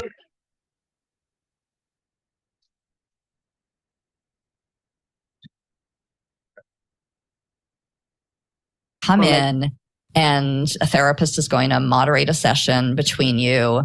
And Jake is going to tell you about his timeline of drug use. And you were going to give an impact statement. You're going to tell him how it impacted your family. We were so battered at that point. Our lives had been so scary and stressful and chaotic, and other kids were so traumatized. And we let him know all of that. And we watched him shut down in what amounted to really a shaming session. And I look back at that once I was educated in the invitation to change approach, and knowing what I know now, it was like the worst possible thing we could have done. And I think we just undid 6 weeks of really good work. I subsequently apologized to him. Once I realized that, I talked about how awful that was and how ashamed I was that we put him through that, because of course we love him unconditionally and we don't need to forgive him. He doesn't need to apologize to us, and we don't need to make him feel worse than he already must feel. But we did, and I still to this day feel horrible about that. Was he able to describe the impact it had on him at the time? It sounds like you saw him shift. He didn't articulate it. He never articulated any of that, but we could see it in his body language. He just looked down and shut down. And my husband said that's it. We shut him down. We shamed him. He realized what was happening faster. I thought he was just being oppositional and didn't want to hear from us, but it was really shame. There's a traditional belief in some recovery communities that you have to confront a person's behavior in order to make it clear to them why they have to change. Unfortunately, what Julie witnessed in her son was likely the activation of shame, which is so painful and causes people to shut down or pull away. To Julie and her husband's credit, they realized their error quickly, but they ended up feeling ashamed themselves. The fact that this happened at the suggestion of a treatment professional led Julie to take her education into her own hands.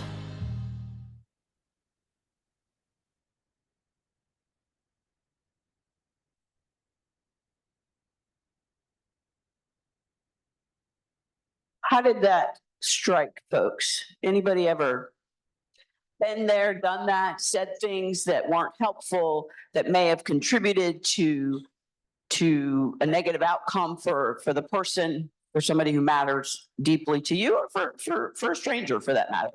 So one of the things that I hope you heard in that conversation was just that recognition, that self-awareness. Wow. We saw his body language. We saw him lean out instead of lean in. We recognized that something that we said or did was hurtful or harmful rather than helpful. And so that's that piece of self-awareness. And not only did we recognize it, we came back around, right? Julie came back around and said, I'm sorry. I'm sorry. We never meant to say something that was going to cause you to experience shame. So being able to do that allows people to take care of ourselves while remaining in relationship with the other person, right? So that connection, that leaning in can happen, and we get to stay connected to what matters most to us, right? So in Julie's case, it was remaining in a relationship with her son, was helping him in his healing process, not shaming him. And so that's what matters most to her. Going back to the question over here, how do you set some of these limits or get in touch? This is where it begins, is with our own self-awareness of who we are, what matters to us, how we're conveying that, and then being able to admit when we're wrong and make the necessary apology. Just beginning, I told you. Okay. Questions, comments? Okay, so we're going to do an exercise, thought exercise, or if people want to actually to think about a struggle that you've had, an experience. And as it relates to that struggle, to think about your feelings, the thoughts that you've had, the things that you've said to yourself, your body sensation, images, urges, right? So when we might be providing recovery support services for someone, when those of us who may be in the nursing field, we know we tense up, right? Something happens, and we want to be aware of it. One of the things that we talk about is to know your bias, right? Some of you may have heard me say this before, to know your bias and manage it. right? We don't check pieces and parts of ourselves at the door.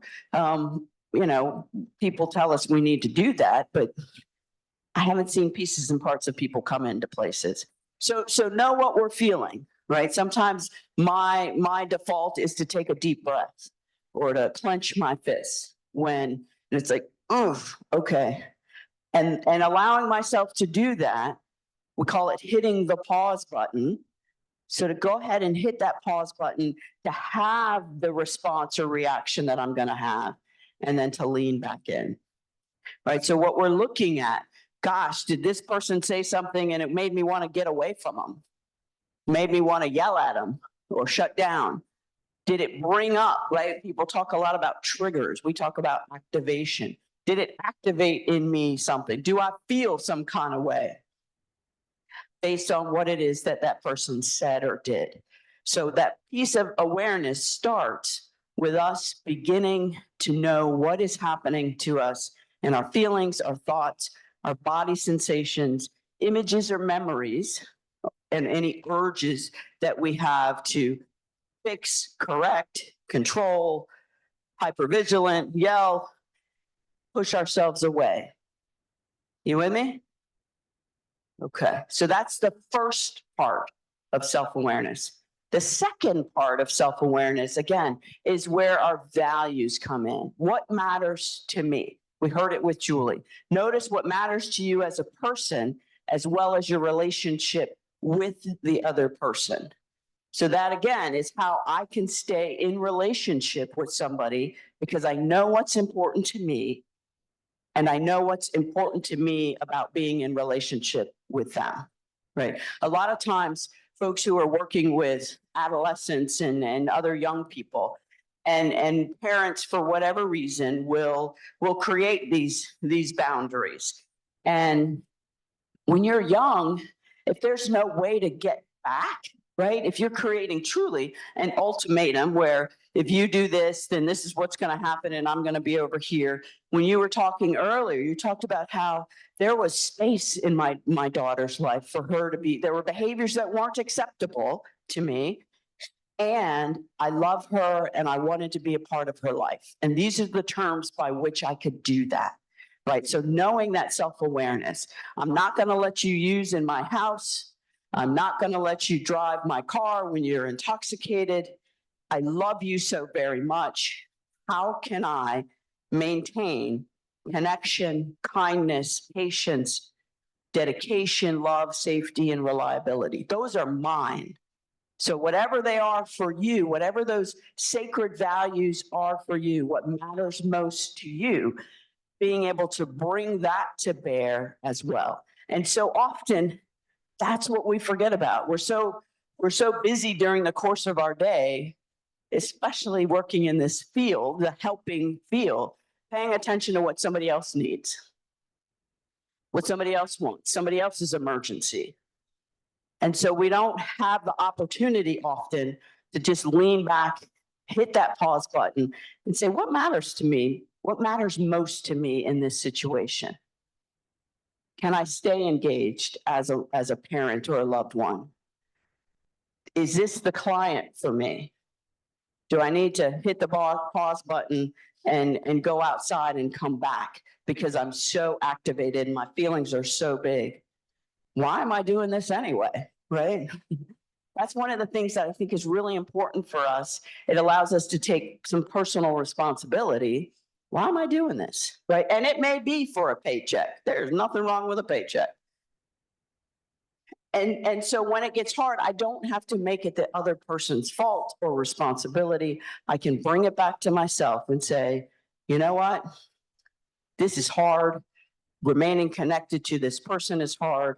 What's important to me in this situation is to be kind, right? To not yell.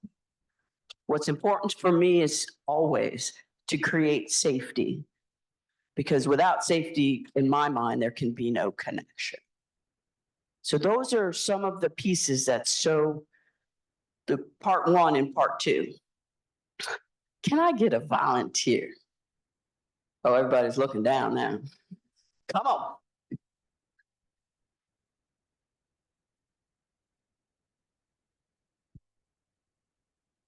Come on up. All right, so we're going to go through part 1 and part 2, and we're going to just have a conversation. And again, you all aren't off the hook. You're just not speaking the words out loud like Cassandra. All right, my new friend Cassandra. I like making friends. Cassandra, thank you. Thank you for correcting me. Pronouns, her, she, her. Perfect. I like to do that properly. Tom taught me that and helped me understand why it's so important. So developing awareness of yourself sounds easy, but it takes practice. As I mentioned, many of us spend the majority of our day taking care of others, running errands, seeking entertainment, being online, checking emails, and so forth. We don't take much time to just stop and be still. Would that be the case? You identify? Anybody identify with that? We want to emphasize how strange it feels to just stop. So that's the purpose of this exercise. So create space, stop and notice, intentionally choose to become more aware. You jumped up back there. So you said, I want to do that. Having a process that allows you to pay attention and become more aware is really important. So one of the things that I'm going to invite you to do is to come up with an intention. What makes sense to you about noticing yourself? Let me go back here. So when we saw that first set right there. So when you think about the beginning of self-awareness, where does it make sense for you to pay attention? I guess maybe we would start with feelings. Feelings, Mhm. okay? So what does that look like for you? In the moment or when I'm. Or even when you think about the moment. We don't even have to go to the moment. Think about what it would mean in a conversation to be real with how you're feeling in that moment. Honesty? So you would need to be honest. Would it be comfortable? No. Okay. So what sort of internal struggle or pushback comes up for you when you think about checking in with yourself in the midst of a conversation regarding being honest? Being vulnerable. Okay, so some vulnerability. What else? Allowing someone else in, uncomfortability. So being uncomfortable. So how could you actually create a space for yourself to check in with yourself and give yourself the time to really experience the feelings that you would be having? Set aside maybe 5 minutes before I'm beginning ready to do that to allow myself that moment to process, be aware, and be centered. Perfect. So in other words, right, hitting that pause button, knowing, okay, I'm feeling some kind of way. You might be having some thoughts or body sensations. I'm trying to load it, right? You having those too? Yeah. Good. Images, urges. Okay, Jan, I know I raised my hand, but I'm done with you. Okay, good. So just notice those things, right? Notice what you're thinking about. Is it pleasant, calming, anxiety producing? In the moment of preparation. Right now. Now. We're bringing you the right now. So right now I am uncomfortable. My temperature is up, elevated. Yeah. Any thoughts? I guess I shouldn't ask that. Do I really, any thoughts? What are your thoughts? Proud of myself for getting up in a room the way that's this full, you know? Absolutely. Second guessing myself why I stood up so quickly.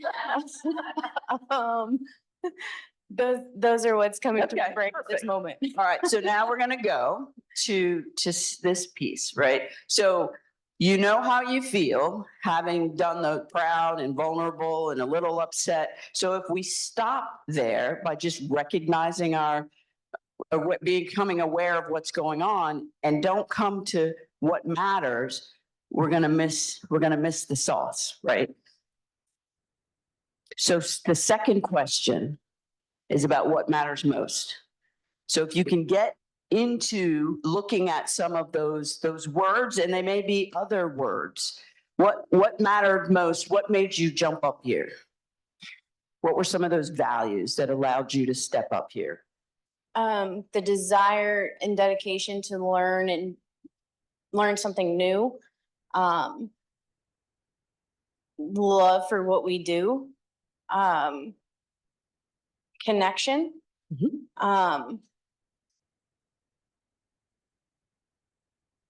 Yeah, so those are pretty important values. Connection, loving what you do, wanting to know more. And so it's those pieces, right? And it didn't crowd out or make those other thoughts or feelings or any of those things go away. It inspired you to come from back there to up here. So being able to connect with that piece of what matters most. I want to learn more. You know, I want to feel connected. I want to do these things. And so I'm willing to feel anxious, and I'm willing to be vulnerable, and I'm willing to question what on earth have I just done, and to be hot or what, all those other things, because it was really important to you to be connected to what matters most to you. Does that make sense? Mm-hmm. How you doing? I'm good. Good. All right. Thank you. Thank you.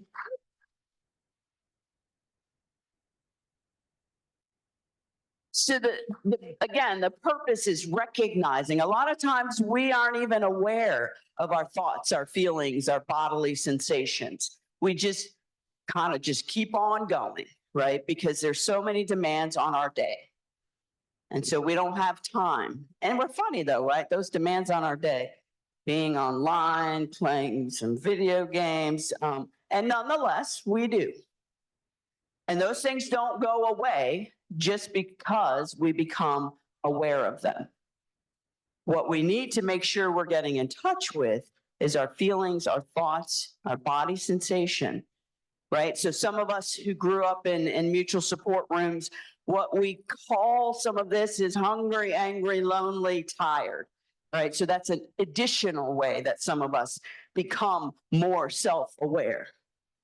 Right, we do self-reflection. We do some of this process perhaps through meditation, and it allows us to know. Right, I wear this thing now. I do a lot of presentations, and one of my colleagues who presents with me has one of these aura rings. Right, so I decided, and she talks about how she looks at it, and because she's anxious and she wants to change, and da da da da da, and I'm like, you know, I don't know about anxiety. I don't think I feel that. And so I decided I wanted to get one of these rings because maybe I'm just have no self-awareness. So here I am with my ring, and I look at it periodically, and it's like, no, really, I'm not anxious, right? So I just wanted to be sure though, you know, and so it gives me feedback that I wouldn't necessarily have if I didn't check in with it. Sometimes it says you're having really a lot of stress. You need to slow down, you know, so there are additional ways that we can get at those things if for some reason, you know, the ability to think about it or feel it in a way that's meaningful isn't taking place for us, right? So those of us who have smartwatches and some of those other devices, you know, it's a way to record and help us, right? If you're checking your pulse, it lets you know. One of the pieces that we've been talking about in the larger recovery community that is hard, right? So if you go to your doctor, they can take your temperature, they can do all of these other things. But when you go to your doctor to have a recovery checkup, how do they know how you're doing with your recovery, right? So being able to use some of these metrics to get at what is somebody's normal, and then to allow us to see what's different. So there's biofeedback. I mean, there's all kinds of different strategies that are out there that are allowing us to do that these days. What most of them don't do, though, is this part. They don't let us know why this matters to me, why this relationship why this goal, why whatever it is so important to me that I'm willing to be uncomfortable, to be vulnerable, and all of those other things. This is where acceptance and commitment therapy, and that's where the strategy lives. Questions or comments? How about we do one more activity? Somebody want to come up with me? Come on up.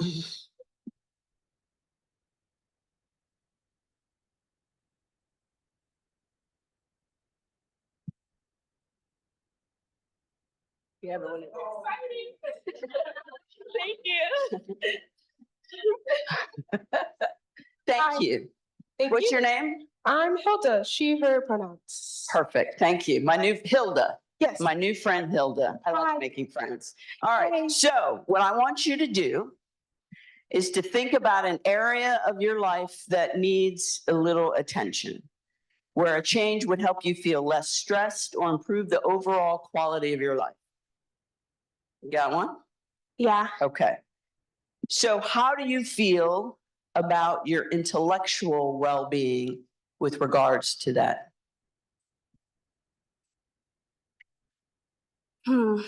Okay, so like what I thought of was negative self-talk. I do that to myself a lot.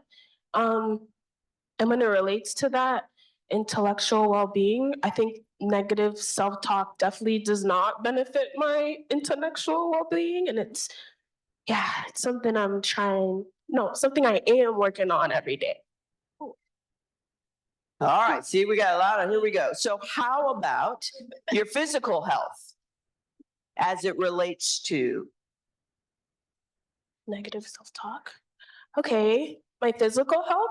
I think negative self-talk also is a little detrimental to my physical health. Like, for example, I like set a goal to go to the gym or go for a walk, and then I don't do it, and I ruminate on it, and I beat myself up, and then that induces anxiety, and I feel it in my chest, and that's not good for me physically either.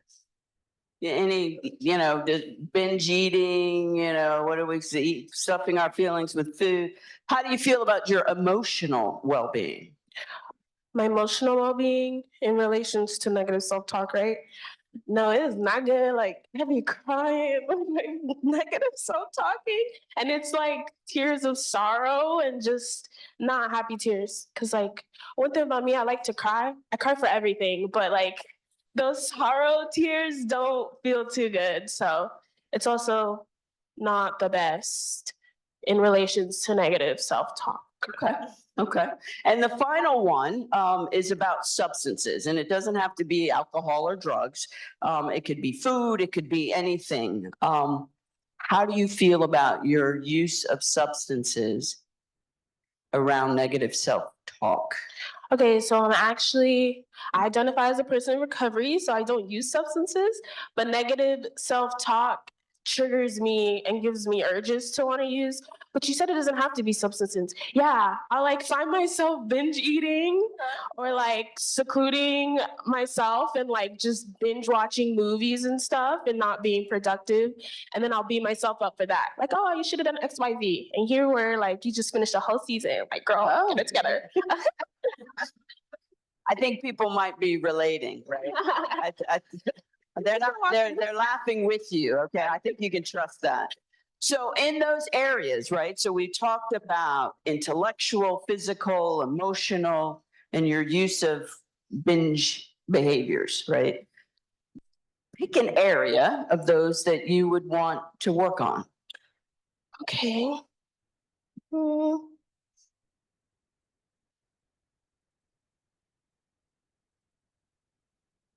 That's a good one. Pick an area that I would like to work on.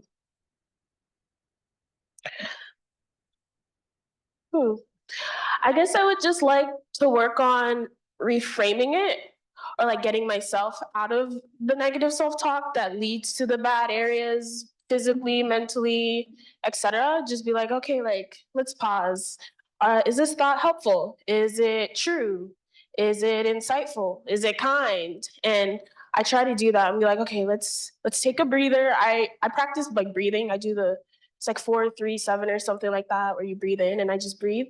Writing helps me a lot. So like I'll write everything out and then I'll be like, okay, you can still go for a walk. You can still do X, Y, and Z, and like you can battle this. So I guess just working on reframing those thoughts and be like, no, girl, like you got it. Yeah. So the intellectual piece. Yeah. Right. So working on the things that you say, the things that you tell yourself, positive and negative, and why and how would it help you to work on this piece? And you talked a little bit about it.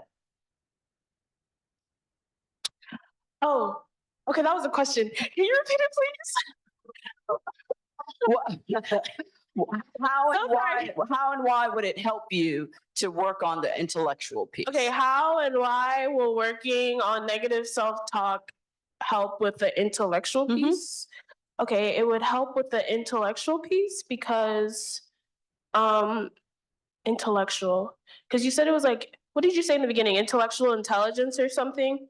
Like the things that you think? Oh, it would help because then it would be able to help me just, reframe going. Because like when I get into that deep just self-talk, which leads to self-hatred, it puts me in a hole and it would help bring me out of that hole. Okay. Intellectually, yeah. So that's why working on intellectual would be helpful. Okay. So choose 2 behaviors. You seem like you have a lot of energy. Choose 2 behaviors. Yeah, that you can turn into, right? And many of us talk about SMART goals. So not big things. Motivational interviewing, folks. Okay, you're with me. Go ahead. Okay. 2 behaviors that I can do when I'm in that negative. Okay, the first one that I actively do is I reach out, whether it be to my friends or my recovery support or my therapist or like an emergency service. I think that's really easy because my phone is always right next to me and I could just be like, text someone like, hey. And then another behavior. Oh, I said it, like journaling. That really helps me. Just getting everything out and then reading it. And then I'll be like, oh my gosh, you're doing too much. Like when you're able to see it on like paper and reading, I'm like, okay, you're doing too much, but I hear you and I see you. And it's okay to feel that way. And you're still here and I'm bringing myself back to the present moment. That's a behavior that really helps a lot. Yeah. Okay. So those are things that, we all do and we know that we're supposed to do. What's one that would bring you joy doing? Bring me joy? Oh my God. Reaching out actually really brings me joy. Like reaching out to others when I'm like not feeling the best. Just that connection, that brings me so much joy. I'm a people's person.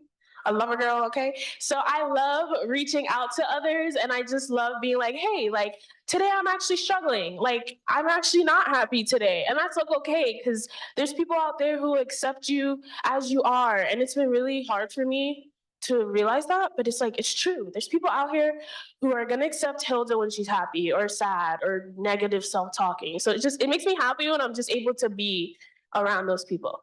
So pausing, I'm going to hit the pause button. Did you notice how the joy question was really different than I have to do these things, or these are the things that I do to have good self-care, right?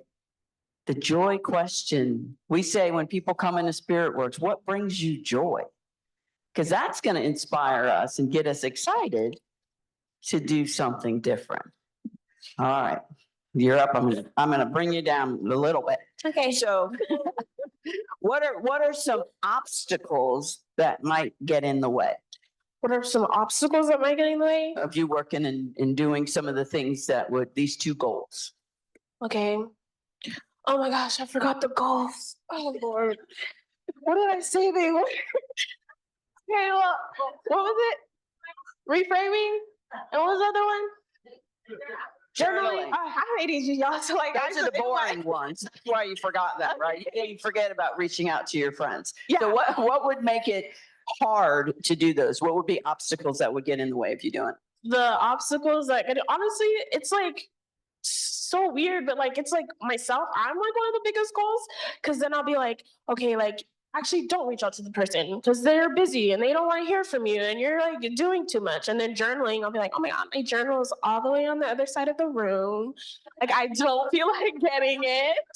But then I can reframe it and be like, okay, but my phone is here and that's good enough too. So those are what gets in the way, just like overthinking and laziness.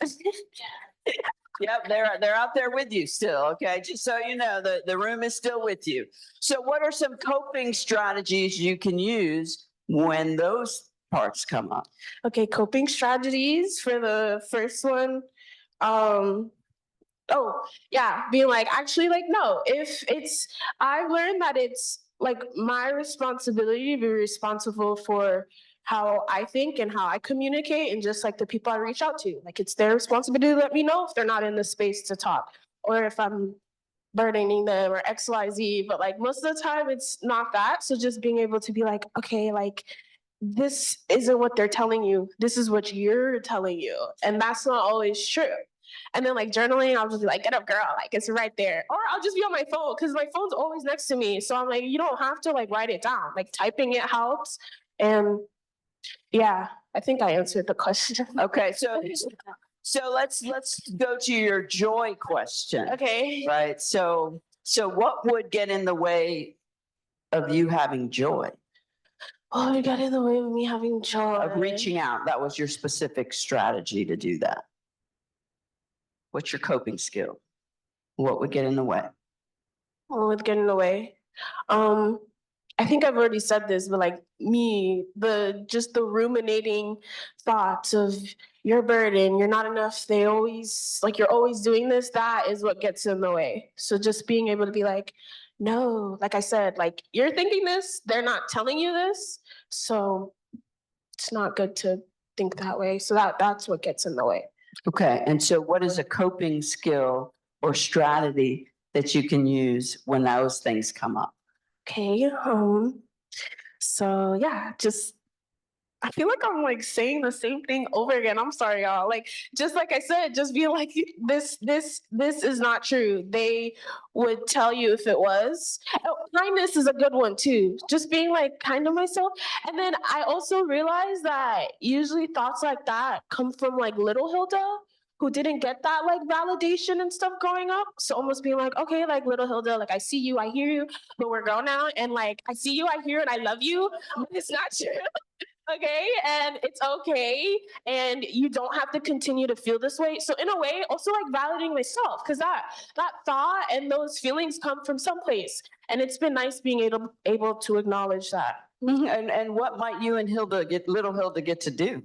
We'll get to bond, and we'll get to heal, and we'll get to be like something specific. Something specific. What can you and little Hilda do this week that's going to bring you joy? Oh, this week, like this week. Oh, okay. I guess continue to connect to people that brings me. Oh, you're talking about me and little Hilda. Okay, like journaling. Okay, like writing a little message to little Hilda and be like, okay, like, because I do this quite often. I'll write a letter to my younger self. So this week I can write another one, be like, hey, like, look where you're at. The semester's wrapping up and you came to a conference and you're doing good in school and you stood up in front of people and you made them giggle. And even though you were nervous and feeling some type of way, you're like, no, like I could write a letter to little Hilda. And oftentimes when I find my old journals, I'll like go back and read them. And like I have journals from like middle school and I'll read it and I'll be like, oh my God, like look at how far we came. And yeah, it's really good. Yeah. No, we're not done. That's all right. Your self-awareness, your connection, kindness, you're patient with yourself, your dedication, your love, right? Your willingness to show up. How you doing? I'm good. All right, thank you. Thank you.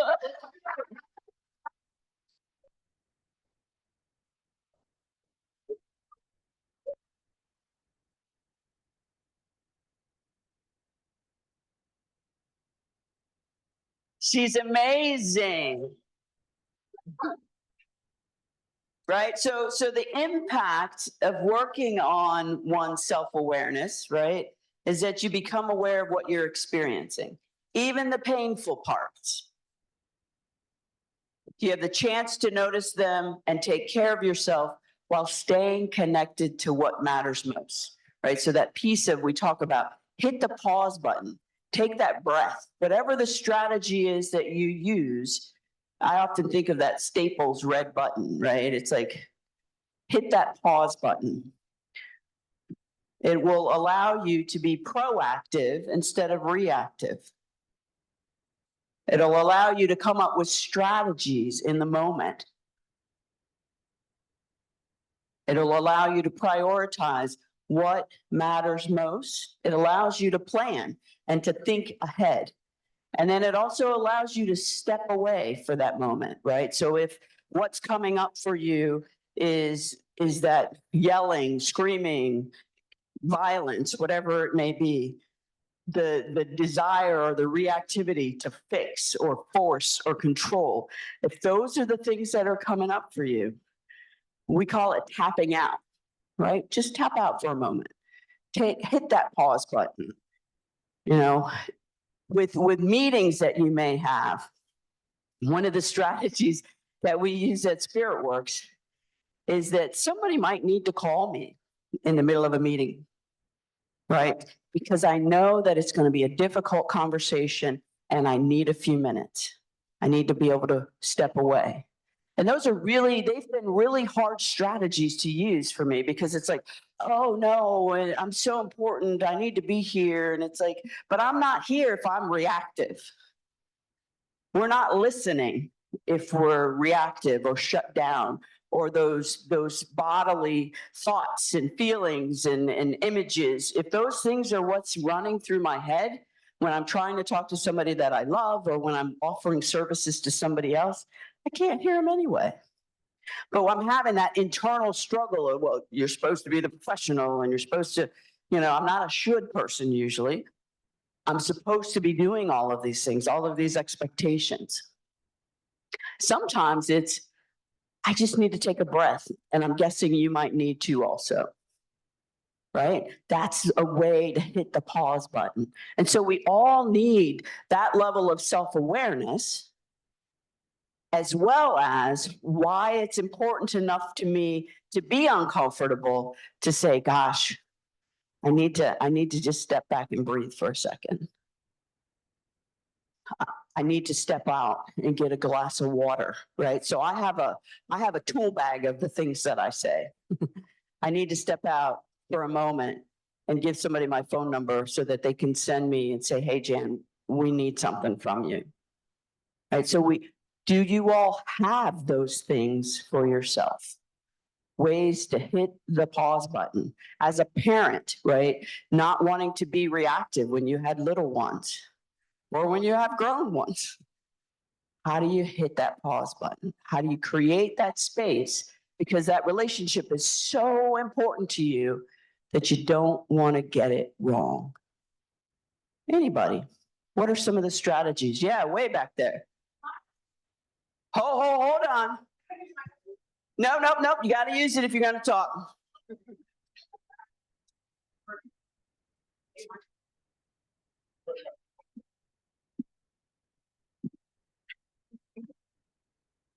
Okay, now I won't yell. Okay, mine is the use of the word okay. It's been a strategy for a while. For those who know me, I can be a lot, but in self-awareness, I've learned to see other people how they are or see how I'm reacting. And when I need to pause, I just say, okay. And my okay could mean I'm trying not to come across the table. My okay could mean I'm trying not to run out the room. It could mean a lot of things, but just by saying okay is my immediate pause. Okay, stay with it. So that's part of it, right? Okay, that's part of it. Why is it important enough for you to say it's okay? Because I care about the person and I care about myself, and there's consequences with my actions for both of us. Mm-hmm. That's right. So again, knowing that extra piece and being aware of that next layer of how come I'm willing to be uncomfortable or come across some kind of way and say okay in this moment instead of running or coming across the table, because it's really important to you to not do those things. Right. And the okay comes immediately with a breath. A breath, Yeah, okay. breathe. And that's your pause, right? Hitting that pause button for you is that breath. Yes. Perfect. Thank you. Somebody else. Yes, we have a microphone. I'll come over here with you.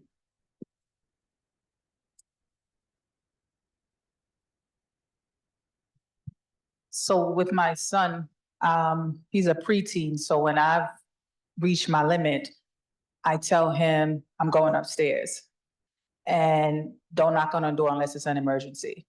And then he usually respects that. Once he knows that I'm going upstairs, because I'm always with him. So if I go upstairs and I lock my door with the lock and don't knock on unless it's an emergency, he knows don't knock on the door. And that usually works for us.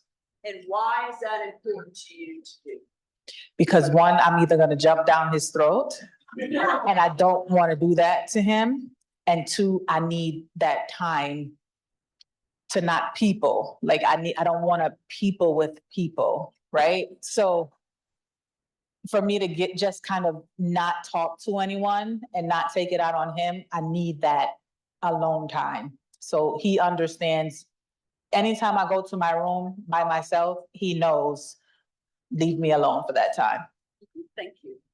And you know, more importantly, that you need that time and that physical space, right?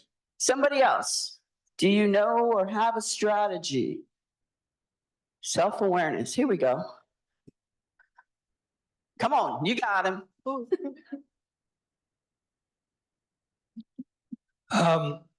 So my mother and I just actually started a real relationship a little less than 3 years ago. She's been. Do you mind standing up? Sure. She's been in the process, about 3 years longer than I have. And beforehand, it was always like just hanging up the phone on each other. And now, trying to have a relationship and stuff like that, being able to say, I have to go now. Or she'll say, let me hand the phone to your father, stuff like that, because she's navigating her trauma, her recovery, and, like being part of my network and being my mother and me trying to be a son and, stuff like that. So just it's always been there, but we're using it a little bit better just to not say unkind things, or maybe one of us is talking about something traumatic or triggering for the other one and just not ready for that conversation. So it's just kind of we've never actually talked about it, but it's just something we've kind of mutually agreed on in doing and stuff like that, just to stop. And then we'll come back and maybe rejoin the conversation or talk about it later, or maybe, not. So again, taking that pause, Yeah. right? Being able to say, we need to leave this for now, and we may circle back, we might not circle back. What allows you to do that? Why is it important for you to do that? I think when I do it, I'm taking a cue, and it's just like, I'm learning that I'm an adult and I am her child, and she doesn't have all the answers, but she has more than I do. And sometimes maybe I'm just not receptive, and sometimes my line of talking is just not for her wanting to hear it. And, we're learning to have respectful boundaries and not say the hateful things that we did, like before either of us came into recovery or became aware of our communication. So again, examples of self-awareness, of kindness, of being able to step away and cool off for a little bit. Yeah. To even be able to plan ahead, to know that, okay, here we go. Right. So for me growing up, my mother and I, we had our times. And so over time, because I wanted to be in her life, and I wanted to be the person that I knew I could be. And so I used to, when she would call on Sundays, and I used to have this sign that was sat in front of me that said, you are not in charge. right? And so when I'm starting to feel a kind of way in my body, I could start saying and remind myself, you are not in charge. And so knowing that why and why it's important to you to be able to do the things that you're doing with regards to her, because she could be who she is forever and ever and ever. And who we really have the opportunity to change is ourselves. Perfect. Thank you. Thank you. Anybody else? Yes. How do you implement proactive strategies when working in a residential setting? Can that person give us a little more? How do we implement strategies when working in a residential setting? So can you ask or give an example or ask how to implement proactive strategies when working in a residential setting? So proactive strategies when working in a residential setting, it would be the same kinds of things. And a lot of times, those of us who are engaged in crisis or in some of the other more stronger emotional settings, it's real important for us to know, again, to know ourselves, what's coming up for me in that residential setting or in that conversation that I'm having that's causing me to have negative self-talk, to have my body sensations behave in a certain way, to create images, to be activated, to be triggered. So the first piece is for us to recognize that within ourselves, right? And then the next strategy, part 2, would be to check in with why am I doing this job?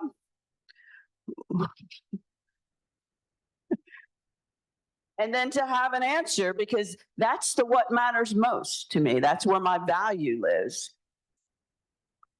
And then I can be proactive instead of reactive.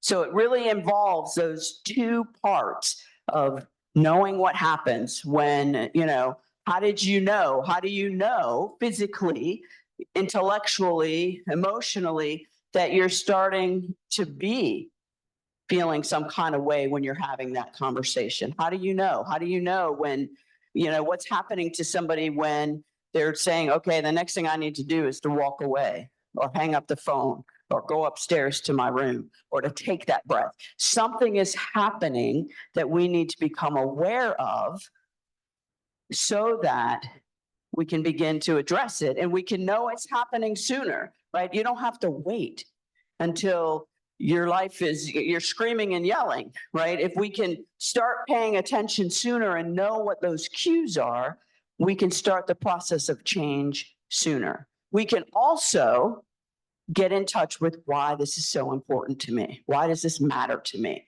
Yes. Yes, I wanted to talk about, as you was talking, I was thinking about me and my daughter. And she's a grown woman, 40 years old now. But I remember back in her 20s, she used to tell me when she would call me after she got out of college and stuff, she said, when I call you, I don't need you to fix stuff. I don't need mama to the rescue. I just need somebody to listen. And now it's totally different because what happens is when any of my kids call me, what I do is I listen. And I don't answer if they don't ask me no questions, I don't answer any. Sometimes they have to say, "Ma, you there?" I was like, "Yeah, I'm here, I'm listening." And then and so at the end I said, "So what you gonna do?" And then when they tell me, it always sounds like a good idea no matter what it is. And then when they come back and they said, "Well, that didn't work," I was like, "Oh, well, what you gonna do now?" I learned my lesson. I remember my oldest son telling my daughter one time, "Stop complaining about what she's saying. Just listen to her and go do what you want to do anyway. That's all you got to do." And I remember that. And I practiced so long to where I got good at it. My daughter tells me today, I love talking to my mother because she don't criticize. She don't tell you what to do. She don't tell you, she just listen. And I finally got it. And what made it worth it to get it? Why does it matter? Why has it been important for you to get it? Because we have such a good relationship. Our relationship is so, and I'm telling you, I don't say anything about her parenting skills. Whatever she do, it's a good idea. I just do the kids like I do them when I get them. And whatever she do, if I call and she was like, oh no, they can't go because they on punishment, I just go, okay, I'll ask what they did. None of that. And I talk to my daughter every single day. She calls me every day. And the relationship is fabulous. Awesome, thank you. That is amazing examples of self-awareness. Anyone else before we, yes. Here you go, you can have mine. Thank you. I noticed that I use a lot of self-awareness with my 9-year-old. I feel like he sets me off sometimes, and we can do the same for each other. And so what has really helped me in not saying something that I would regret is pausing and saying a prayer. That is really important for me. And I just say, God, help me. And he actually makes comments in those moments. God need to help you. And I'm like, yeah, he really does. And so like just saying that prayer in that moment, it really gives me that pause. And then I'm like, okay, all right, I'm good. You know, so that really helps me to become more self-aware. And what makes it important for you to do that? Because I want to connect with my son no matter what, even if he is behaving a certain way, he is not his behavior. You know, he's a good kid. And so like that connection matters to me. I think about like his future self and I'm like, I want him to look back and remember. Plus, if I'm arguing with him, it's going to be this battle back and forth. And maybe if I'm calm, he'll calm down too. And I've noticed that that's what calms him down. When I get down, sometimes I'm looking at him, hey, buddy, I know you're going through whatever, but we're going to get through this together. He calms down eventually and he apologizes. Look at that smirk. Thank you. So I had 2 boys about 23 months apart and my husband traveled a lot. And so what was important to me was raising 2 young men that were respectful. And there were times when, how many of you have buttons that can be pushed? Oh yeah. Well, I decided one day I no longer have buttons that you can push. I'm going to take that power back. Like you're not going to make me have a bad day. You're not going to ruin my day. And you are going to talk to me with respect. So at a time when they were not being disrespectful to me, but at a time when we were all calm, I said, how about if we come up with a strategy? Because do you talk to your friends like this? Like you're talking to me? No, I'd never talk to my friends like that. I only talk to my mom like that. Well, that's not going to work for me anymore. I'm no longer going to engage. And so I said, let's come up with a strategy. And I said, we can come up with a word or a signal. And so we came up with this signal. Instead of thumbs up, like everything's good, thumbs down. Like I'm feeling unsafe right now. I'm no longer going to engage and I'm going to walk away. Because when I tried to walk away before, what do you think they said? You walk away. That's just what you do when you get mad or I get mad. You just walk away. Well, so we had this sign. It worked. It worked. And I became the peace that I wanted to see in my house. And I would use that pause the button, hit the pause button and say, be the peace, be the peace. Let go of those buttons, let go of those buttons. And it worked. It works. All right. The second part of the question, why is it important to do that for you? Because I wanted respect. Damn it. I wanted respect. I had it on my phone, R-E-S-P-E-C-T, okay? I wanted respect. That's what it was all about. And I wanted to raise my boys to respect women and their mamas. So, or their mom, I should say.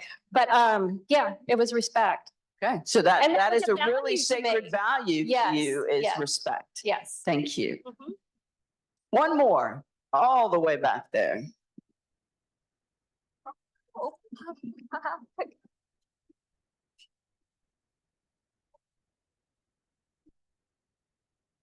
All right, mine is bullet point 3. I got to plan ahead because I'm very reactive with my husband. He is so calm. He'll say, honey, let's talk about this later. I don't want an argument. And I'm like a dog with a bone. I'll run after him. Even when he closes the door, I'm like, I'm not done, but this, but that. So I'm not very nice sometimes. So I've learned how to prepare. So for me, my morning devotional is huge. I have my own time, and now I even have a night one to get better, where I have time with myself to check in because I'm the common denominator. I'm the one that's not calm. So I notice now when we get into discussions, they don't lead to arguments anymore. And I have more of a calmness and a peace, and I could see, oh, wow, I'm not reacting. So the planning ahead is huge for me. My daughter's 22, so there's not, and she's now a mom, I'm not really parenting anymore. So that one, fortunately, I don't have too much problems with, but the spouse, it's getting better. So that's self-awareness. Mhm. And why is it important for you to plan ahead? I didn't really have peace when I really had my alone time. I started to realize you're always seeming to be so unsettled when you're home, and you're always upset between my journaling, between my prayer, and just kind of asking those hard questions to myself and reflecting on them. And I wanted a healthier relationship with my husband. We were always arguing. I live in an apartment, and I already know I'm the arguing couple because you can hear me, and it's me. So not proud of that, but I'm grateful that at least it's getting better. Absolutely. So the Mhm. connection, the healthier Yes. relationship, the Yes. safety, to not be that person. Those Right. are all really sacred and values for you. Mhm. Thank you. Again, knowing both of those parts, right? What it is that we need to do, what starts happening for us physiologically or emotionally or intellectually, all of those are important. Hitting the pause button and then connecting with, why does this matter? Why is this important that I do this right now? I want to be a different mom. I want to be respectful and be respected. I don't want to be that couple downstairs, right? All of those different reasons. I want to continue the amazing relationship that I have with my daughter who calls me every day, right? I want to raise an amazing son. Those are reasons that doing this hard work of hitting that pause button are so important. And it also doesn't mean that we're always going to do it, because we just don't. Questions or comments before we move to the next? I did it. So this next piece that we're going to talk about is willingness. And I mentioned earlier that it's like two sides of the coin, right? So pain is part of connecting with what is most important to us, and it doesn't need to go away. And so how many of you, when you were talking about self-awareness or you were experiencing it without saying it out loud, recognize discomfort in those situations, recognize potential pain? It was painful, right? And it doesn't need to go, we want it to stop often. So we need to know what our righting reflex is, right? It's like, gosh, I can't do this anymore. I'm going to either come across the table at you or I'm going to walk away. What is that righting reflex? And then to recognize that that doesn't go away. It doesn't have to go away. We don't have to fix it. We don't have to force it. We don't have to control it. Because when we know why it's important, we're willing to endure it and to go through it. This piece, right? This piece of inviting it in, right? When Hilda was up talking, she talked about checking in with that little Hilda, inviting a space for herself to even do that, right? People talked about self-reflection. That's an experience and an opportunity to invite it in, to spend some time with it, to really learn and have an acceptance of, why am I willing to do this? What do I really care about? And it may start somewhere, right? I want respect. And then it was like, gosh, I want my son, I want my family to have this. I don't want my neighbors to think about me in this way. I want to have a good relationship with my husband, right? So we can endure it. We can invite it in as we keep kind of wrestling or struggling or self-reflecting or praying or meditating, whatever that strategy is that we use to hit the pause button. So we get to make a choice, right? So what are my uncomfortable or painful feelings and thoughts during whatever the struggle is that's happening. And then again, what matters to me in my relationship with this person, which is what my values are, because that's what's going to allow us to stay connected. The willingness to go through the very difficult conversations, the being told that you always walk away, the not wanting to engage or talk to you, the always yelling, all of these different examples. What are your uncomfortable or painful feelings and thoughts that are happening during the struggle that you're having? And what matters to you in your relationship with that other person? So it's often we get to make a choice. We get to decide that fear, heartbreak, anger, confusion, hopelessness, sense of betrayal, feeling embarrassed, right? Those are often on the one side about what it is that we're feeling or experiencing. When Hilda was up here, she used some of those words. When Hilda left, after connecting with what was important to her, loving, respectful, kind, we heard all of those words, being connected, collaboration, right? She checked in with little Hilda and was able to make the choice and to be willing to connect. Little thing, here we go. So always, always, always recognizing there's two sides of this coin, right? Not looking at it as a boundary, looking and asking ourselves, what are my uncomfortable, painful thoughts right now? What's happening when this person is plucking my last nerve, or fill in the blank with the language that you use? And don't forget to ask that second question. Why? I mean, essentially, it's like, why am I willing to have my nerves plucked? Why am I willing to stay in a job where I'm not valued? Why am I willing to do things that are against my values? Right? What is important to me? Because there's a reason we stay. Right? There's a reason we stay. Because what did we agree upon in the beginning? That people's behaviors make sense. And that they're not doing these things because they're bad or crazy or wrong. Staying connected to and helping your struggling loved one is going to be painful and uncomfortable. You just have to know it up front, right? So if you're looking for something different, you're not going to get it here. Because you love that person, you care about your job, all of those different things. And helping, making a contribution matters to you. So working to remain flexible and open and bending like my tree here. Not breaking, right? It's not to break you or knock you down or cause you to be ill. Open, flexible, and bending. By using this approach, you get to operate from that place instead of the place that many of us have operated before and might be right now. It's hard, it's challenging, especially when our default is to fix, force, or control, or remove ourselves. I'm hearing that one a lot too. Remove ourselves. When we're dealing with change, pain, and uncertainty, it's just really uncomfortable. And so this piece of willingness involves a choice, right? Am I willing to choose to accept what is happening, right? Some people say something like, it is what it is, right? We hear that. That's not one of my favorite.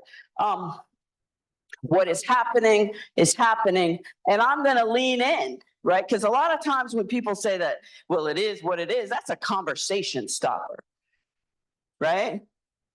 We're not inviting it in. We're in fact pushing it away. And so can we invite it in and be okay with it and know that it is true and let it be true? Because when and if we can make that choice, then we can keep working towards what it is that we really care about. When it is what it is, people don't get to know what we care about. We're not really even demonstrating that something is truly important to us. We're doing that, acting from that place of, oh, come on. It's getting so good. There we go. We're acting from that place of fear, confusion. It is what it is. Right? When I hear that, that's what I think about, that people have just given up. Or they're afraid. Right? They're embarrassed, they're ashamed. Oh, there we are. Instead of leaning in, inviting it in and saying, hello, fear, hello. This is so important to me that I'm going to choose to know that what is happening and that it's true.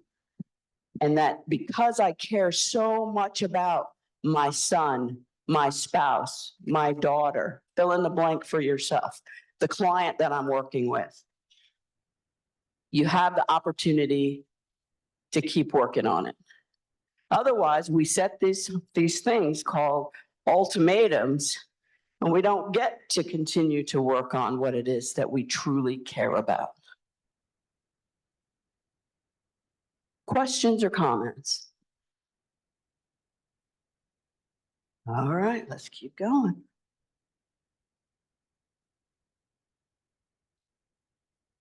So we're going to keep going. However, who would like to come and do an activity with? You know who I looked at. She just looked down too. Ha! To your left. Come on up here. Oh, Alethea, you want to come too? You come next. Oh, Alethea's like, no. We'll go with this one.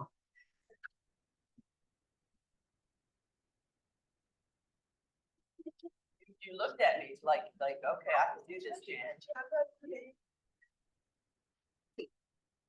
Are you willing to do it? You want to make it willing? We're talking about willingness. Are you willing to have a conversation with me? Don't look at all the people out there. Okay, I'm not. Okay. She's like, got your back. She gonna make sure she's not looking at you. All right. So what I want you to do is to think about a common argument or difficult situation that you get into with somebody that you love. Got it? Mhm. And it doesn't have to be the worst one, okay? Because we're going to talk about it, and there might be a few people over there, but we're looking at each other.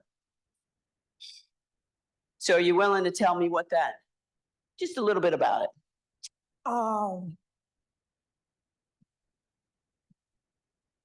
She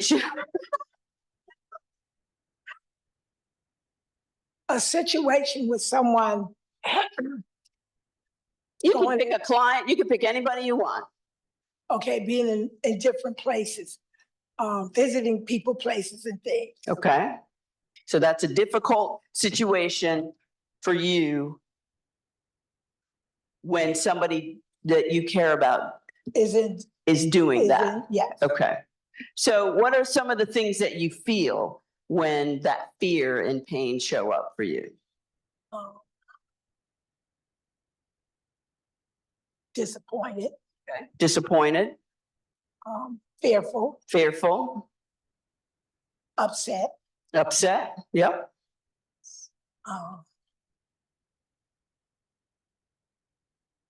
Disrespected. Disrespected. Okay. And what are some of the thoughts that you have when it happens again? What are some of the things you think?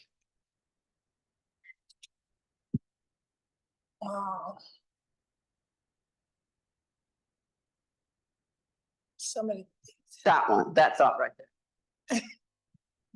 disrespectful. I don't know. You ever say, here we go again, or we're doing it again? There Or it is again. Things like, this just happened. okay. Okay, we talked. Oh, this just happened and we talked about it. Okay. Talked about it. It's Okay. happening again. Things like that. And here we are again. And here we are. And so what are some things that happen physically? Do you get, your hands get sweaty, your voice get My loud? voice gets loud. Voice gets loud. I start shaking. Start shaking. Cussing. Okay. Yeah, cause to, You know this one, right? So physically is something that you really get in touch with. when I get really like, you know, it's like upset. Mm-hmm. Okay. And so all of us have this default of we want to make those bad or hard feelings stop. So what are some of the things that you do or ways you respond to the pain or the discomfort that you're feeling? And one of them might be yelling because you want it to stop. Yeah, maybe yelling. For me to make it stop, I might just go be by myself. Okay, go be by yourself. Okay. I heard cussing earlier. Yeah. It's all good.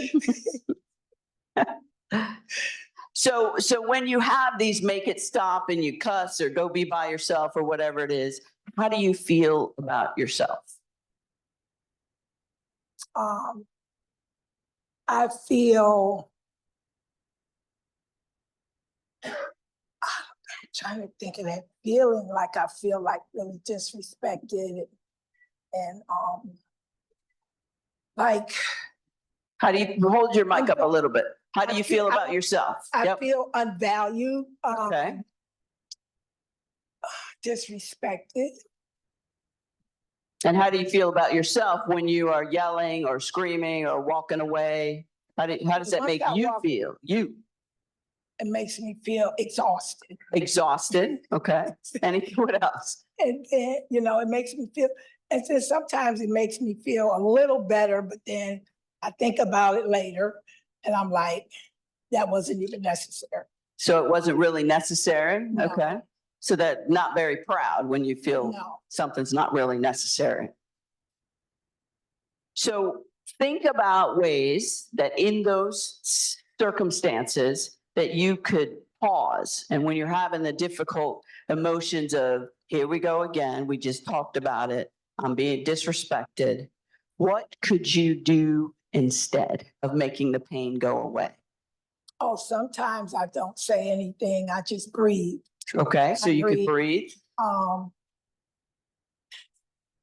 just go with it with a conversation. Okay, so you kind of go with the flow. What else?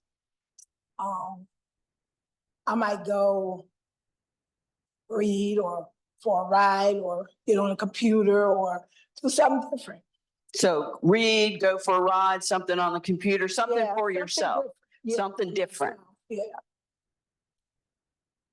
Breathe, right? So now think for a moment about what your values are and what would allow you to make space for yourself to do those things in those situations.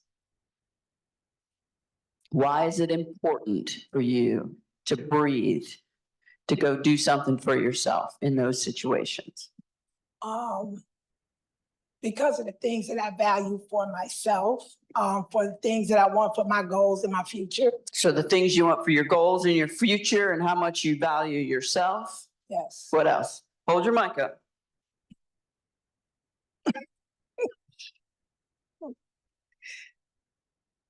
Anything else? What else?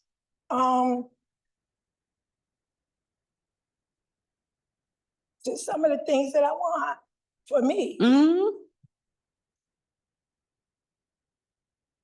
So you said to value, but say the question again. Sure. So what would make you stay put instead of trying to make it stop?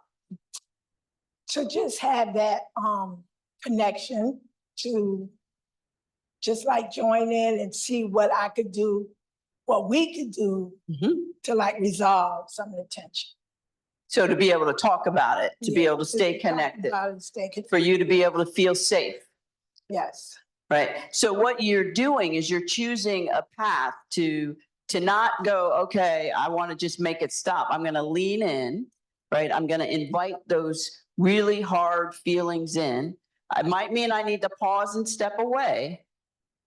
And the reasons that I want to do this are because I want to be connected, because this relationship matters, because you have goals that you want to pursue. that what you said? Yes. Okay, thank you. Wow. Get you jam. But get rid of this thing. Get it. Oh.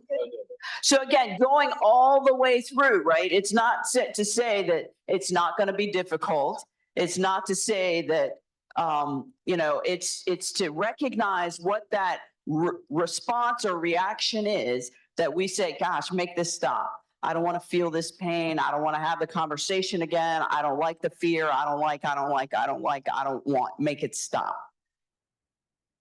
And then we get to say, and why is this important to me? What makes it matter to me? Why would I invite it in, allow it to be true, right? Without judging the fact that I also don't like this, the fact that I'm also scared or disrespected.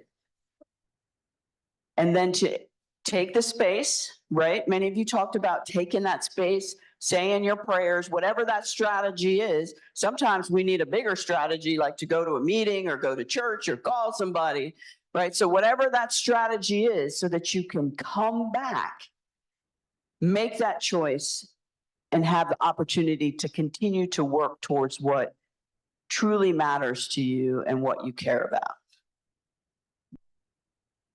All right, I think we are due a break. So it's 2:50, which means we come back in 15 minutes. 3:05. See you at 3:05.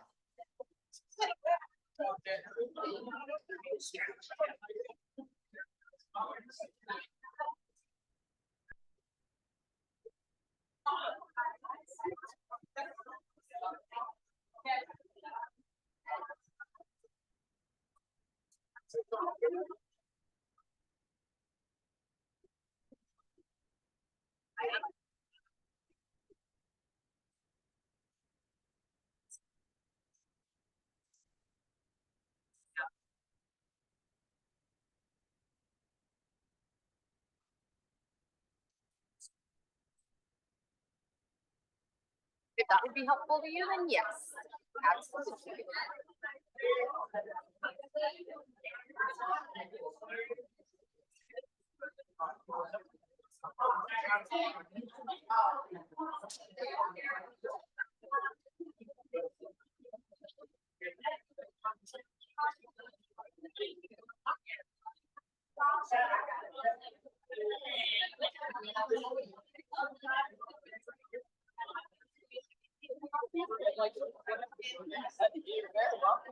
Stay with it. The flags is there's the somehow it's always bad. They have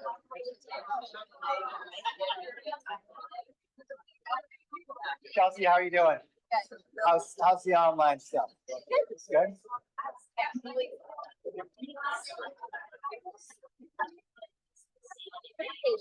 And there's 100 people. 30 people. What's the? So at the beginning of the session, there's 63, there's 59 right now. I didn't. She was trying to explain to me.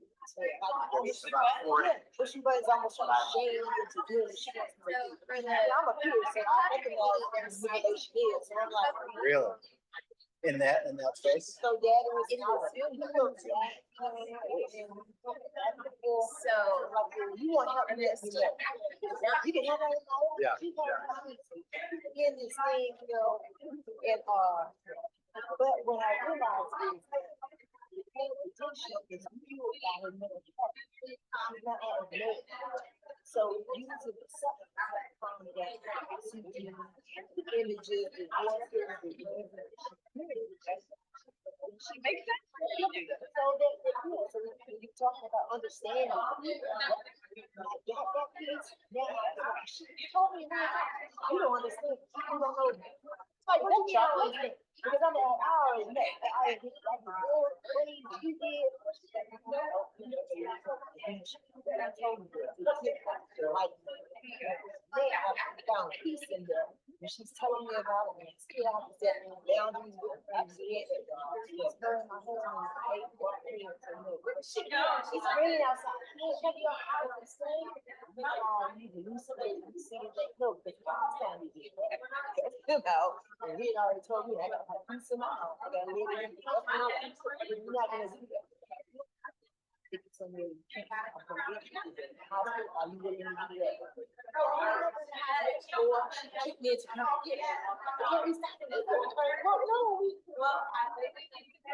Yeah, just understand it and then knowing what it is that keeps me trying to confidence that I know that there is action. I want to do it. That's a lot of us. But yeah. And that's that willingness, right? That's that choice. It's like, I know, I've been there, I know what fears. And daughter, yes, leaving, I have to go. You won't be back at all. I'll be here tomorrow. Oh, okay. Okay.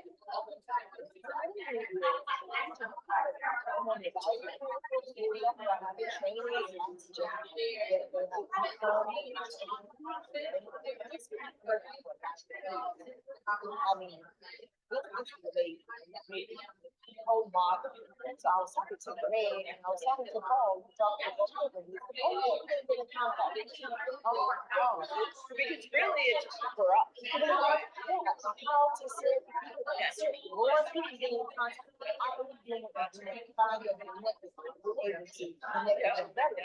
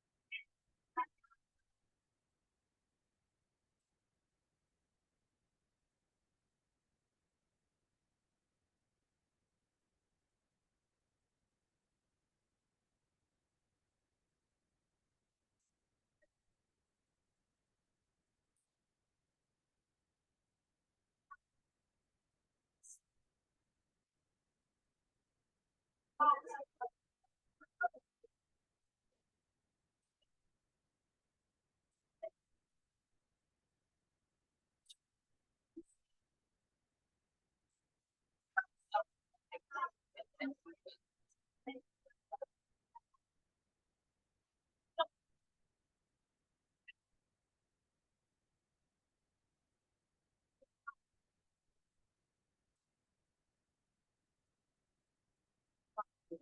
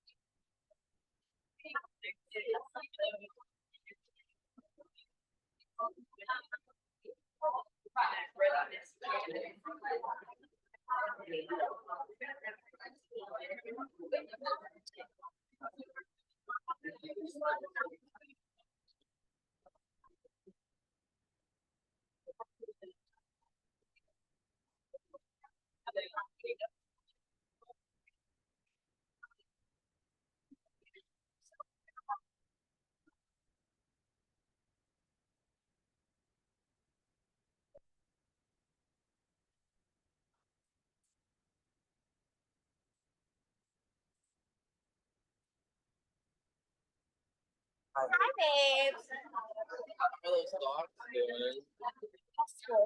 Yeah. How have you been? Good.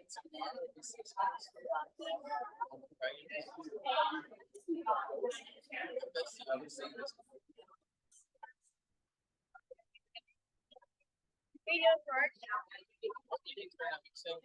So I got a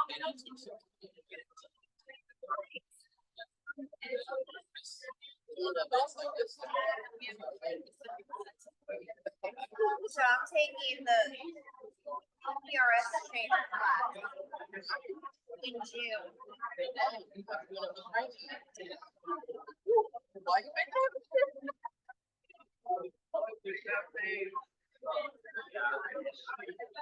No, that's overall. I'm for everyone. Is that better?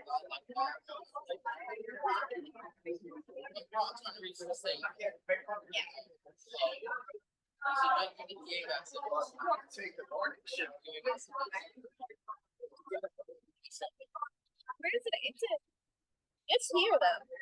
Is it? Richmond.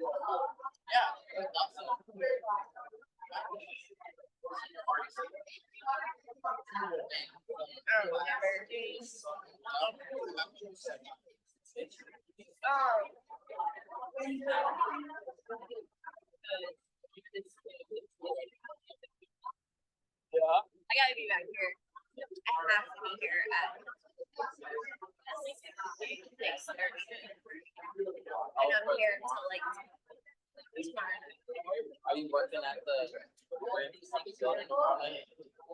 No, we're having an event here. We're having our 10-year anniversary in this room after the amazing room. Give or take. That should be fun, or do you have to work? Mix it up. Hopefully you enjoy it. It's not the worst. Yeah, I'm gonna adjust some elements. Yeah. We'll sit back. All right, I love you. I love you.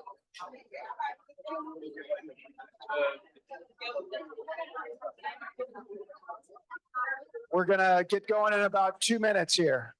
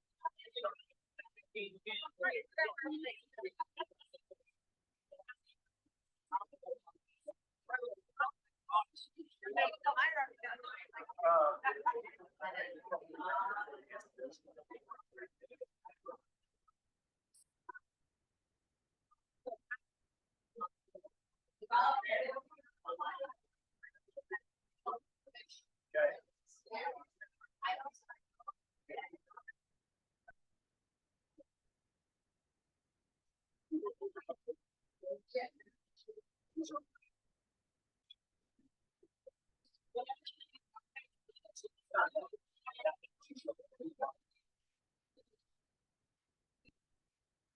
would you spell spiel? SPIEL. I-E. Thank you. No way to put it.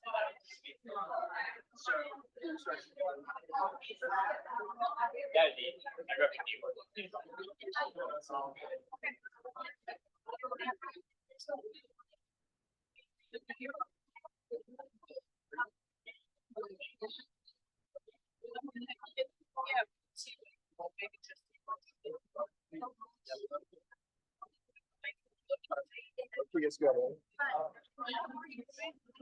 All right, if folks can grab your seats, we're gonna get started.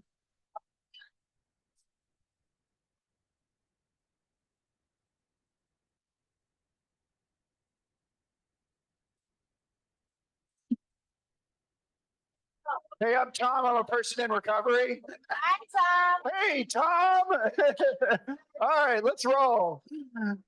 I will say it works better when you use other language, but we're in a public setting, so I'm not going to use it. All right, so at the end of the session, then you'll be able to submit your CEs for the day. So that link is, again, it's on the back of your name tag. We're going to post it in the chat for our virtual participants, and I'll turn it back over to Jan. All right, anything stirring from our conversation about choosing willingness? Recognizing that it's a choice that we get to make as part of this process. We're going to shift gears again. We're going to look at self-compassion. The most powerful relationship that you will ever have is the relationship with yourself, right? So we cannot ever leave ourselves out of these engagements, these conversations, this really difficult work that we're doing. And what I find sometimes when I'm working with family members in particular is that they will put others ahead of them. And I'm seeing people shake their heads, right? So the invitation and the recognition is that, and I was talking to somebody during the break, right? So if I'm not taking care of myself, if I'm not speaking kindly to myself, if I'm not engaged in habits and practices that allow me to do that, then am I going to be able to be present for somebody else if and when they need me? Right? If I'm so angry and so reactive and so tired, so ill, right? A lot of family members that I've worked with through the years become physically ill, right? And some of you have talked about the different physical sensations. I have a headache, my neck, all of those things. Self-compassion. There we go. Oh, I didn't do that. All right, so we're going to talk about some of the things that self-compassion includes, right? So staying in the present, staying connected, instead of jumping to the past or to the future, being in the moment. It's hard to be in the moment, and I'm learning this over and over again. I'm calling myself in the moment. I'm helping my little one go to sleep, and I'm wishing she would hurry up because I'm playing this game on my phone. Am I really present? No. I'm physically in the space with her. I'm really not present, right? So here we go. Making space for self-kindness, putting gas in the tank. Sometimes people talk about, I get this wrong, so y'all stay with me, that when we're on the airplane, we put our own mask on first, right? I did it right. I used to say, you put your own gas mask on. No. And then to notice that we do indeed have kind, right? That we do step in it, as I say, right? So just notice when you're having those judgmental or non-compassionate moments. Notice when you're having that, because that's a wonderful time to practice self-compassion. And then again, notice and acknowledge stress and painful emotions. When you're experiencing shame or you're embarrassed, those are times to practice self-compassion. Yes. So we had a question. So in a treatment program, how do you handle when a parent or family brings their family member in to get help for addiction? Because what ends up happening is the client enters the program because of my family, and then they drop out. I would too. So again, asking the person, right? Being able to ask the person, how come they're there, right? So one of my favorite questions to ask those of us who've been to rehab is how many of us went to rehab the first time or maybe the 12th time because we wanted to stop using? You see how many people raise their hand, right? So most of us don't go for that reason. We need to figure out what the reason is that somebody is going, because then we can offer that as their behavior makes sense, right? So that person, and maybe they were drugged by their hair to the rehab center, but maybe they weren't. And if they weren't, they were willing to go for a reason. And that reason mattered to them. And it might be because my parents wanted me to go. And that's a fine reason. If my parents wanted me to go to rehab and my relationship with my parents is really important, I'm gonna go. Do I need to go to a 90-day rehab, or do I need to go maybe to a spa where I can just relax for a little while? Or maybe I need to go to a different kind of program where I'm not going to spend all my insurance or my money to go. But we want to fix and force and control what somebody's behaviors and how they're engaged or not engaged. If my loved one doesn't want recovery, what makes me think them going to treatment is going to be helpful? Anybody? I mean, it's always really, and it's hard, right? That's where that ambivalence sometimes come in. Well, part of them might want to get a little better, but another part of them wants to continue to use. That's a really hard place to be. Yes. So my question is, I didn't go into recovery because I wanted to recover. So as a parent or loved one of someone who doesn't want to go into recovery, but they might have turned the guilt of what they're doing into unhealthy shame already, how do you spark a conversation with them without creating more shame in them, when even the mention of that might create that, might shut them down? Like, it doesn't matter how kind you are or how patient you are, just the mention of, hey, we think you could, or this is what we need from you to allow us to stay in relationship with you. They're not receptive to that, and it creates that shame. So I would wonder if instead of me focusing on what somebody else is doing to me, that I focus on, gosh, it's really hard for me to be here and to watch the things that you're doing to yourself, right? That sounds very different than you need to go to rehab. Because again, they might not even have recognized that all of what they're doing has the impact on you that it does. Ask them what their goals are. What do you want? What do you want to be doing?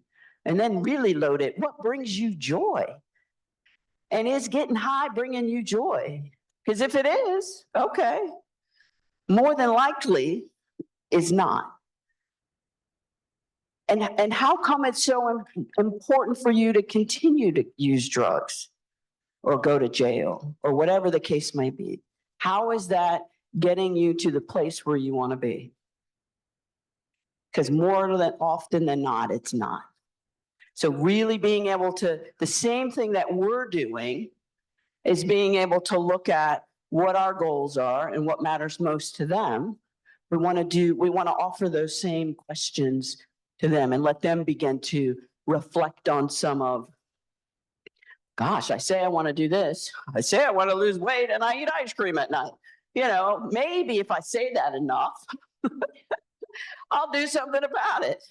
Or, gosh, the question that I don't want to ask myself is, how come it's so important for me to eat ice cream? Right? I don't want to ask myself. I know what the question is I need to ask myself. I'm not ready. I don't want to give up ice cream yet. So I'm just going to keep eating it. And a lot of times motivation comes externally first.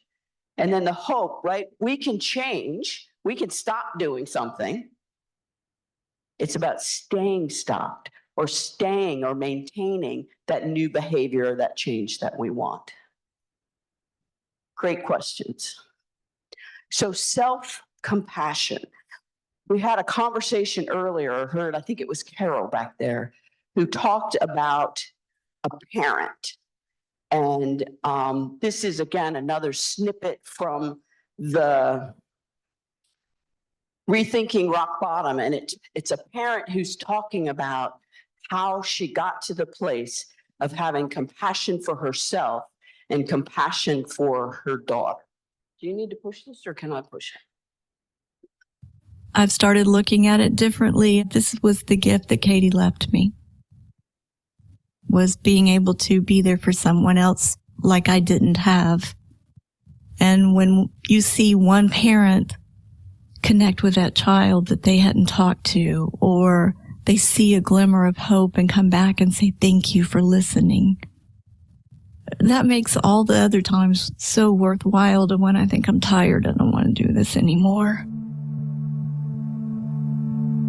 Letting herself join a community, creating a larger sense of family around her, both of those things were transformative for Becky, and I see that a lot. Our Overdose Awareness Day was planned for a couple of days right after Katie's death.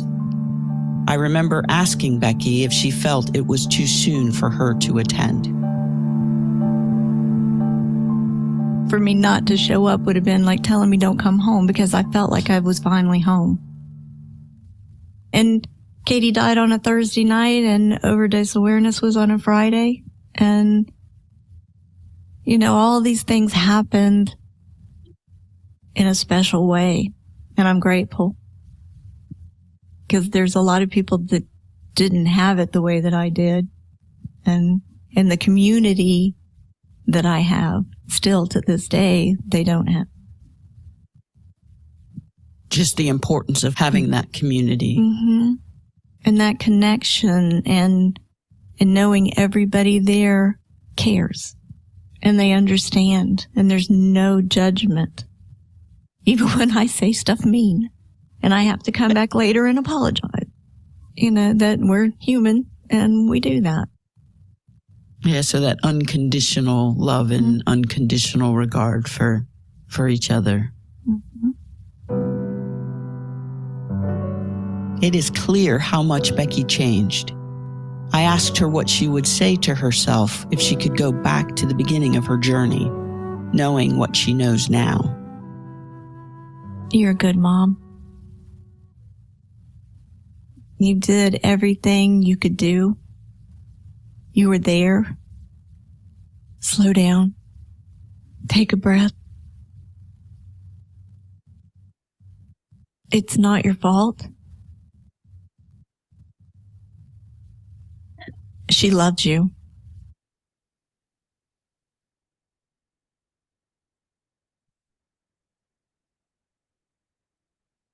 Observations, thoughts. Did you hear the self-compassion? Right?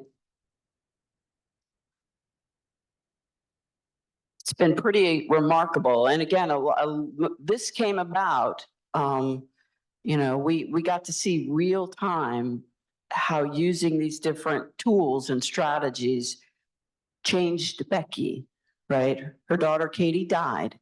And Becky's life has been forever transformed. And she would say that, and if you listen to the entire podcast, you'll get to hear some more of her story and some more of the situation. Just wanting you to have a glimpse of what self-compassion can look like and can sound like. Anybody? Yes, way over there.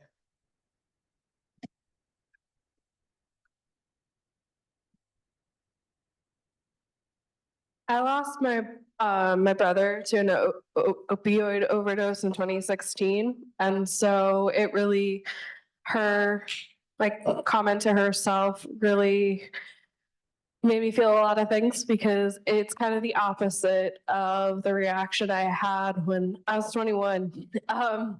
Didn't know where I was going with my life and what I was going to do next. And a lot of that was, you know, a lot of that reaction was like, if I had done more, like a lot of focusing on changing things that he had done versus allowing myself to exist in the space.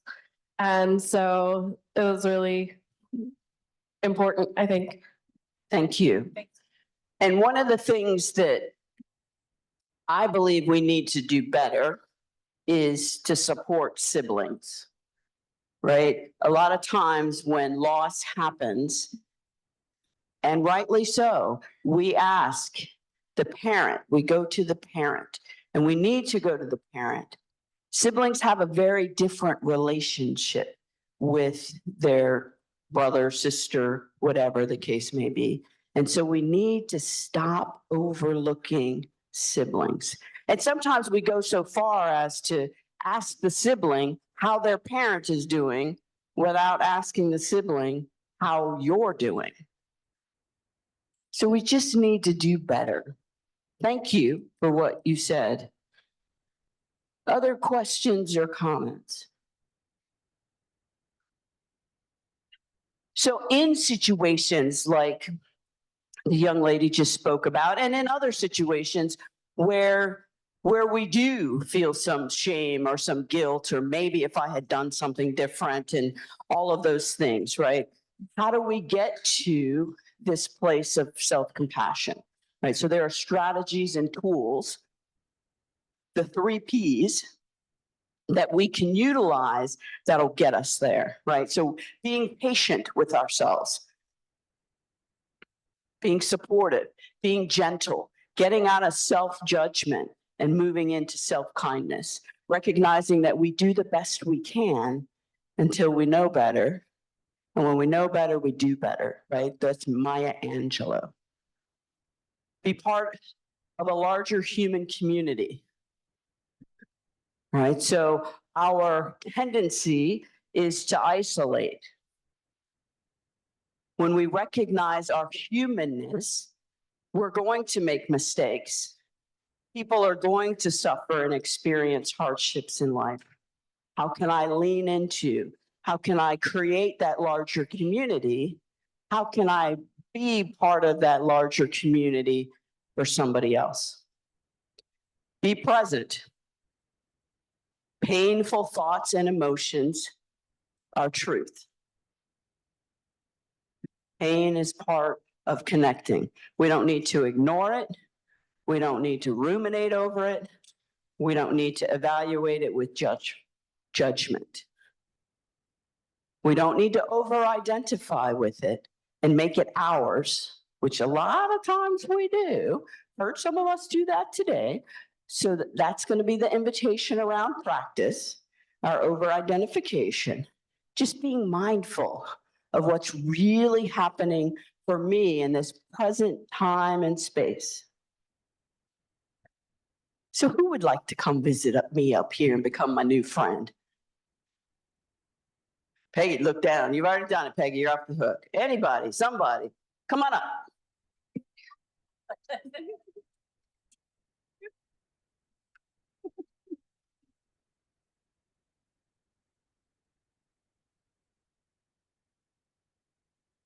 So sometimes it's hard. What's your name? Nicole. Nicole, thank you. Yeah. And thank you for saying yes. You were invited. Yes. Okay, good. And you chose. I did. Perfect.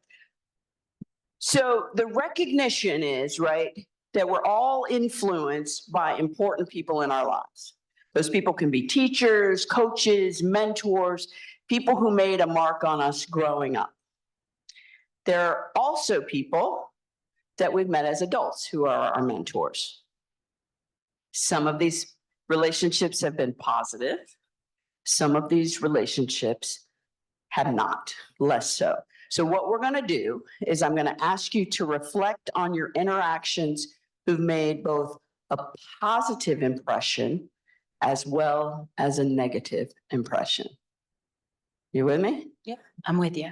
Okay, so the first one I want you to come up with is the mentor, teacher, coach, boss, whomever, relative who did not have a positive impact on you.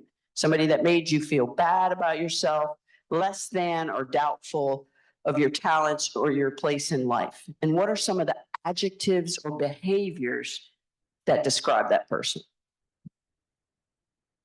So some of the adjectives or behaviors is this person wouldn't acknowledge me.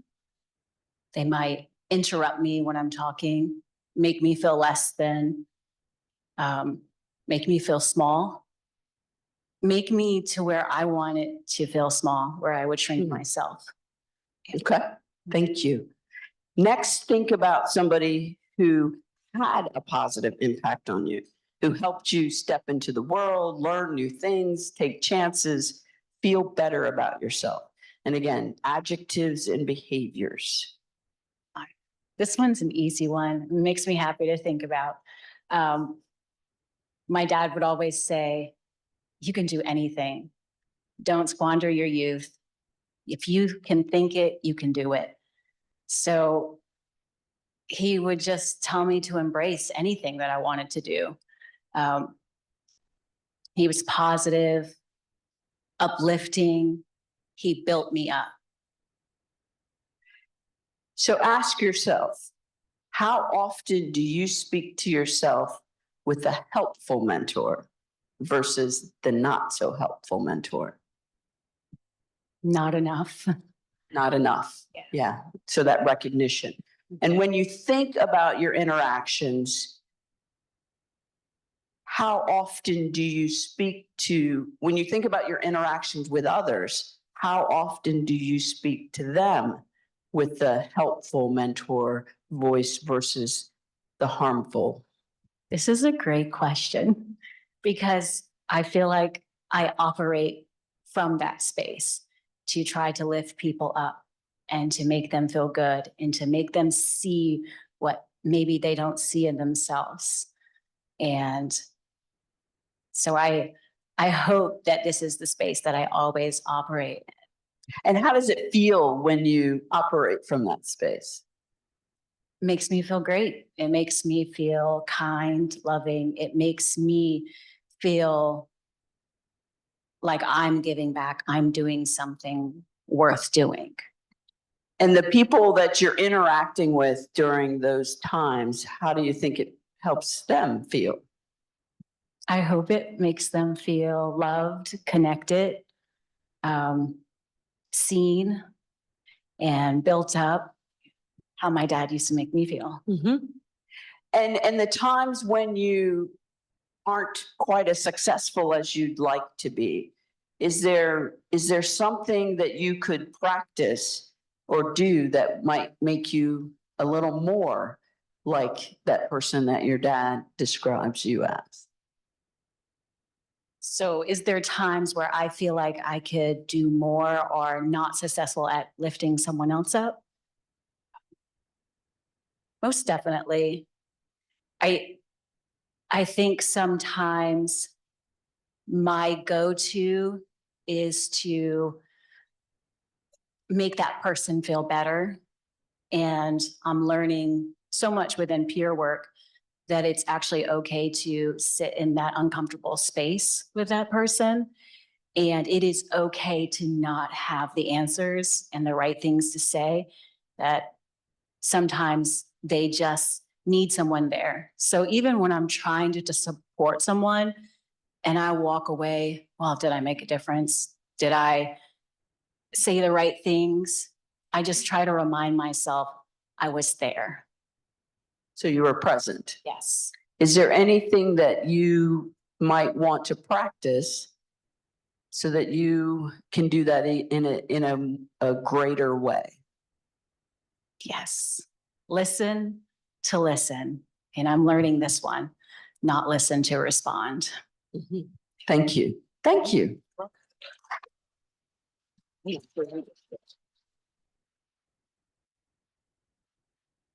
We describe that as listening longer, right? Or to simply listen. That we're not listening to respond, we're there to simply listen. Thank you. Questions or comments? Folks know the helpful mentor. Do you know who that is for yourselves? Do you know the unhelpful mentor and the ways that you would describe that person? And which one do you tend to, right? Which one do you spend more time giving voice to? Recognizing how does it make you feel when you take on either of these two roles? How does the other person feel that you're engaging with when you take on one of these two roles? And then what's one thing that you could practice that might move you a little bit more to the helpful mentor role? That is an opportunity to practice some self-compassion. So that's one of the strategies or tools. Equally, checking in with yourself. Am I being patient with myself or this other person? Or am I judging myself? Do I have a community of support that recognizes that I am an amazing human being and that I tend to this community? There's many of us who still have challenges with asking for help. Anybody relate to having a hard time asking for help, right? Being part of that larger human community, knowing that each and every one of us here has made mistakes, has suffered, and has experienced some form of hardship in our lives. The human condition. And then to be present, that piece of simply listening. Not over-identifying, not trying to fix, not trying to control or manage somebody else's emotions or situation. Recognizing our desire sometimes to try to make it right for them, or as you were talking, that it's okay to sit in it. It's okay. And sometimes when we start doing that, to check in with ourselves that says, well, how come I'm doing that? What's happening with me? That's that self-awareness. What's happening with me that I'm deciding that I know better, can do better? Usually it's because I'm not comfortable with somebody else's tears or pain, or I frankly think I know what's best for them. So some of the strategies that we get to use in self-compassion, right? And practices of self-kindness. It could certainly mean, I remember when I was teaching this class early on, the 17 hours, and I was like, it could mean, pampering yourself. It could mean talking kinder to yourself. It could mean doing something, getting your nails done. What it is, it's about being intentionally kind to yourself, compassionate with yourself. And it's a real-time practice. And she sees me looking at her. And we do. It's like we finish some of the groups that we have at Spirit Works with, what is your self-kindness going to be? And it's not because we're going to check back in with you and if you didn't do it. It just really is a new way of thinking about how we treat ourselves and how we treat others and how it feels when we treat ourselves compassionately or kindly and how it feels when we don't. And is that the person that we want to be? Why would it matter one way or the other how we talk to ourselves, whether we isolate or whether we're present for ourselves or somebody else? Yes. Yeah, some of us are not familiar with that language. Yeah, I know. The language of self, and we don't ask for help. We don't seek help. We're just not familiar with who we are because we're more concerned about everybody else. We don't trust anybody. So that's the language that we deal with, not trusting anybody. only in ourselves. And sometimes we make terrible mistakes ourselves. We absolutely do. When we aren't familiar with the language of kindness and self-compassion, we only trust ourselves, and sometimes that doesn't go very well. And sometimes, frankly, it goes badly. And so the invitation is to just consider, right?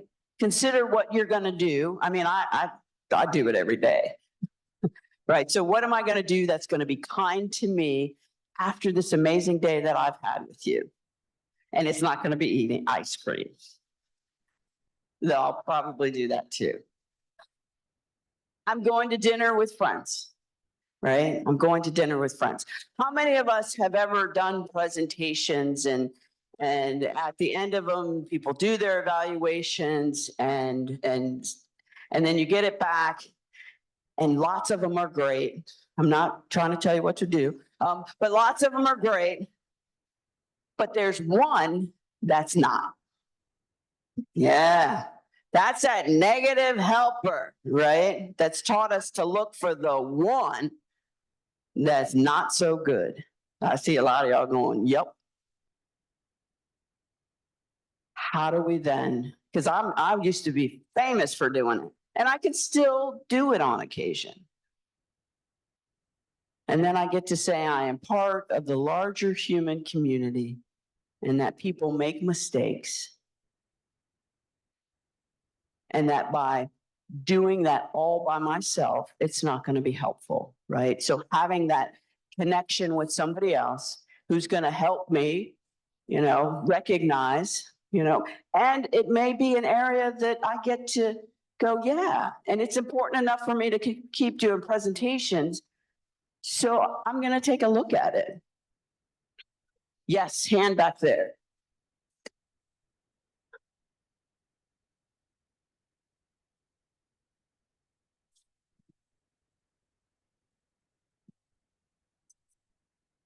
Hello. A lot of times individuals are not comfortable with themselves and knowing how to identify who they are as a person. So a lot of times people tend to mask that. And in the helping profession, that's often, what some individuals do is they mask it by helping others. I could just say for me, just knowing who I am as an individual is very vital to me. Always protecting my peace, always just knowing who I am. And if you get feedback from a presentation, read it and be able to self-reflect on that information that you receive, but not waddle and stay in it and be able to see what you can take away from it. If it's something that was very helpful to you, utilize it for the next presentation or the next group that you have to be able to offer something else to another group of individuals. Absolutely. Thank you. And guess what? My friend likes to fix. She gonna fix me and make me feel better about my inability sometimes when I have a presentation. What's your name? Vicky. Thank you. Thank you so much. Right? That is her make it stop writing response, is to help me manage, right? You get it? You see it? Thank you. Thank you, thank you, thank you. And those are absolutely strategies and tools that I get to practice. And thankfully, I've got people like yourself, and I have other people who remind me of those things. And I have that not helpful voice that leads me to that other place real quick, especially when I'm hungry, angry, lonely, and tired. And when that person's voice is really important to me, right? When it's really important to me, I can own it like nobody's business. Talked about those triggers and being trigger free or Teflon free, or you're not going to push my buttons, right? Yeah. Anybody else? So what are some self-compassion? What are some practices that people have? Anybody? I've heard some, right? Meditating, praying, going for walks. What are some things that other people do? Journaling. Pedicure, one of my favorites. Yep, pedicures. Yeah. Service work, absolutely. Massage. Yes. Coloring book, I love it. Oh, that's cool. And do you worry about whether you color inside the lines? You're getting there. Okay. Hey, one of my mentors actually taught me this one, which is at the end of a period, usually a semester or a year for us in academia, we all came together and wrote out a list of our accomplishments. And like gave each other compliments of like, oh, you really did a great job on this, because we never hear it in academia. It's all negative feedback, believe me. And that's so powerful. And I've started doing it for myself at the end of the year. That not helpful mentor voice is where it sounds like your group academia goes by default. Anybody else? Somebody give me some great ideas of what else I can do to be kind to myself. Eat ice cream. Face masks. What else? Somebody I remember in that first class I had, they came to Williamsburg and they went to the salt spa. And that was a really big deal for them because it was something that they would never do. And she did it. Jan, I love this second point about being part of a larger community, because I think when you think about this, I kind of hate the word self-care. It just doesn't work for me. It doesn't resonate. But when I think about certain, we often talk about these very individualistic ways in which we, practice self-compassion. But I really think it's been revealed to me like how important it is for the kind of collective practices, and how much more restorative those are often for me, whether that's like being a part of a conference in terms of like rejuvenating professionally, or any number of different ways that, I practice this with other people. So what Tom is telling you is that he has a tremendous value for connection, and that is really a big piece of his being part of that larger human community. This would be where Tom and we disagree. So I am a painful introvert. And sometimes I just need Jan time, right? So that being a part of the larger human community is like, oh, why would you do that? Tom is an extrovert. Jan is not an extrovert. And I can be okay with that today, right? I can be okay with that today. And I can know that I'm going to hit the pause button after the end of this. And I'm going to take some time for myself and do something that's kind. And then I'm coming back. Right? So many people said, oh, is this the year? I'm going to be here tomorrow. Right? So that's compassionate for me. There were times when it's like, oh, okay, you got to stand here and you got to shake hands and you got to talk to all the people. And okay. And then I was run down and feeling some kind of way. And now I have strategies that let me be me and you be you. And we can figure out how we can be in relationship with one another. And what matters and what's important to me and what I need and what I want can be just as important as the other person who I'm engaging with is. And I don't have to be wrong and Tom doesn't have to be wrong, right? We just need to know what's important, how Tom's behavior makes sense, and how my behavior makes sense. And those can be very different things. Questions or comments? Another self-compassion idea is just to have a folder of emails that have said kind things, people that have thanked you for your services, or, just a feel-good folder that you can look back on. I like that one.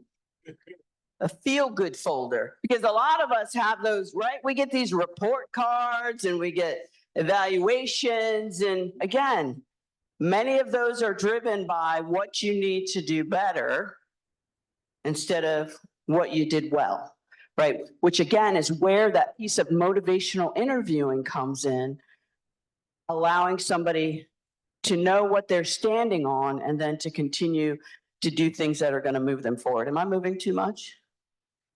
Good. I was going to say tough. So. So I have a new practice, right? Thank you. This is my friend Michelle over here, everybody. So, and I've been really getting out of my comfort zone. One of them was when John invited me to be with the writers and the creative types. That was John. My friend over here, Michelle, I did say yes. I was out there. Y'all are some amazing people. So several years ago, I was invited to do a talk at Yogaville. Who even knew that was a place, right? It's here in Virginia. Yeah, and it was pre-COVID, and then COVID shut it down. And I was like, oh, I can't go to Yogaville. No. And the lady came back around and she asked, will you do it? And I thought, you know what? Why not? And so I said yes. And there's this whole movement around yoga of recovery. And it takes the best principles and practice around yoga, and it takes the best principles and practices around recovery, and it brings them together. It was amazing. I like drank the Kool-Aid, right? I learned so much about me and about recovery and about yoga that it's a place where I'm going to continue to go because they're going to feed me, right? They make really good food. I was like, oh my God, I got to eat all this pure food. It was amazing. And so again, finding a way, and what I decided, right? So my little one had gotten a horrible diagnosis today and I was going to not go. And then somebody said, it's not going to help you to stay here. So I decided to go as my practice of self-kindness. I said, I'm going to do it anyway. I'm going to go somewhere in the middle of nowhere, and I'm, all of my self-talk. And I went, and it was awesome. It was a lot of the things that we learn about. And so again, being willing to stretch a little bit. And even I was talking to myself the whole way because I didn't take the most direct way, meaning I got lost. And out in the middle of nowhere, your GPS stops working, right? And so I could have found any number of reasons. I'm really uncomfortable. My self-kindness too is I went shopping. So I had to have special yoga clothes, right? Whatever that is. And it was amazing for me. So again, that invitation, that might not be self-kindness or self-compassion for you, but being able to try different things on, because what we have to lose is we just don't have to do it again. Thank you for that reminder. Yes. So someone online, I utilize my supervision, which is a safe space to de-stress and be transparent with thoughts and emotions. Speaking of folders, reviewing my daughter's arts and crafts provide me comfort. That's very cool. I hope I get there because my little ones, they don't color too well yet. And so I know, like, as a parent, you're supposed to say, oh, that's so nice. I got some work to do. And I know why it's important for me, right? I know why I'm willing to do that really hard work. I used to laugh at parents who used to have to do that. Now I am one. Here we go. So the last parts that we get to look at are those communication tools that people wanted to get to really quickly, right? So we want to go from being aware of what's going on and skipping to how do I fix it, which is the communication tools and the other tools that we're going to talk about. So words matter. Words have power. We started off by looking at changing the conversation and changing the words. Words stigmatizing language, shame, and isolates people, puts them in a one-size-fits-all box. How we listen matters, right? Am I listening to respond, or am I listening to simply listening to be present? How we speak matters, right? And hopefully I've modeled some of that with us. I've asked people, well, what is your name and how do you say it? What are your pronouns, right? How we speak matters.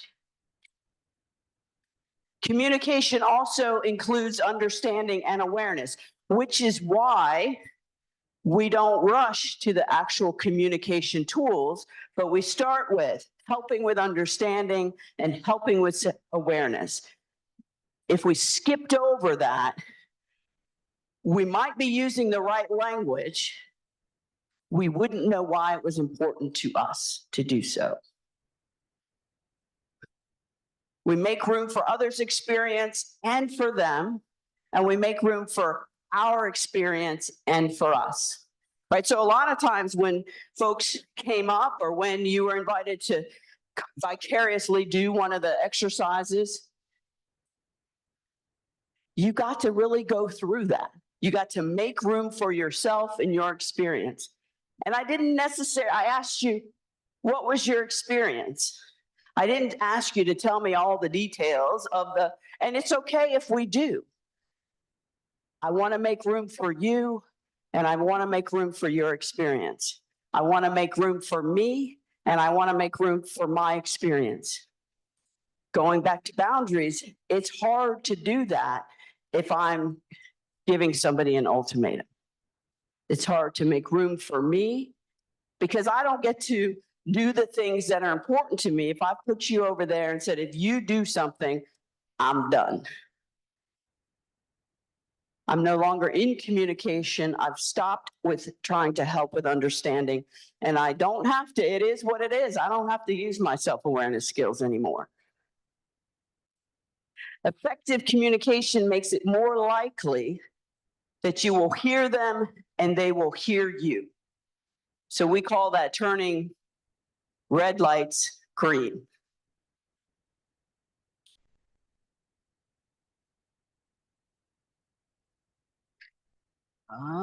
Here we go.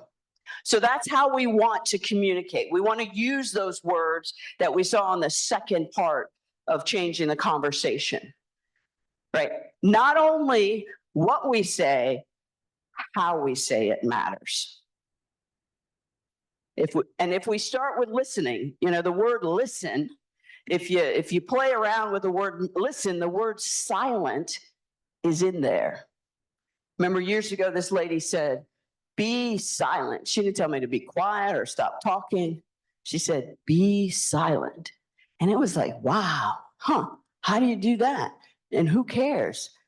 I was able to listen because my head stopped talking to me so much and the other people sitting next to me, right? It helps us to develop a collaborative approach to helping, and it increases the chances that my suggestions will be heard rather than ignored or resisted or argued with, right? We were talking earlier during a break, I was talking to some folks, and that's one of the things, right? How is this, can I get this person to hear me?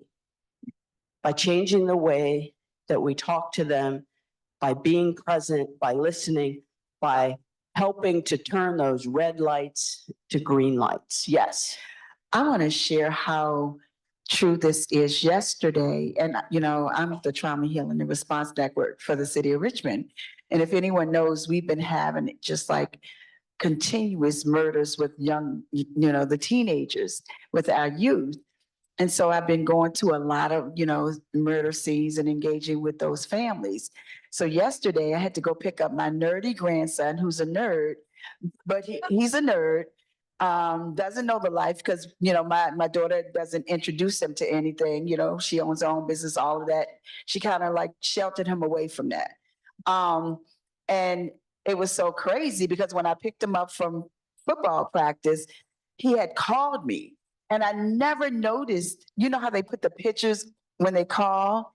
I never noticed his picture until yesterday. And his picture was a gang sign that he had with his fingers. Okay. Immediately, I went into I'm gonna kill you mode, right? No, and that's because of the fact that was that fear and that anxiety, because here it is, I'm engaging with that on a daily basis recently, right? and even in my own family. And it just did something to me. Instead of me going into understanding mode, because it was mine, it's hard when it's yours, y'all. Instead of me going into understanding mode, I went into grandma's mode, like you are a nerd. Became angry, but I wasn't reaching him. That's right. I wasn't reaching him. I actually instilled more fear in him because he started crying, right? And I'm just going to confess, I used some choice words that I haven't used in 20 years. And because that was the fear, right? And then I called my daughter, and because I was operating in that mindset and demonstrating that type of verbalization, you know, she started doing the same thing because I think I instilled the same fear in her, right? But when I got out of the way and I called later, she said, we had a conversation. She was so calm. And she said, I talked to him and he understands. But she was like, I asked him, where did he get that from? He said, oh, I just saw it. You know, but then she educated him on why not to demonstrate those type of things, especially on social media. She explained to him and educated him about a database for that type of activity that the authorities have, you know. But she got a greater outcome than I did because I went totally into grandma's mode because of what I had been engaging in just recently myself. So I learned something yesterday. Good for you. And you, not only did you learn it yesterday, you were able to teach it today, right? So you're going to own it in a different way. Somebody else's hand.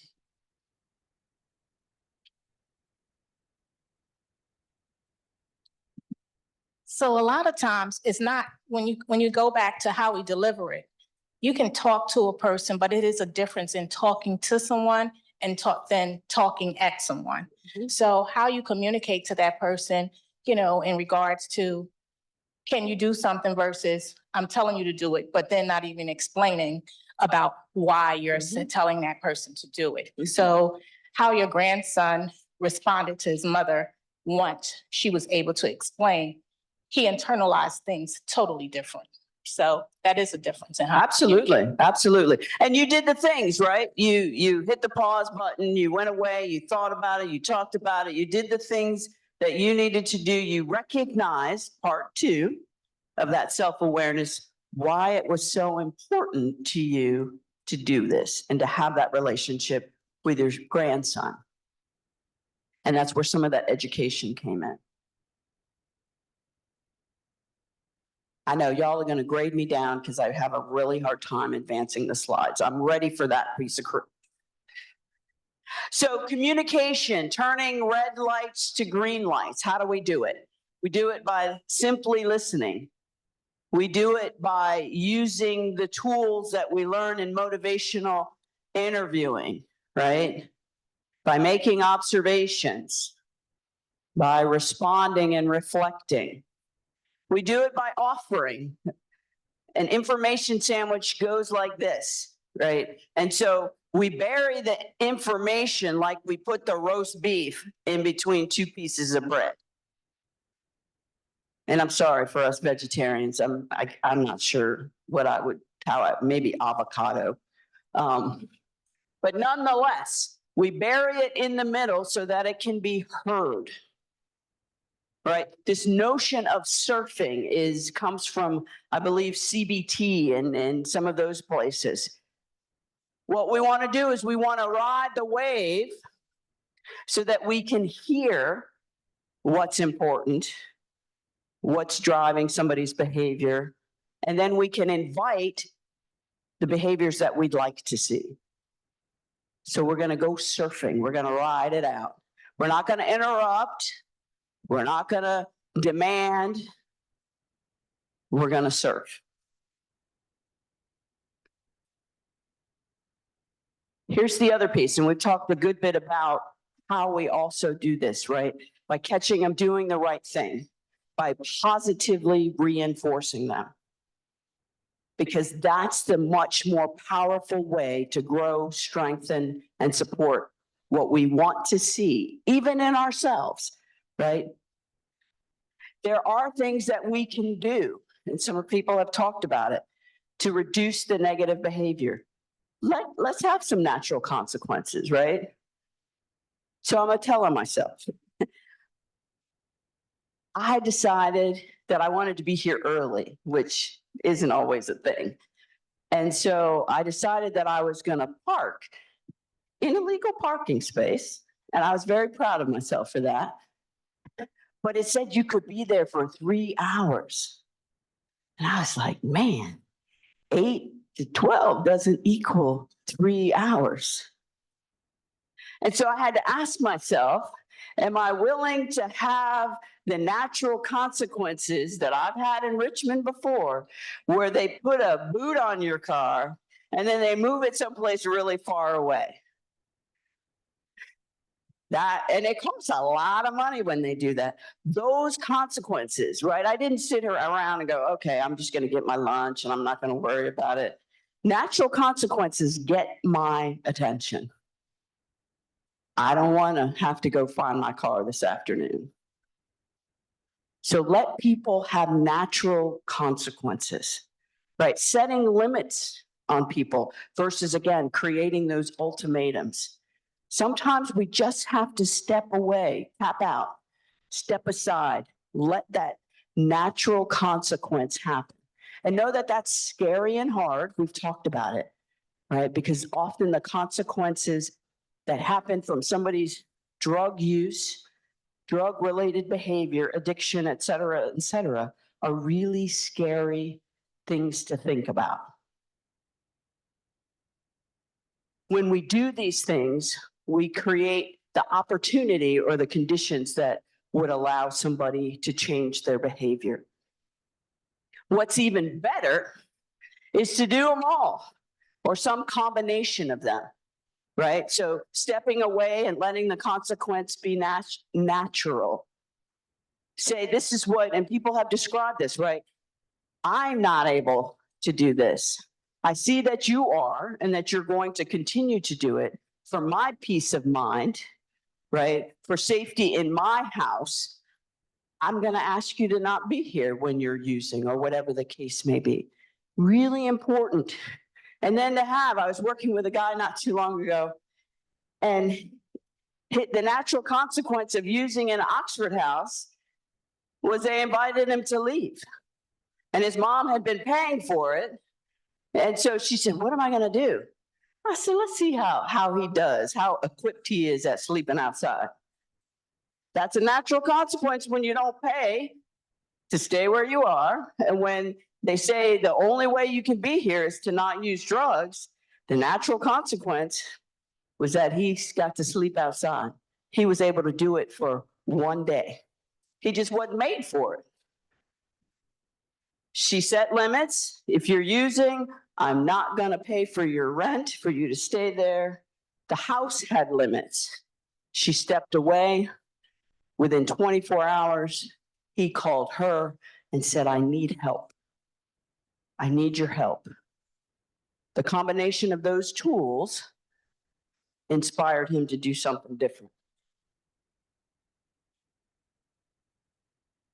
Oh, I think we can just skip the last slide since I can't get back there. Okay, so we've gone all the way around, right? We started the day with helping with understanding, behaviors make sense, one size doesn't fit all, ambivalence is normal. We jump to the other side, what can I do for myself? I can practice self-compassion. I can know that willingness has two sides of the coin. I can do some things for self-awareness. And then we just looked at that action piece. What are some behavior tools that I can use, and what are some communication tools and strategies that I can also use? And so you see, all of this is grounded with practice, practice, practice. Practice is how we change behavior for us and for the person that we love or are supporting. Creating a compassionate environment gives room for imperfections when we're learning new things. And it also makes it so hard when people are learning new things, because it might mean they use one more time. Gives room for imperfections when learning new things. Come on, here we, oops. It's okay. Come on. I'm just all over the place. Let me just keep pushing buttons. No, can I go back one more? Here. So again, practicing behaviors. Why do we do this? This is the path to change. Behaviors are complex. Change comes by adding something rather than subtracting it. Practice is the process of change by which we add something new. Adding something new can be awkward. Ooh, I can't believe I wrote that sentence. Most of us suck.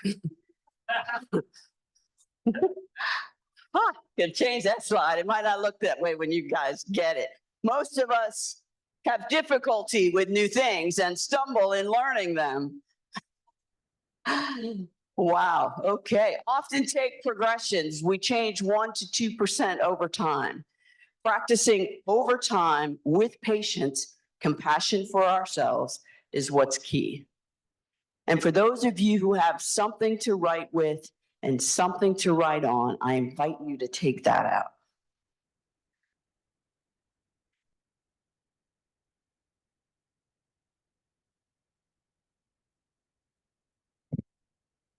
And what I want you to do is with your non-dominant hand, I want you to write the sentence, I love to make mistakes and get it wrong. With your non-dominant hand, I love to make mistakes and get it wrong.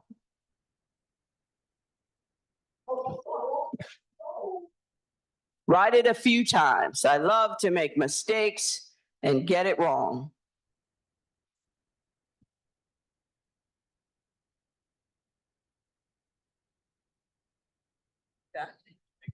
Could take a while. Okay, good. I love to make mistakes and get it wrong.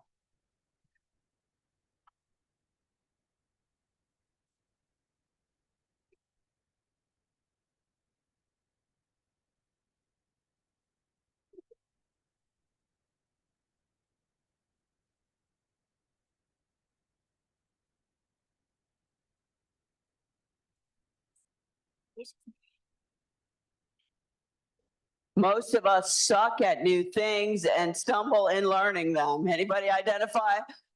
Using that non-dominant hand, right? And this is something that isn't a high stakes thing. And most of us feel some kind of way writing with our non-dominant hand. It's going to take a long time. I'm not doing this. We have all kinds of interactions with writing a simple sentence on a piece of paper. And so again, we're asking people to make such big changes, changes that really matter, changes that are high stakes. How'd you do, Justine? She's done this before. You did all right. We write slower. We like stick our tongue out. Anybody do the Michael Jordan? Okay, I got this. Sometimes the second one's better than the first one. Okay, sometimes the first one is better than all of them. We write slow. If you were to do that over and over and over again, you'd get better at it. You'd come up with some other strategies. How many people talked kindly to themselves and offered themselves some compassion and self-compassion and grace when it didn't quite look the way we might have wanted it to look? Right? Okay. We're going to wind us down. I've shown us where we've been, and people have asked lots of questions. So here we go, real quick. So one of the foundational books where a lot of this comes from, and it's going to be rewritten and updated, and hopefully I get to play and have a part of it, is Beyond Addiction. And that's one of the books that we offer to family members, to people who work at Spirit Works, to use. The person you saw with me on that podcast is Dr. Carrie Wilkins. And these are her colleagues who helped work on the science and have done so over the past 40 years. There's a workbook for family and friends. Again, evidence-based skills to help a loved one and ourselves make positive change. And it walks through the entire methodology. They have built on, and this is part of where my notes were coming from today, is this short guide. It's their newest offering. Goes through those same 9 core topics, and it supports the framework. If you can go onto their website, CMCFFC, and hopefully that's going to appear on a slide, to be able to access getting the short guide. And then you all have gotten to hear a couple of the podcasts that we did. We did a series of 6 of them this past year. The most recent one came out I think a month ago or something like that. And one of the things that, some of you might recognize what that book looks like, right? It's a book that many of us are familiar with that has a different title. What's that? I don't remember there ever being a time when substances were not in my life. That's what I had in my head. If I could just get her to see me, I could fix it. Rethinking rock bottom. There were many moments of, holy crap, jig is up. I'm arrested again. Gotta call home. Dismantling the stigma of substance use disorder. We watched him shut down in what amounted to really a shaming session. Knowing what I know now, it was like the worst possible thing we could have done. And replacing it with science and kindness. So for me, that communication is all about connection.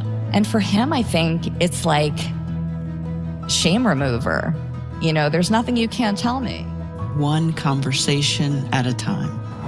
I was very nervous, and when they started to share and speak, I thought, oh my God, they're such lovely, lovely people. And this is such a great group, and they're supporting each other. Rethinking Rock Bottom is a podcast that explores the often complicated and life-altering experience of loving someone struggling with substance use. I'm Dr. Carrie Wilkins. And I'm Reverend Jan Brown. Join us for conversations with people who have faced this challenge with courage, and in the process have learned profound lessons about those they love, those they've lost, and themselves. Stories that can help broaden your perspective on how to help and bring you hope that things can change for the better. Oh my God, every single day I use the communication strategies that I've learned. Subscribe to Rethinking Rock Bottom wherever you get your podcasts.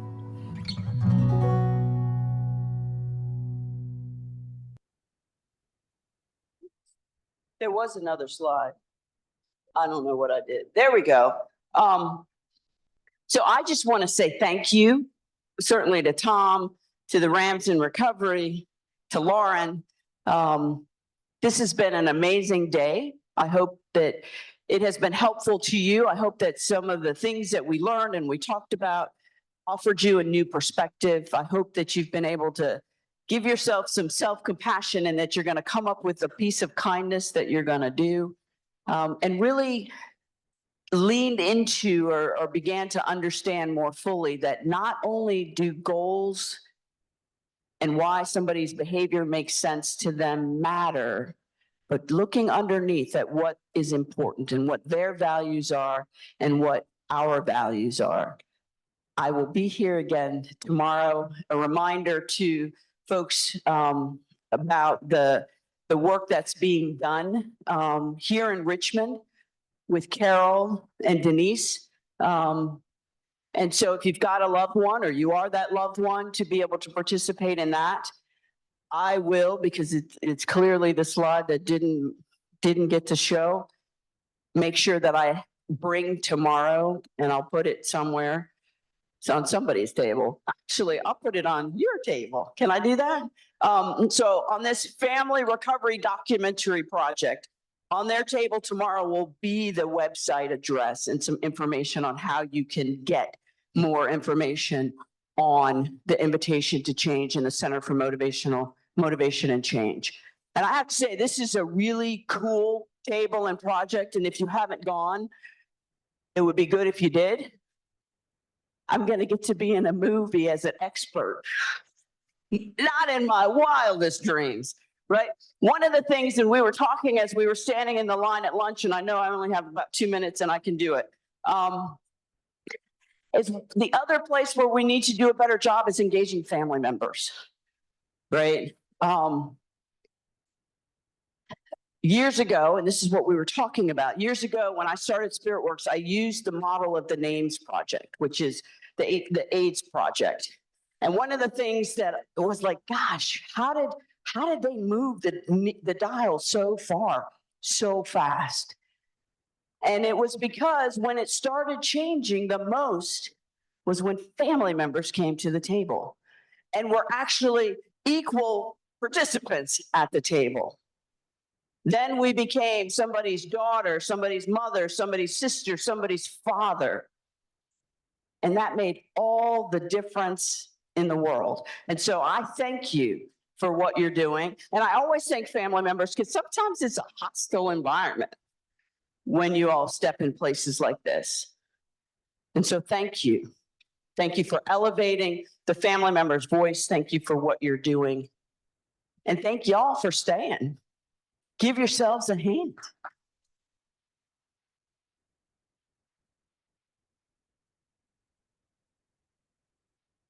Thank you, Jan. Wasn't she awesome?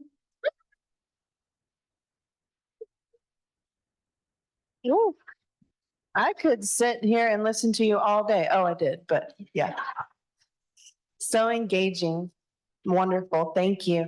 I have just a few announcements. You won't hear from me much the rest of the week. Our amazing partners, Recwell at VCU, the assistant director, Mia Lietis, will be your MC tomorrow. Thank you for letting me MC today. I appreciate that. So you can go ahead and on the back of your name tag, scan the QR code for the CEU and fill that out, get that taken care of. Tomorrow, breakfast is at 8 a.m. on the back tables. And our first speaker is at 8:45. And I wanted to do one more shout out. The whole Rams Recovery team, Recwell team, especially Chelsea, Helen, and Lily for being our mic runners and our tech boss. We appreciate that. And plus I was not good at it, so thank you. All right, so last thing, would anybody who is familiar with the local Richmond kind of food scene and or recovery meeting scene be willing to, we have a lot of out-of-town guests. Would anyone be willing to come up and stand by the bikes for 5 or 10 minutes right after we close? So if any out-of-town guests would like to come, oh my gosh, we have Jason Alley. Oh, y'all. He's, okay, I could brag on him forever. So he's like Richmond's, I don't know, there's not enough words to describe you in any language. But he's amazing and he's owned lots of restaurants in Richmond and he's a very amazing resource. Also,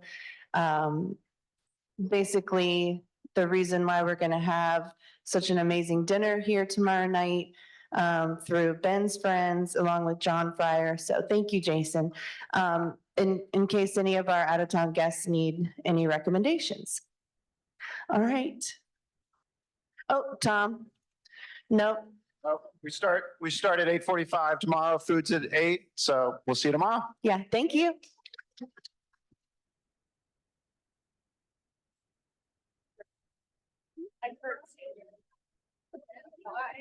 Great job. Why do I do things? Oh, yeah. Oh, I like this. Thank you. It's Laramont, my favorite stone. It's a water stone from, I don't remember where, maybe, I want to say the Dominican Republic, but I'm very drawn to it.